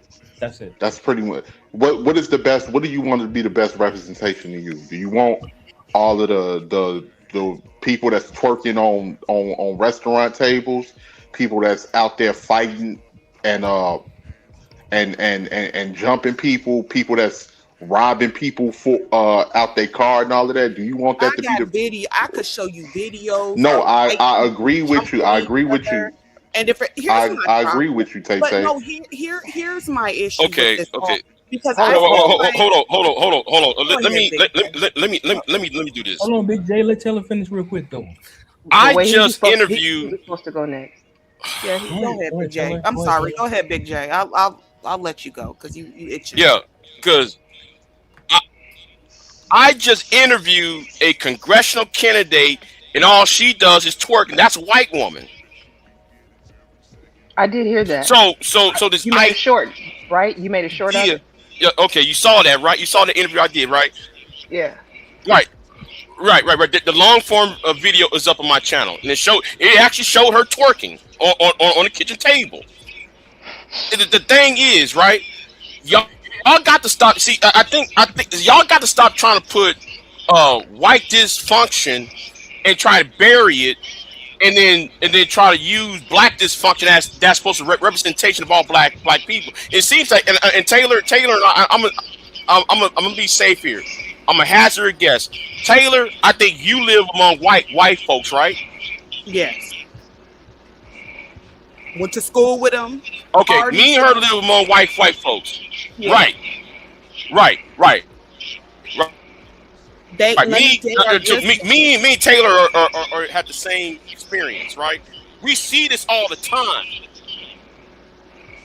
Mm-hmm. Wait, I'm hearing feedback. Yeah, I'm hearing feedback too. Yeah, but the thing is, though, Taylor, we see this all of the time. Yeah, I'm hearing that feedback. That's why I'm stopping. It's going now. Okay, we see this all. Yeah, we see this all the time, right? But the problem, every time I go on black social media, it's like y'all putting up twerking up there, and all I see is white women doing this. And can I speak on this for the most part? It doesn't fit my reality. Yes, yeah, go ahead. I would just like to speak on the dancing and twerking thing, because never in my life, what pisses me off more than anything, and this is why it irritates me when I see other black people say certain things as far as, they're look at these niggas out here dancing and having a good time. Why are they doing this? They making us look bad. They at a fucking event where they're playing music. What are they like? What are people not supposed to have? So somebody's happiness and them having fun is such irritation to you, to where you gonna make a fucking problem out of it. That's my problem, because nobody says anything when Maria or Brittany is out here actually making profit, making money off of teaching people pole dancing classes, teaching them how to twerk and do all other things. But it's a problem when black people do it. So that's Taylor, my problem. Taylor, it's time and place though, right? Is a restaurant a time and place, right? We talk about on tables at black-owned establishments, by the way. You know what I'm saying? Where it's like, yo, I'm not talking about dancing on tables. I'm speaking in general. There were these niggas on here made content off of I'm not sure if it was in Louisiana or somewhere in the South, where these young black girls were dancing. They weren't even twerking, they were dancing because they were excited about graduating fucking high school. So, they make content out of that. Yeah, but again, time and place. Is that a place like to dance? I still remember my graduation, right? And my last name is lower in the alphabet, right? Because it's by alphabetical order. You know what I'm saying? So I was like second to last in the class of 400 or something like that. So I understand, like, when people want to cheer and do their thing. I'm not saying there's nothing wrong with celebrating, but it's about like disruption and decorum, and it's like, yo, nobody had a problem with it. The principals, the teachers danced with them too. But people on here still took issues with that. So my thing is, y'all just don't like black people. Y'all don't like black joy. Y'all don't want to see black people happy. That's why I asked the question. Having fun. About white y'all don't want to do anything. And holding people accountable. Why do we have that has nothing to do with holding people accountable. Hold on.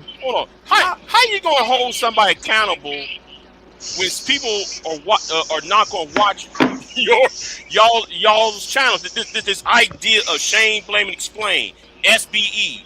Y'all really think that's gonna hold some woman that you don't know or somebody you don't know accountable? How's that gonna hold somebody accountable? Wait, hold on. Let me just say this, because it's not about can't nobody say I don't love, because I defend black people tooth and nail, but it is a difference between not loving black people and just calling out the bogus behavior in our community. That's it. Because y'all want to be accepted by the. No, it's not appropriate. No, Taylor. No, that is not the case at all. It's about what it is though. Because when y'all get to talking about white people don't do this, Mexican people don't do that, Asian people don't do that, you're trying to model when y'all sit there, hold on, when y'all sit there and exclusively say it's a black thing, yes, that is. Nobody said that. Nobody said that. No, hold on. Your boy just said the whole people accountable. Who is being hold accountable? Let me ask y'all a quick question. When y'all think of the representation of white folks, do y'all think of poor white trash? When y'all think of the representation of Asians, do you think of any type of criminal element, anything like that? I'm not talking about what they do. Hell yeah. Hold on. You see what he just did? He said you see hold on. You see what 18 just did? He doesn't understand. He understand the point what that was being made. You just made Asians. Hold on. You just made Asians. He said, "Well, I don't see you doing that to Asians." No, you know what? Better yet, started on these Asians out here scamming people. Right. I know. I'm not talking. I'm not. Oh my God. Okay. You know what? Let me jump in on y'all. You know what? Can I just finish? Can I finish real quick, Candy? Come on. I want to hold on. Slow down. I don't think that. I think 18's point that he's been making this whole time is not in comparison to other races. It's simply saying we need to do better as a race collective. That's it.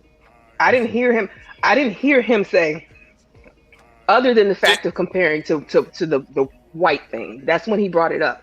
Prior to that, I didn't hear him say, like, in comparison to other races. His whole point is for us to do better regardless of the other races, because when he thinks of black people and the representation that black people have even amongst ourselves, it is what is considered the lower culture.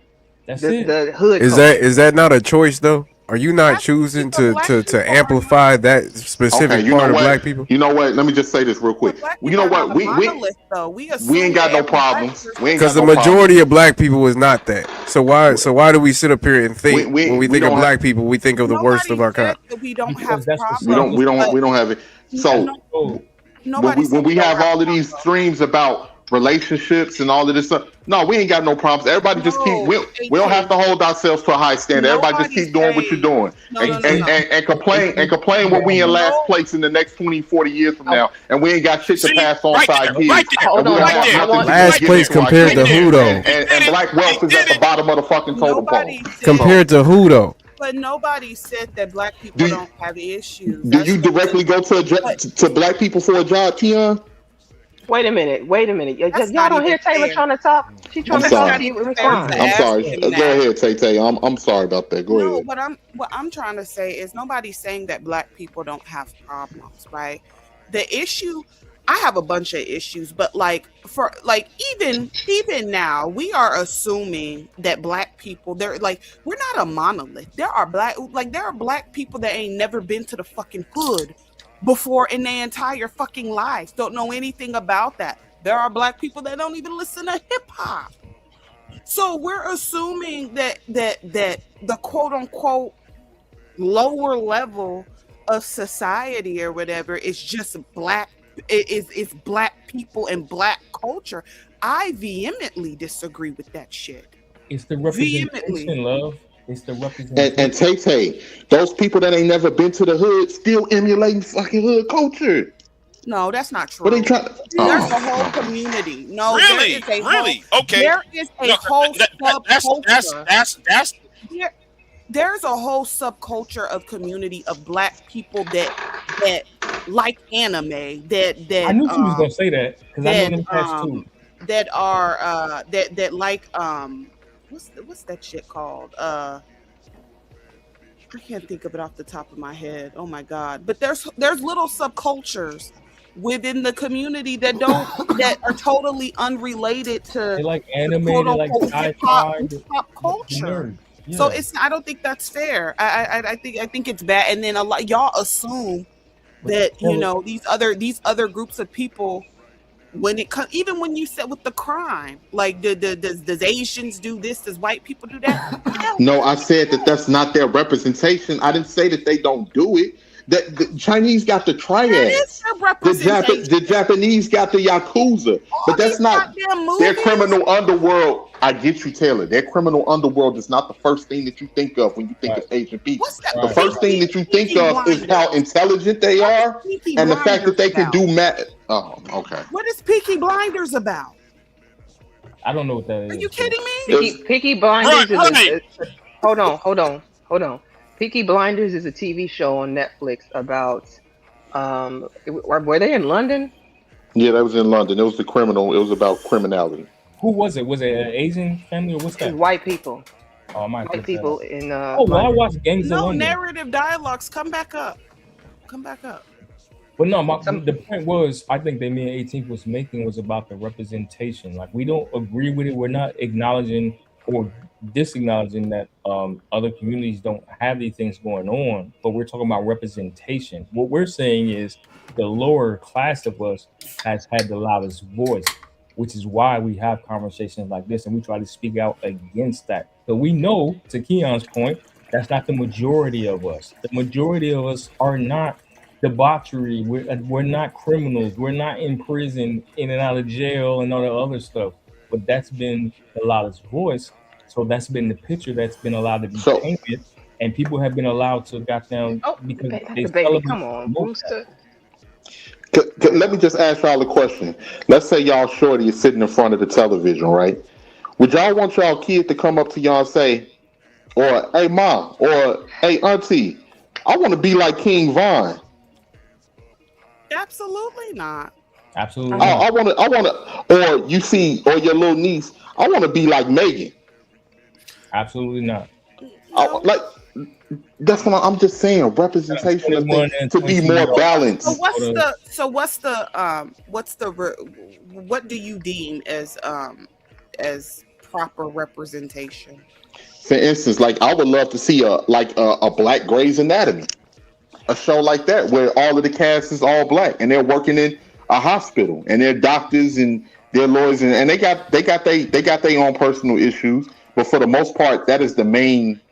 That's their main representation of an you image do. of trying to. Let me cut in on you. I hear what you're saying, but I feel like the problem comes in when we start talking standards and representation and getting to decide how we are viewed. Represented. Then the next thing is who makes that determination? We Because do. who is to say that you say we, but then there's a whole class of black people even above us, even above them. And so you got Mm. the wealthy, you got the Robert Smiths of the world or whatever. Do they Oh, get you to know about set the Robert standard? Smith? Yeah, yeah, yeah. Okay. Do they And get to that set the standard? Because then how do you know they're going to allow us to wear locks? Maybe they don't want locks as the representation because they feel That's like it's fair. too ghetto. So I guess my question to you is who gets to determine what the standard is? Because if we're going with the majority, then we're already all over the place as it is. So who Well, makes that determination? I feel like there's a bit of elitism that's coming in here. It is. Oh, okay, if there you that's the go. case, if that's the case, if we don't trust, if we don't want, because we've seen what happened when white people make the standard of what black representation But is. we trying to Right. be We, like we them. got a whole we got a whole track record of what happens when they make the standard. But we trying to So be like them. yeah, because a lot of black people have self hate issues. I'm just saying to hold ourselves up to a higher regard. That's it. That's all I'm saying. But if everything is One cool, second. Okay, okay. I'm or not saying or it's or Okay. cool. maybe or Okay. What maybe does or what maybe does what it we 18. should mean? do But or 18. maybe But what we 18. should do is But stop 18. thinking that Wait, black wait, people is a hold on. monolith Hold on. But and stop 18. The thinking that problem black is, people is this communitah situation, so we won't have these type of where we everybody have goes these off type an of image, problems. Keon. No, Everybody you goes go off off an of what the image. white man's standard is. The No, white when man is people the see reason why you, you think that you're a black community in the first place. No, that's what. Nah, Am I All wrong? right, what up? Am I All wrong? right, They Keon. categorize. All right, They're the Keon. reason why you're categorized as black. They're the reason why you're Say categorized what as is a African American. Chinatown? What is a Chinatown in the Uh, United Ch- States? What is Chinatown the is Little their own Havana? people. Black is what they created for you. So the fact that we're sitting up here making a Communitah off of what the white man has created for us in the first place is absolutely asinine in my own opinion. Hell no, we shouldn't work on their standards. We should work on our own standards, that every person is an individual and we're not a freaking monolith. At the end of the day, every black person is not the same. As soon as a black person come up and talking about they watch anime, now all of a sudden you niggas look at him differently. Now he ain't really the black community. What are we talking about? Trying to what's say, the standard? Keon. Thank you. What's the standard, Thank Keon? you. That's what I was trying to say. Yeah, The white Keon's people right. monolith. We're not like I said. There's black I people agree with that. that We're weren't not raised in I the listen to hood. rock music. I listen to They're from house. You know what I'm saying? Taylor, I think the point is there is no standard. That's what it is. Exactly. But That's what the I thing was is, saying earlier. but what community has a standard? If you're trying to say black people need one, what community do you look out there and can see has a standard? Because I look across all the other communities and I don't see a standard. I see biases that people have. Nobody does. I see.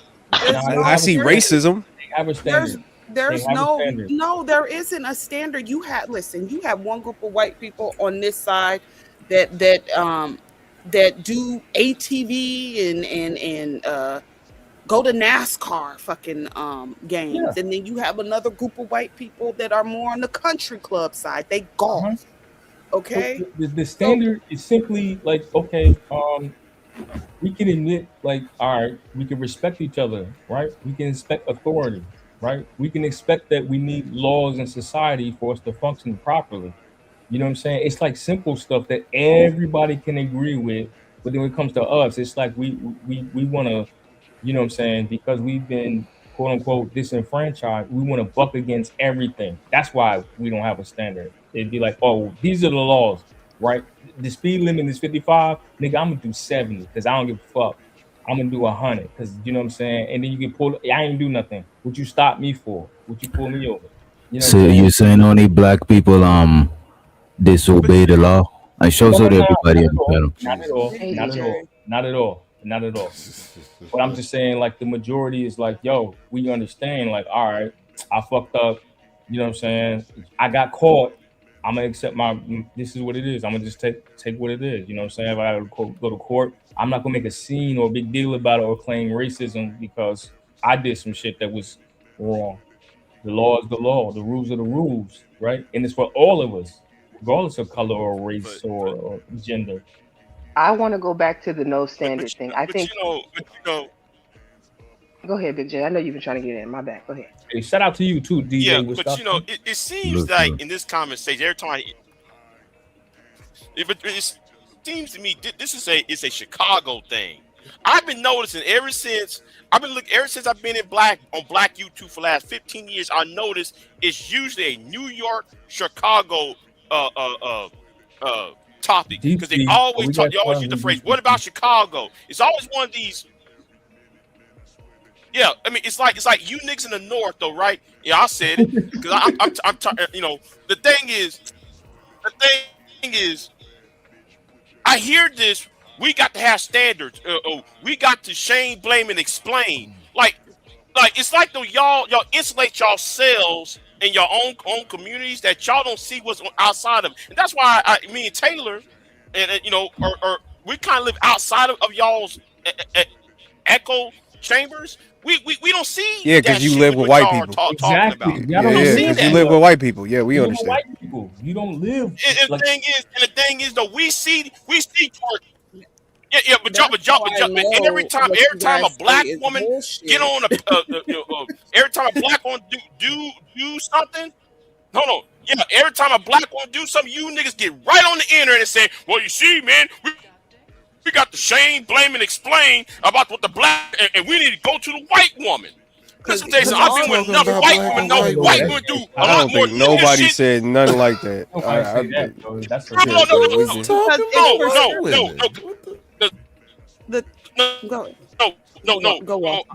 No.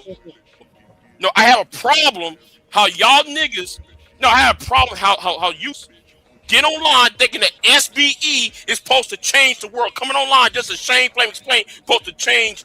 We gotta make women accountable. How you gonna make people accountable? Grown people accountable when you don't have no power. Nobody even talking about. We just having a conversation online. Nobody talking I about. think we're just speaking in general, Big J. No, Like it's the community. okay, Um, okay, 18. The company you keep. We eat Hold all on. the time.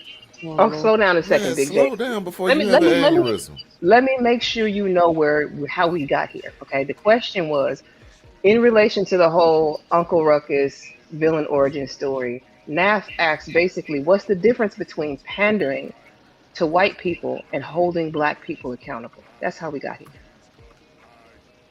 Well, I said, what's the line? But What's the line, the fine line between the two? fine line, yeah. Can you answer that, Big J? Well, okay, like the passport bros. Oh, okay, we can't find no. What are we not talking about? No passport, bros, Big J. What the hell are you talking about? Or like the I ain't tonsils gonna on hold your you. head. Some y'all I ain't gonna hold you. you This know, actually tie into some shit I'm gonna talk about. I'm just telling Shout you. out to Really? my nigga DJ. Yeah, shout out to DJ. No, If I could though, I will, because to me, right? Y'all don't want to hear Go it. ahead, Big I J. know, Go ahead. I know. Y'all don't want to hear it because it My- answer always the question, there bro. We is wasn't a thin talking line. about none of There that. is a thin line. Bro, that's the effects of this space, bro. I'm telling Holding you. somebody I was accountable. thinking about this shit all No, day, no, bro. no, hold on. He can't even 18. answer So the look, question. 15 minutes ago, Clip this, 18 DJ. left. Clip this. No, Yo. 18 minutes. This. Nigga been here too long. Yeah, go ahead and click That nigga this. said He the lives. 15 minutes ago, 15 minutes ago, 18 said we gotta hold somebody accountable. I You said, said this about 15 oh minutes my ago. God. bro. Oh my So God. 18. Oh my Brother, God. the I'm question done. was, what is the difference? What is the Yeah. thin line between pandering to white people and holding black people accountable? That's the question, Big J. That's the question and point right there. I want to hear the answer because I gave mine and mine was similar. I forget who said it, but it's basically like if you're going to offer correction, you offer correction from a place of love, not from Facts. degrading. Congratulations, And Candy. That would have been my answer too, Candy. It's like to me the difference isn't about you pandering or you being for real about the situation. It's about you attacking black people. Like Yeah. if you're using your truthfulness, quote unquote, for black people, that black people is this and that, and it seems like that you're more attacking black people than having a solution to actually fixing the problem, then to me that's you pandering to the white man. That's like the chaotic truths to all these goofy motherfuckers that do certain stuff like that. That's the difference between. and let me ask y'all a quick question. Why do these people pander to white folks? Because they want to Money. get Scooby snack Money, coins, and money. Yeah, money. Yeah, and why and to be the superior Negro. no, and to do that, a lot of it is money too. And it's because us as the community, I'm gonna keep it all the way real, and ain't nobody gonna like my answer. But we don't have shit to offer our own. We don't. Because if we did, we'll be able to recommend people for when they talk negative about us, and it'll be severe consequences. Kind of like the small hat community and different things like that. That's why. Okay, but other than the, because y'all always bring up the small hats, but y'all never say nothing else after that. Who, other than the small hats, who else has that type of pull? A lot of Asians, different unless they Middle get Eastern Muslims. the Middle Easterns as well. Yes. The man, stop. Y'all be giving these people too much power. Say that. No, shit. nobody. Nobody's giving nobody's power. Y'all do know they still the head people in certain parts of the world. We go right? get everything from every other group.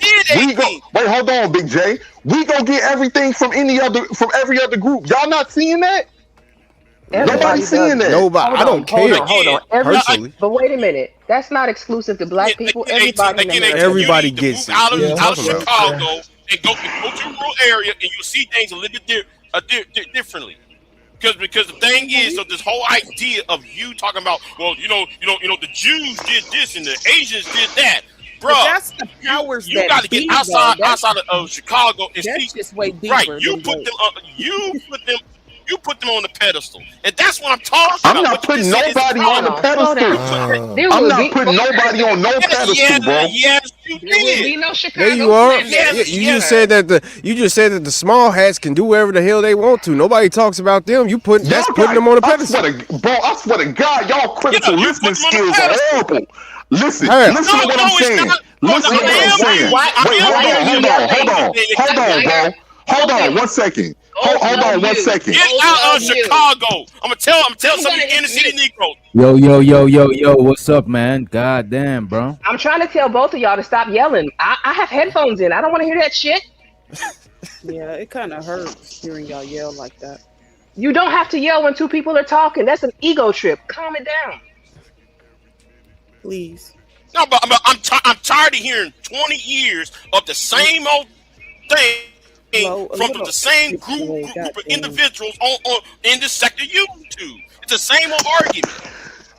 I'm gonna just say this. I'm gonna just say this, and I'm gonna just hold on 1 second, Big J. It does not fit reality. Let me just say this. I'm gonna just say this, and I'm gonna leave it alone. Only time will tell. Only time will tell. So when we look back 20 years from now, 30 years from now, and if people still complaining the same thing, and black people are still stagnant, and we don't control the resources within our community, and we can't reprimand black people for betraying our community, then the time's gonna tell if I was on the wrong side of history or if it was the other way. You're never gonna get that. You're never. What you mean by reprimand them? Like, what I'm saying is that if we don't control our resources, if they don't come to us for a job, they can say whatever. They can, like you see a Candace Owens. Candace Owens came right back to the black community after shitting on it, and y'all accepted right her back. I think he's talking about incentivizing. I think he's talking about incentivizing politicians and incentivizing people to fight on our behalf and shit like that. Thank you, DJ. That's all I'm saying. Yeah. Y'all expect people to just have blind loyalty and they don't get anything from it. Big J, this is the thing, bro. 18. I'm not gonna allow you get away with that. Big J, you got calm down, Big J. It don't have to be a fight. y'all gotta know Big J got a bad delay too. He always do. He in the farm right now with the horse. He think everybody is enemy. He been fighting in these spaces for so long, yo. It's new people here. They introducing new ideas, new conversations. You know, that's a fact, man. Because I'm tired of these like clearly biased arguments that we having. This is goofy. I don't a retread, and then some of you niggas. And I'm gonna address this shit too. We're having conversations about age of consent and all that other foolishness. Like, bro, man, please don't bring that up. Please don't bring that up. Hold on. Specifically, I don't give a fuck. I don't give a fuck. Nope. Still don't give a fuck. I don't give a fuck. Still don't. I personally, for a reason, did not bring that to my channel. I don't want to go there. Big J about to I've had 5 days of listening to niggas talk about that shit. I'm over it. I'm over it too. I don't want to hear that shit. Respectfully. I just wanted to give you guys an example on what I'm saying. Like, okay, but instance, I didn't know that, Candy. Hold on, but Candy, I didn't know that, Candy. But the point I'm trying to make is this, because the thing is, Negro, you've been here for 20 years. Y'all been shame, blaming, explaining for 20 years over here, and y'all have not lobbied anything. White boys did it. Y'all have Donald Trump's president. Y'all didn't produce anything. I'm talking. I haven't been here. I haven't been here for 20 years, Big J. I haven't been here for 20 years. TDS. 20 years ago, I was 18 in the city. Big J. Here's the problem. Big J, you ain't talking about what we talking about. I don't disagree with you, Big J, but you can't go to every channel and panel and tell them they shame, blaming, and explaining. Yeah, like, this ain't PGS channel. This ain't. But they are. It is a foundation. It's the foundation. Okay, why is Jerome acting up? So it always, the narrative always. Well, instead of worry about what Jerome did, we gonna talk about Jerome came from where? A single parent household. Who's a single parent? Big mama. J, what were we talking? What's the topic of the show? That was never a part of the stream. We never even got. What's the topic of the show? And to be fair, DJ Tay, y'all can't say I be gender banging now. I mean, look, Jaden bought that up. But I ain't had nothing to do with that. I'm not gender banging. I'm begging on y'all who SBE. That's what I'm begging on. I'm not SBE, bro. What you talking about? This Thank you, nigga Big talking J. The about, whole bro? night was I SBE. don't even know what the hell that is, Explain, bro. blame, and explain. But yo, to Well, be yeah, well, I do know so what it. Yeah, check you're this out right. Never though. mind. I've been here longer than everybody besides Big J. You know what I'm saying? But I think this is the closest that we've come to having conversations to where we can actually reach solutions because we're just having the conversation and asking the right questions. We're not just listening to respond and like fight each other. We're like, well, wait a minute, hold on. What's the line? You know what Exactly, I'm saying? Big J. We're trying to stop the shame, blame, and explain. Yeah, That's we what we're can move trying to past do. that. Cause again, I hate the shit, honestly. But go ahead. We all tired of it. You know what I'm saying? If it's a way to move forward, okay, can we move forward? You know what I'm saying? Like, And I Go ahead. just I'm wanted sorry. to I'm sorry. I know it's a narrative thread. I know okay, you're passionate about it. You've been in it a long time, but It's like, okay, Big J. I just wanted to set an example right to what I was saying. If me, DJ Omni, shout out to Nidish. If me, DJ Omni and Nidish and Nav, if we had Nightish. if we had Hey, a Kayla. business Hey, Candy. where let's say we controlled the community. If the community depend on our resources, you can keep people from literally because you're their lifeline. Now these other people don't care about you. So if you go against our community, you're gonna get fed to the wolves. Right now, it ain't no way to because we'll sit back and say, okay, y'all sitting out there, y'all betrayed our community. And don't get me wrong, I can't stand coons. But you know what the coon gonna say? Well, what the fuck y'all got to offer? Y'all ain't giving us nothing. If anything, all I dealt with was bullshit in the black community. So at least I got $1 out of it. And that's the thing. That's what I'm saying when it comes to our community. So you are in control of your own. Go ahead, DJ. My bad. I would just want to say I think 18 is right because he talking about on a macro level, right? But even on a micro level, that's how people genuinely move, bro. People move based on incentives. There's a lot of people say they not but to work with somebody, but they work with that person because they get it incentivized. You know what I'm saying? There's people that complain about their job, talk about their boss at the crib, but they go back to that shit because they're being incentivized. Because at the end of the day, they thinking about the end all be all. They got kids to feed and they got bills to pay every month. So we might want to overlook that shit, but everyday people is not overlooking that shit. This is what drive people every day. The end all be all. You know what I mean? Man. And No, I before feel it. anybody else goes, I just want to jump in real quick. I did get some cash apps sent to me. I want to say thank you to the people who sent in the cash apps. I'm going to play the money song. I wasn't checking for it, so I apologize. Outside of the bounty that was dropped to get Rooster out of here. So thank y'all, and give me 1 second to play the song.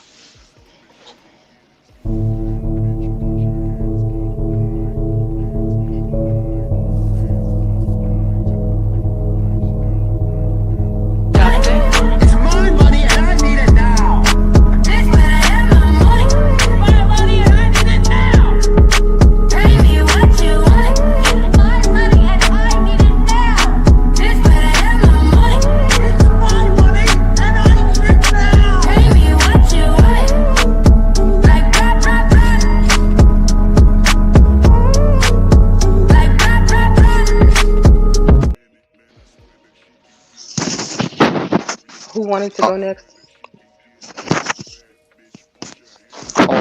Can I say something real quick, Candy?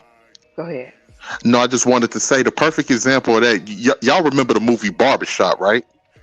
Remember when Ice Cube borrowed money from that dude Lester, and it's kind of messed up. But remember when he said, "I can't take this money to for my shop," and he was like, "Oh, my money ain't good enough for you, huh?" He's like, "Well, I tell you what, you take your black ass into one of them white people's banks and see if you get any money for that shop, and then you're gonna realize and come back and realize that I'm the only friend you got." Mm-hmm. That's what I'm talking about. If it's not no incentive, well, that nigga was trying to, even when he tried to give him back the money to keep his shop. Yeah, I know it ain't the best example, Tay. I know, but that's what I was trying to think of to for people to understand that we have to have incentives on.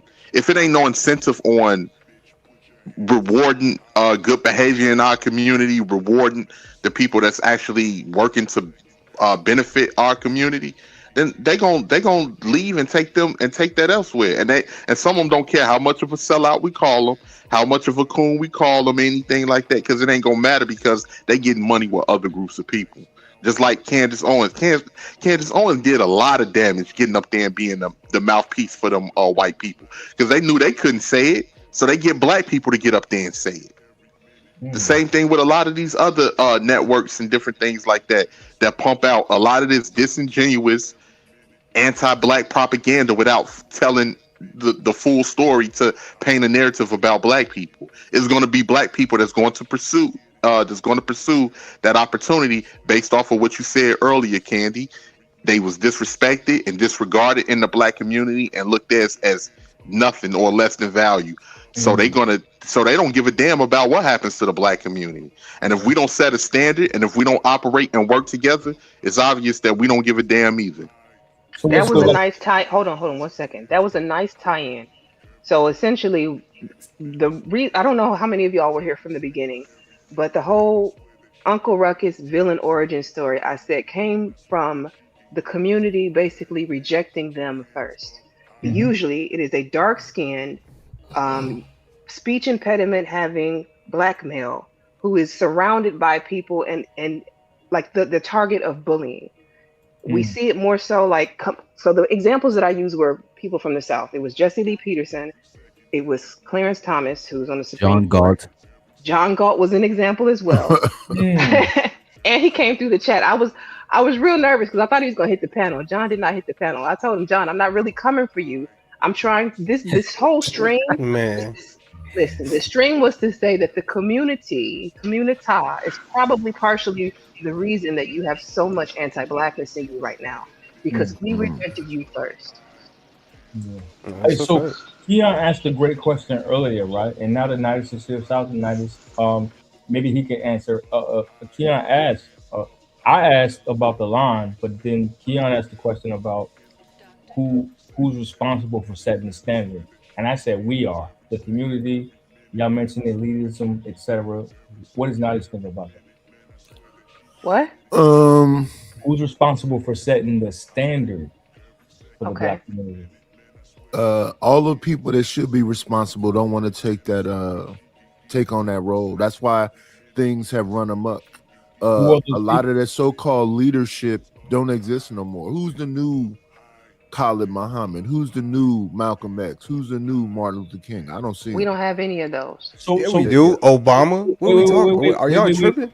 Oh man, you said Obama is a Malcolm X. He's an example of an exemplified black man in our community. Yes. Yeah, the nigga that said black men need a rainbow mentor. Yeah, I'm not about to do this, man. Y'all about to piss me off. Go ahead, Nigel. The man that made the White House a rainbow color. See, you gonna piss me off too. Go ahead, Candy. You need more gay friends. That's what I'm saying. We can't even agree on a simple panel full of people who would even qualify as our leaders. So how are we going to set standards for? Yeah, because black people, they ain't got nothing, they ain't did nothing, they ain't never did nothing for our community. Want to sit up here and make this high ass standard for what a black man is supposed to do when he went through the process of doing what he was supposed to do to become the first black president of our community. And you people want to always down him. Look, go ahead, man. That was beautiful. You just said you don't even believe in the black community. Wait, Keon, that was beautiful imagery, so people could say we could be the president. And this is why I don't, because y'all do stuff like this when there was an actual black man who did something that ain't no black man ever did. Now just because he helped another community, we just mad at him all of a sudden. What the fuck are we talking about? Well, we not saying go ahead. Let me bring it back for a second. Outside of Obama being president, okay, because his focus wasn't on the black community. His focus was America. Man, you too. Listen, I'm not taking it away from Obama. I'm not saying he's not a leader. I'm saying we need a better representative who is focused on black people and black. Wait. How you gonna cut me off in the middle of the sentence? What you doing? My bad. Oh, I'm sorry. There was a delay. Sorry, there was a delay. Taking it outside of Obama, because Obama is a special case. Yes, he is a black leader, but he was a leader of the country. I'm asking you for a black leader whose focus is black people. Point me one of those today. That's what I want in a black leader, though. I don't want a black leader who only focuses on black people. So hold So up, Partially. how? so hold up. Can I introduce this Candy real quick? So because now that just got here, I mentioned earlier I had a conversation with a GS. I think she was a GS 14, right? This working in DC. She was the director of a government agency, whatever, and she said we got next. And the point that she was making was not just for that particular agency, but like in regards to, and like I'm an older millennial, right? Later Gen Xers, etc. Like we got next. And we talked about this. Not enough of us are stepping up in politics, etc., to take these positions. So to go back to your point, 90s, you know what I'm saying?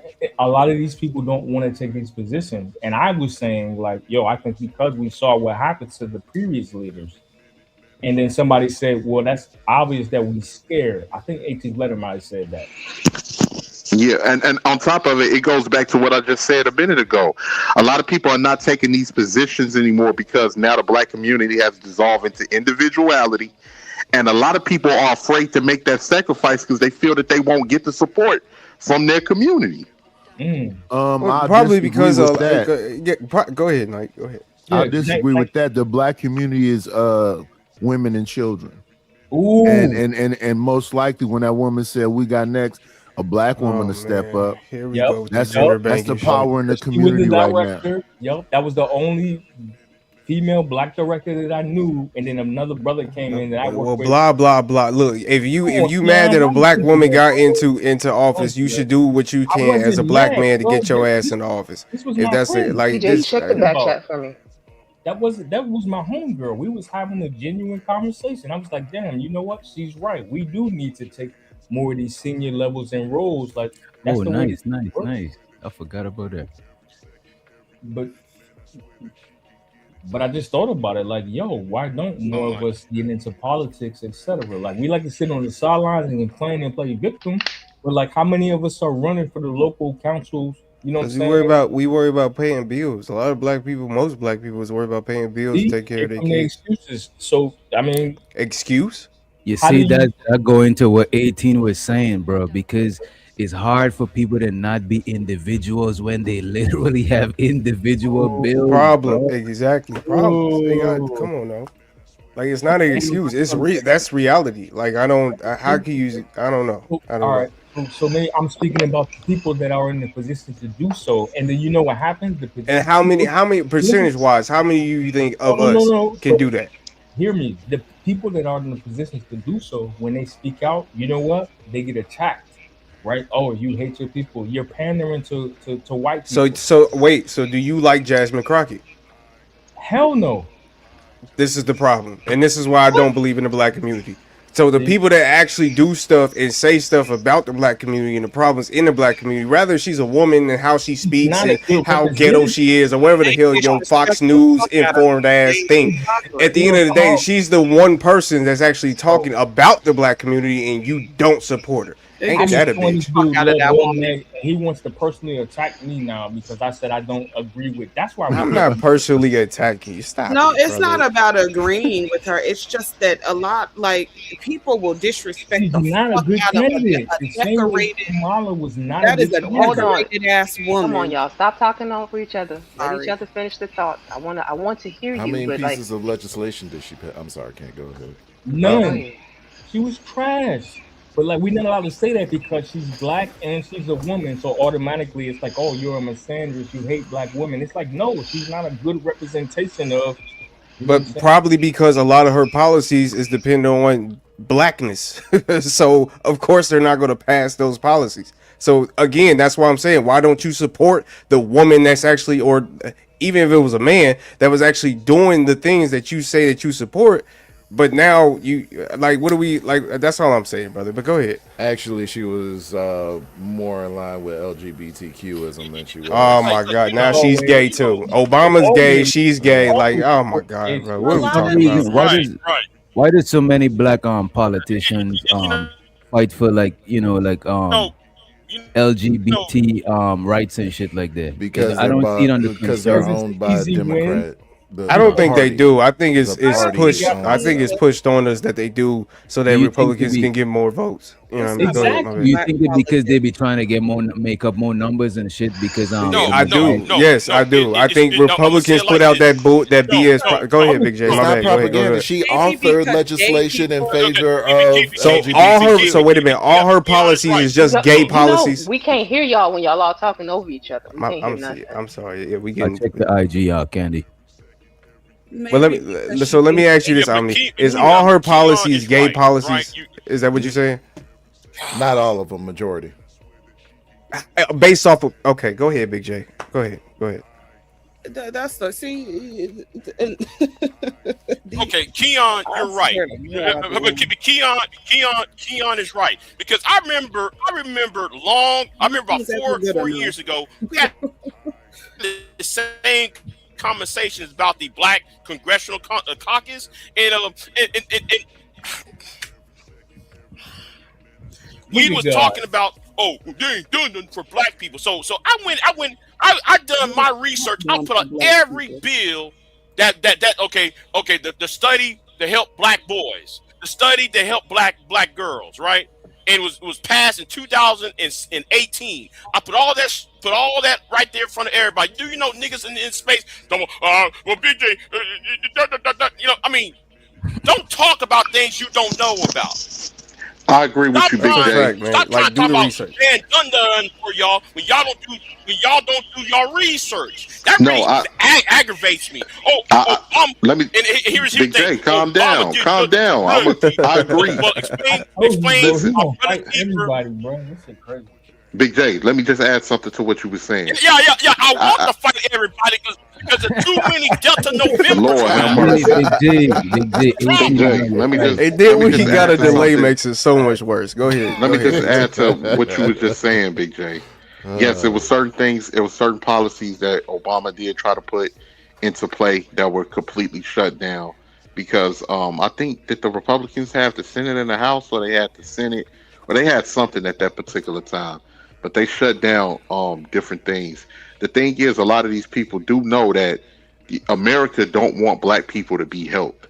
So certain things that people are, we're going to have to be strategic and do things uh underground, and then a lot of it is psychological too, man. But brother, 18th, I'm trying to tell you, America don't want no specific race, ethnicity, gender to be, well, maybe gender, but race and ethnicity, they don't want no, they don't have that. And even the Asian bill is not called the Asian bill. I gotta look it up, but it's not called the Asian bill.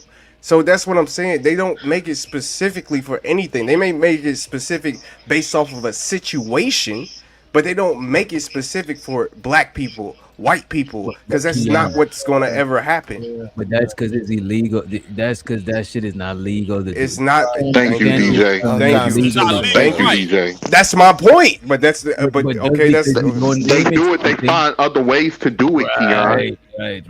They find yeah. that's That's because what I'm they saying. They used to base it off blame of you. a situation. Like in Uh, the I forgot what is the real name of it. But in the Let Asian me I bill, don't let think me they y'all base it off of disagreeing. a situation. Go ahead. I don't think My y'all bad. disagreeing. okay. Keon actually saying that Yeah, exactly. even if it's Okay, even if it's based on race, you can't make it. It got to based on a specific situation pertaining to the race, but you can't let it be a racial situation because that shit is not legal, bro. Exactly. You're never going to see black people are this or white people are. You're never going to. That's what I'm saying. That's all I'm saying. But go ahead. Go ahead, y'all.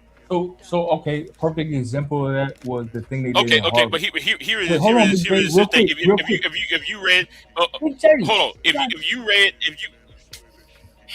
real quick, man, real quick. So the Harvard situation, right? It was like they had like they used the Asian cats used the affirmative action thing against them. Y'all familiar with that story, right? To where it was like, damn, the Asian cats is like taking advantage of affirmative action, which was supposed to be for black people to get yeah, into Harvard. they shot themselves in the foot. Now They shot themselves in the foot with they that, shot right? themselves They in the foot. removed Yeah. it, and then it was like, okay, now they saw a decrease, right, of Asian cats getting acceptance, and then they tried to sue and all that other stuff. So, like, I mean, It is what it is. But Let the me let other me add to that real quick, Nav. Hold on, What hold on, hold on, because y'all been drowning out Big J. I want him to go ahead and get a chance to say something, and then you can go after him. 18. Big J. Okay, the so-called Asian bill, it was, if you actually read it, and none of y'all haven't, it wasn't talking about Asians. Now it talked about Asians in one little sentence, talking about, well, and it was talking about the quote unquote pandemic. That's all it talked about. Even the title of the bill talking about the pandemic, because Facts. Asians was getting harassed and beaten up because of the, thanks to Tariq Nasheed, by the way, who's y'all's leader now, was targeting Asians for bringing the disease over. Then on top of No, that, and if you Trump actually too. No, read Go Asians ahead, was Big getting J. And targeted Trump by too. white folks. They was getting targeted mostly by white folks, Big J. Wait a minute, y'all gotta wait a Yeah. minute, y'all gotta no, remember he got a delay. He got a delay too, y'all. I'm on a Yeah. different bill though, If you DJ. cut him off, you gotta cut him brief because he got a delay. You know what I mean? That's the hate bill. He talking about the Asian hate crime bill or whatever. Like they was attacking Yeah, Asians. but go ahead, Big the J. Go thing ahead. Go is, ahead. no. If you look, if you actually read, if you Delta Novembers actually read the Asian crime bill, it was referencing what they did to black people. If you actually Civil Rights Act of Facts. 4, the Civil Rights Act, the Voting Rights Act of 65, the Facts. Housing Act of 68, the Housing Act of 19, the Civil Rights Act of 1991. It That's references what I'm all those saying. other bills. It doesn't say Asians need to do this and Asians need to do that. It's a Read different what's been written conversation. down, and about the whole Obama didn't do nothing for black people. If y'all actually read the Bro, some of us do 2009 read. bill Some by of us James do Byrd, read it this says shit, the bro. people who are descendants of the descendants of the 13th, 14th, and 15th amendments. Who that think that? See, y'all just want to when you see the title says black people in the title, rather than actually looking at reading the content of what's actually saying. You can't Spit. Bro, use a argue and bill fight, bro. to address Like this one is a group over the different other. But conversation. now, Big J, real quick, because that's why I was No, just about to because bring no, up the Civil Rights Bill. because this Doesn't say space, the Black Civil Rights Bill. It says the Civil Rights Bill. right? The name is not specific to nobody, and yet we think that it's a black bill. It's not. It's a civil It rights wasn't bill if nobody you read it. here. It wasn't nobody else here but us. Like mostly. Ah, brother, It stop, wasn't. It bro. wasn't that No, many. no, It wasn't That's that no, many true. no, groups of people here besides Asians the was here, Hispanics in bro. They Texas built the no. and in railroad. Hold on. California. We was the No, hold on. The origins of the '64 bill came from Senator Chavez from New Mexico. Man, So spit the that civil rights shit. bill that was passed in '64 was written in 1948 by Senator Chavez of New Mexico. See again, y'all got to stop. I wish y'all stop listening to other content creators and do your due diligence and actually do some research or something. I'm Read, sorry, I'm nigga. out of here. That conversation You though. at? Oh shit. Yeah, We're not leave. saying you're wrong, but like this ain't that conversation. You know what I'm saying? Like, damn, you gonna leave me by myself, Big J? Ain't that a bitch? But yeah, that's basically all I was saying. Is that again, bills is usually based off of situations. It's not based off of race. So So if you're going to look for a bill or you're going to look for legislation that depends on black people or this gay people or this, it's really not like that. That's propaganda. I'm trying to tell you, it's really just propaganda. If you look into the actual bills or you look into the actual laws, and you read them, you'll see that it's not specifically for anybody. Now, if it's based off of a situation, then yeah, they'll push it and they'll say, okay, this is a gay bill, this bill, this is a woman bill, whatever the case may be. Because yes, technically it is because it's based off of the situation, but it's for everybody. It's depending on you know what I mean. But go ahead. you're going to know who the bill is based off by the language that they use in the bill. They don't have to say the specific race of people. So fair enough. You're going to know that based off it and the events that had taken place that caused the bill to be created. Don't you just look? Okay, At, let's get to it, man. Don't you think that just the whole race thing is just a disaster at this point. You got niggas thinking that they're Indian. You know what I mean? I just like. Don't you think that we need something new, something that just is? I just think that this whole race thing is just garbage. It's absolutely I'm gonna just say garbage. this, and this is gonna ruffle some feathers with people, because we are just having conversations on the internet, man, and we giving our opinion. But I think when it comes to real things, and people might not like me for saying this, but I think it just need to be people that can critically think, that understand the history to have those conversations, and people that can actually pull strings, and they have to have an affinity for their own people as well. And those are the types of people, because I think people undercoverly really don't care. I think some people are hiding that they care, but they Why really should don't they care. care? Why should they care? Because if you look at right now what's going on, we're going to be at the mercy of other people. We don't have the numbers. A lot of these other groups are Did you outgrowing choose? us. Did you choose All to right, be let me black? finish. Let me finish. A Okay. lot of these other groups I know, and that's the team that I play for. It's like if you get drafted to the Golden State, not the Golden State. It's like if you get drafted to the Sacramento Kings. That's the uniform you wear. Your skin is your uniform.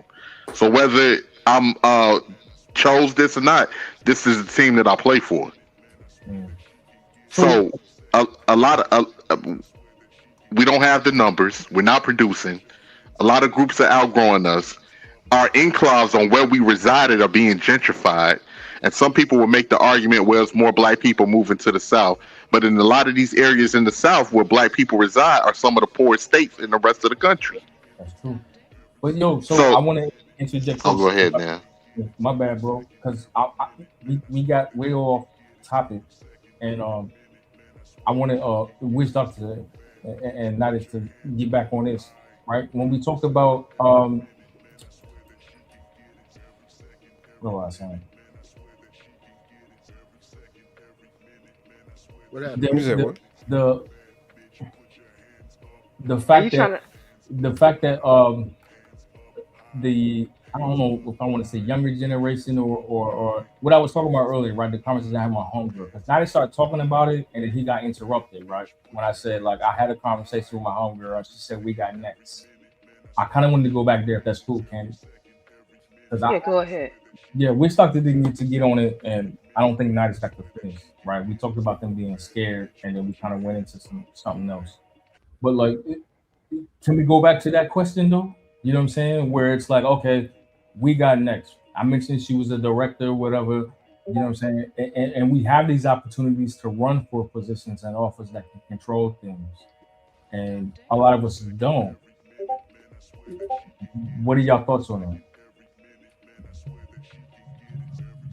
I think men have checked out completely, and what they say, black girl magic. The women is a community, women and children. I think I said what I said earlier. Yeah, but who raised these people? So yeah. Oh, hold on, but DJ, what you got on that though? Like, My bad. I didn't hear the question.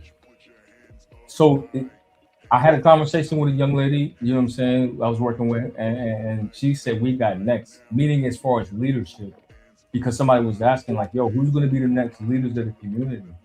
If that's us, like having these conversations here, we're not actively participating in our communities, whether it's Chicago, New York, LA, whatever. Like, what are your thoughts? I don't think us on the panels are the next leaders of the community per se. I'm not saying that specifically. I'm speaking in general, just like meaning our age bracket, right? Oh yeah, age group. I think there's actually people that's outside doing community work, bro. Okay. Like a lot of these people that come to the panels, it's just a lot of posturing and a lot of something like you smart type shit. You know what I'm saying? Yeah. Most of these people, after these conversations, they're not going outside and doing anything. That's why I look at this shit as That's why I always say I provide entertainment. However, it's not ain't nothing wrong with having intellectual conversation. It's just that I don't look at it as the end all be all. You know what I'm saying? I think Poppy Blanco said it best. It's a lot of Wi-Fi activism. Mm. And then the other question I had was like, okay, when people do try to speak out, right, and this went back to my original question as far as like what's the line between pandering for white people and holding people accountable. When you try to say, hey, look, we don't support this type of behavior. We don't support this. Isn't not oh Tete's still here. I was like, this is not a representation of us. I mean, what are y'all thoughts on that? Look at this nigga, man. So he a whole cop now. Look at this nigga got his cane. He's And a shit. fool. Is that King Rooster? That he is a damn fool. Oh my god, I didn't know he was a cop. No wonder he ain't got no sense. Oh, this nigga a cop for real. Yo, this nigga be with the hoes. Yo, the cops be got them. Lord have mercy. Hey, look, y'all going too. Y'all going too. They pull out that Oh cane. my goodness. They going, yo. Lord. Here come the hot stepper. Tell him to do a shimmy while he's at it. Rooster, can you hear us? Yeah, you got to move your shoulders with the cane throwing. They want you to shimmy. They want to see that shimmy. This man never ceased to amaze me. Oh man. Not The only between the thing- legs. Well, no. Come The only on. thing Rooster missing is the top hat. That's it. Oh my god, bruh. That was a bit much. Keep it clean, Rooster. Nah, But you can't do like I said, I'm just Is it? Yeah, man. cracky. Shout out to Taylor Field. Hey, listen, that's as zesty as that avatar where he laying in the bed. Come on, Bruce. All right, So is y'all. it- We're getting ready to shut this stream down soon. I want y'all to make sure y'all know I'm going to be done probably in the next five minutes because DJ's getting ready to go live and I want to go ahead and get off. Oh, where did they going live? So is it possible Well, to let move me say forward? thank you for having me can up, do that Candy to keep my Cane. motor skills I up. appreciate. Like when you grab and catch stuff, that's all it is. It's grabbing and catching. I ain't that young, but I'm 40. But I just do that, like grabbing and reaching. So whenever one of you young Don't try say to play grabbing Man, and you about to reach. take on the whole 5 minutes, man. We not, bro. Come Thank on, you bro. very God much for damn, we coming up, not Mike. trying to. Appreciate you No, hitting the camera. like Keon, if we at the gas station and you trying to grab your little I'm not at your gas station. look, listen what I'm saying. If you're at the gas station, Wait a minute, Keon and Rooster. you know What what y'all I'm saying? got going on? Ain't got If I shit can going. What grab you some, mean? look, if I can grab something this, look, if I can Got a grab damn something this thing going. small, your neck ain't an option, bro. Rooster, Yeah, Rooster, really? What?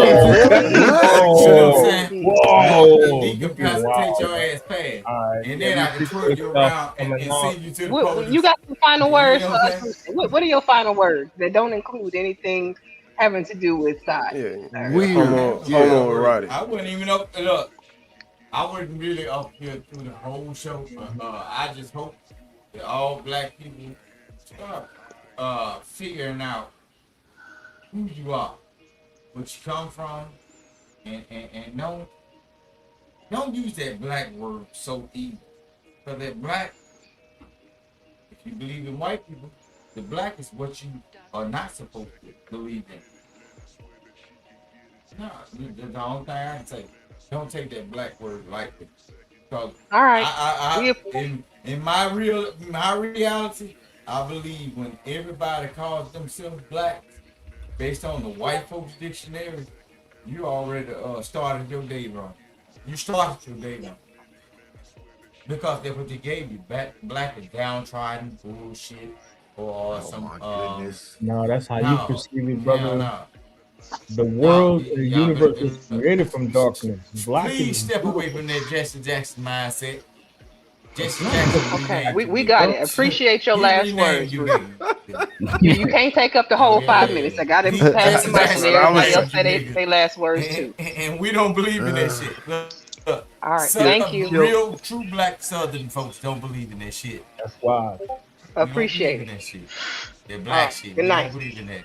We believe in Good copper night. tone and brown people. Look. Good night. All right, Yeah. next. Who wants to go ahead and say their last words? I appreciate you, Rooster. I go. Again, thanks for having me Okay. up. And everybody be great. Thank you. Thank you, Nidish. Come back. You Yeah, gone, Nightish? yeah, I'm out of here. You gonna come to? Oh, well, he already gone. All right, I'll just say this. Like I stand by what I say. It's just my opinion. Only time would tell. People saying we want to move as individuals, and if we don't want to really tell the truth about what's going on when it comes to our community, as an individual, I'm gonna be straight. I'm sharp enough to adapt to any environment and learn enough to excel in it. So I'm gonna be straight as an individual. But I'm not gonna have no network to work with because we ain't gonna have the people to work with. Um, right now they just gutted the 1965 Voting Rights Act, where they're trying to redistrict different um a lot of these different black areas in the South, where the right is going to control whatever, and it's going to override the black population.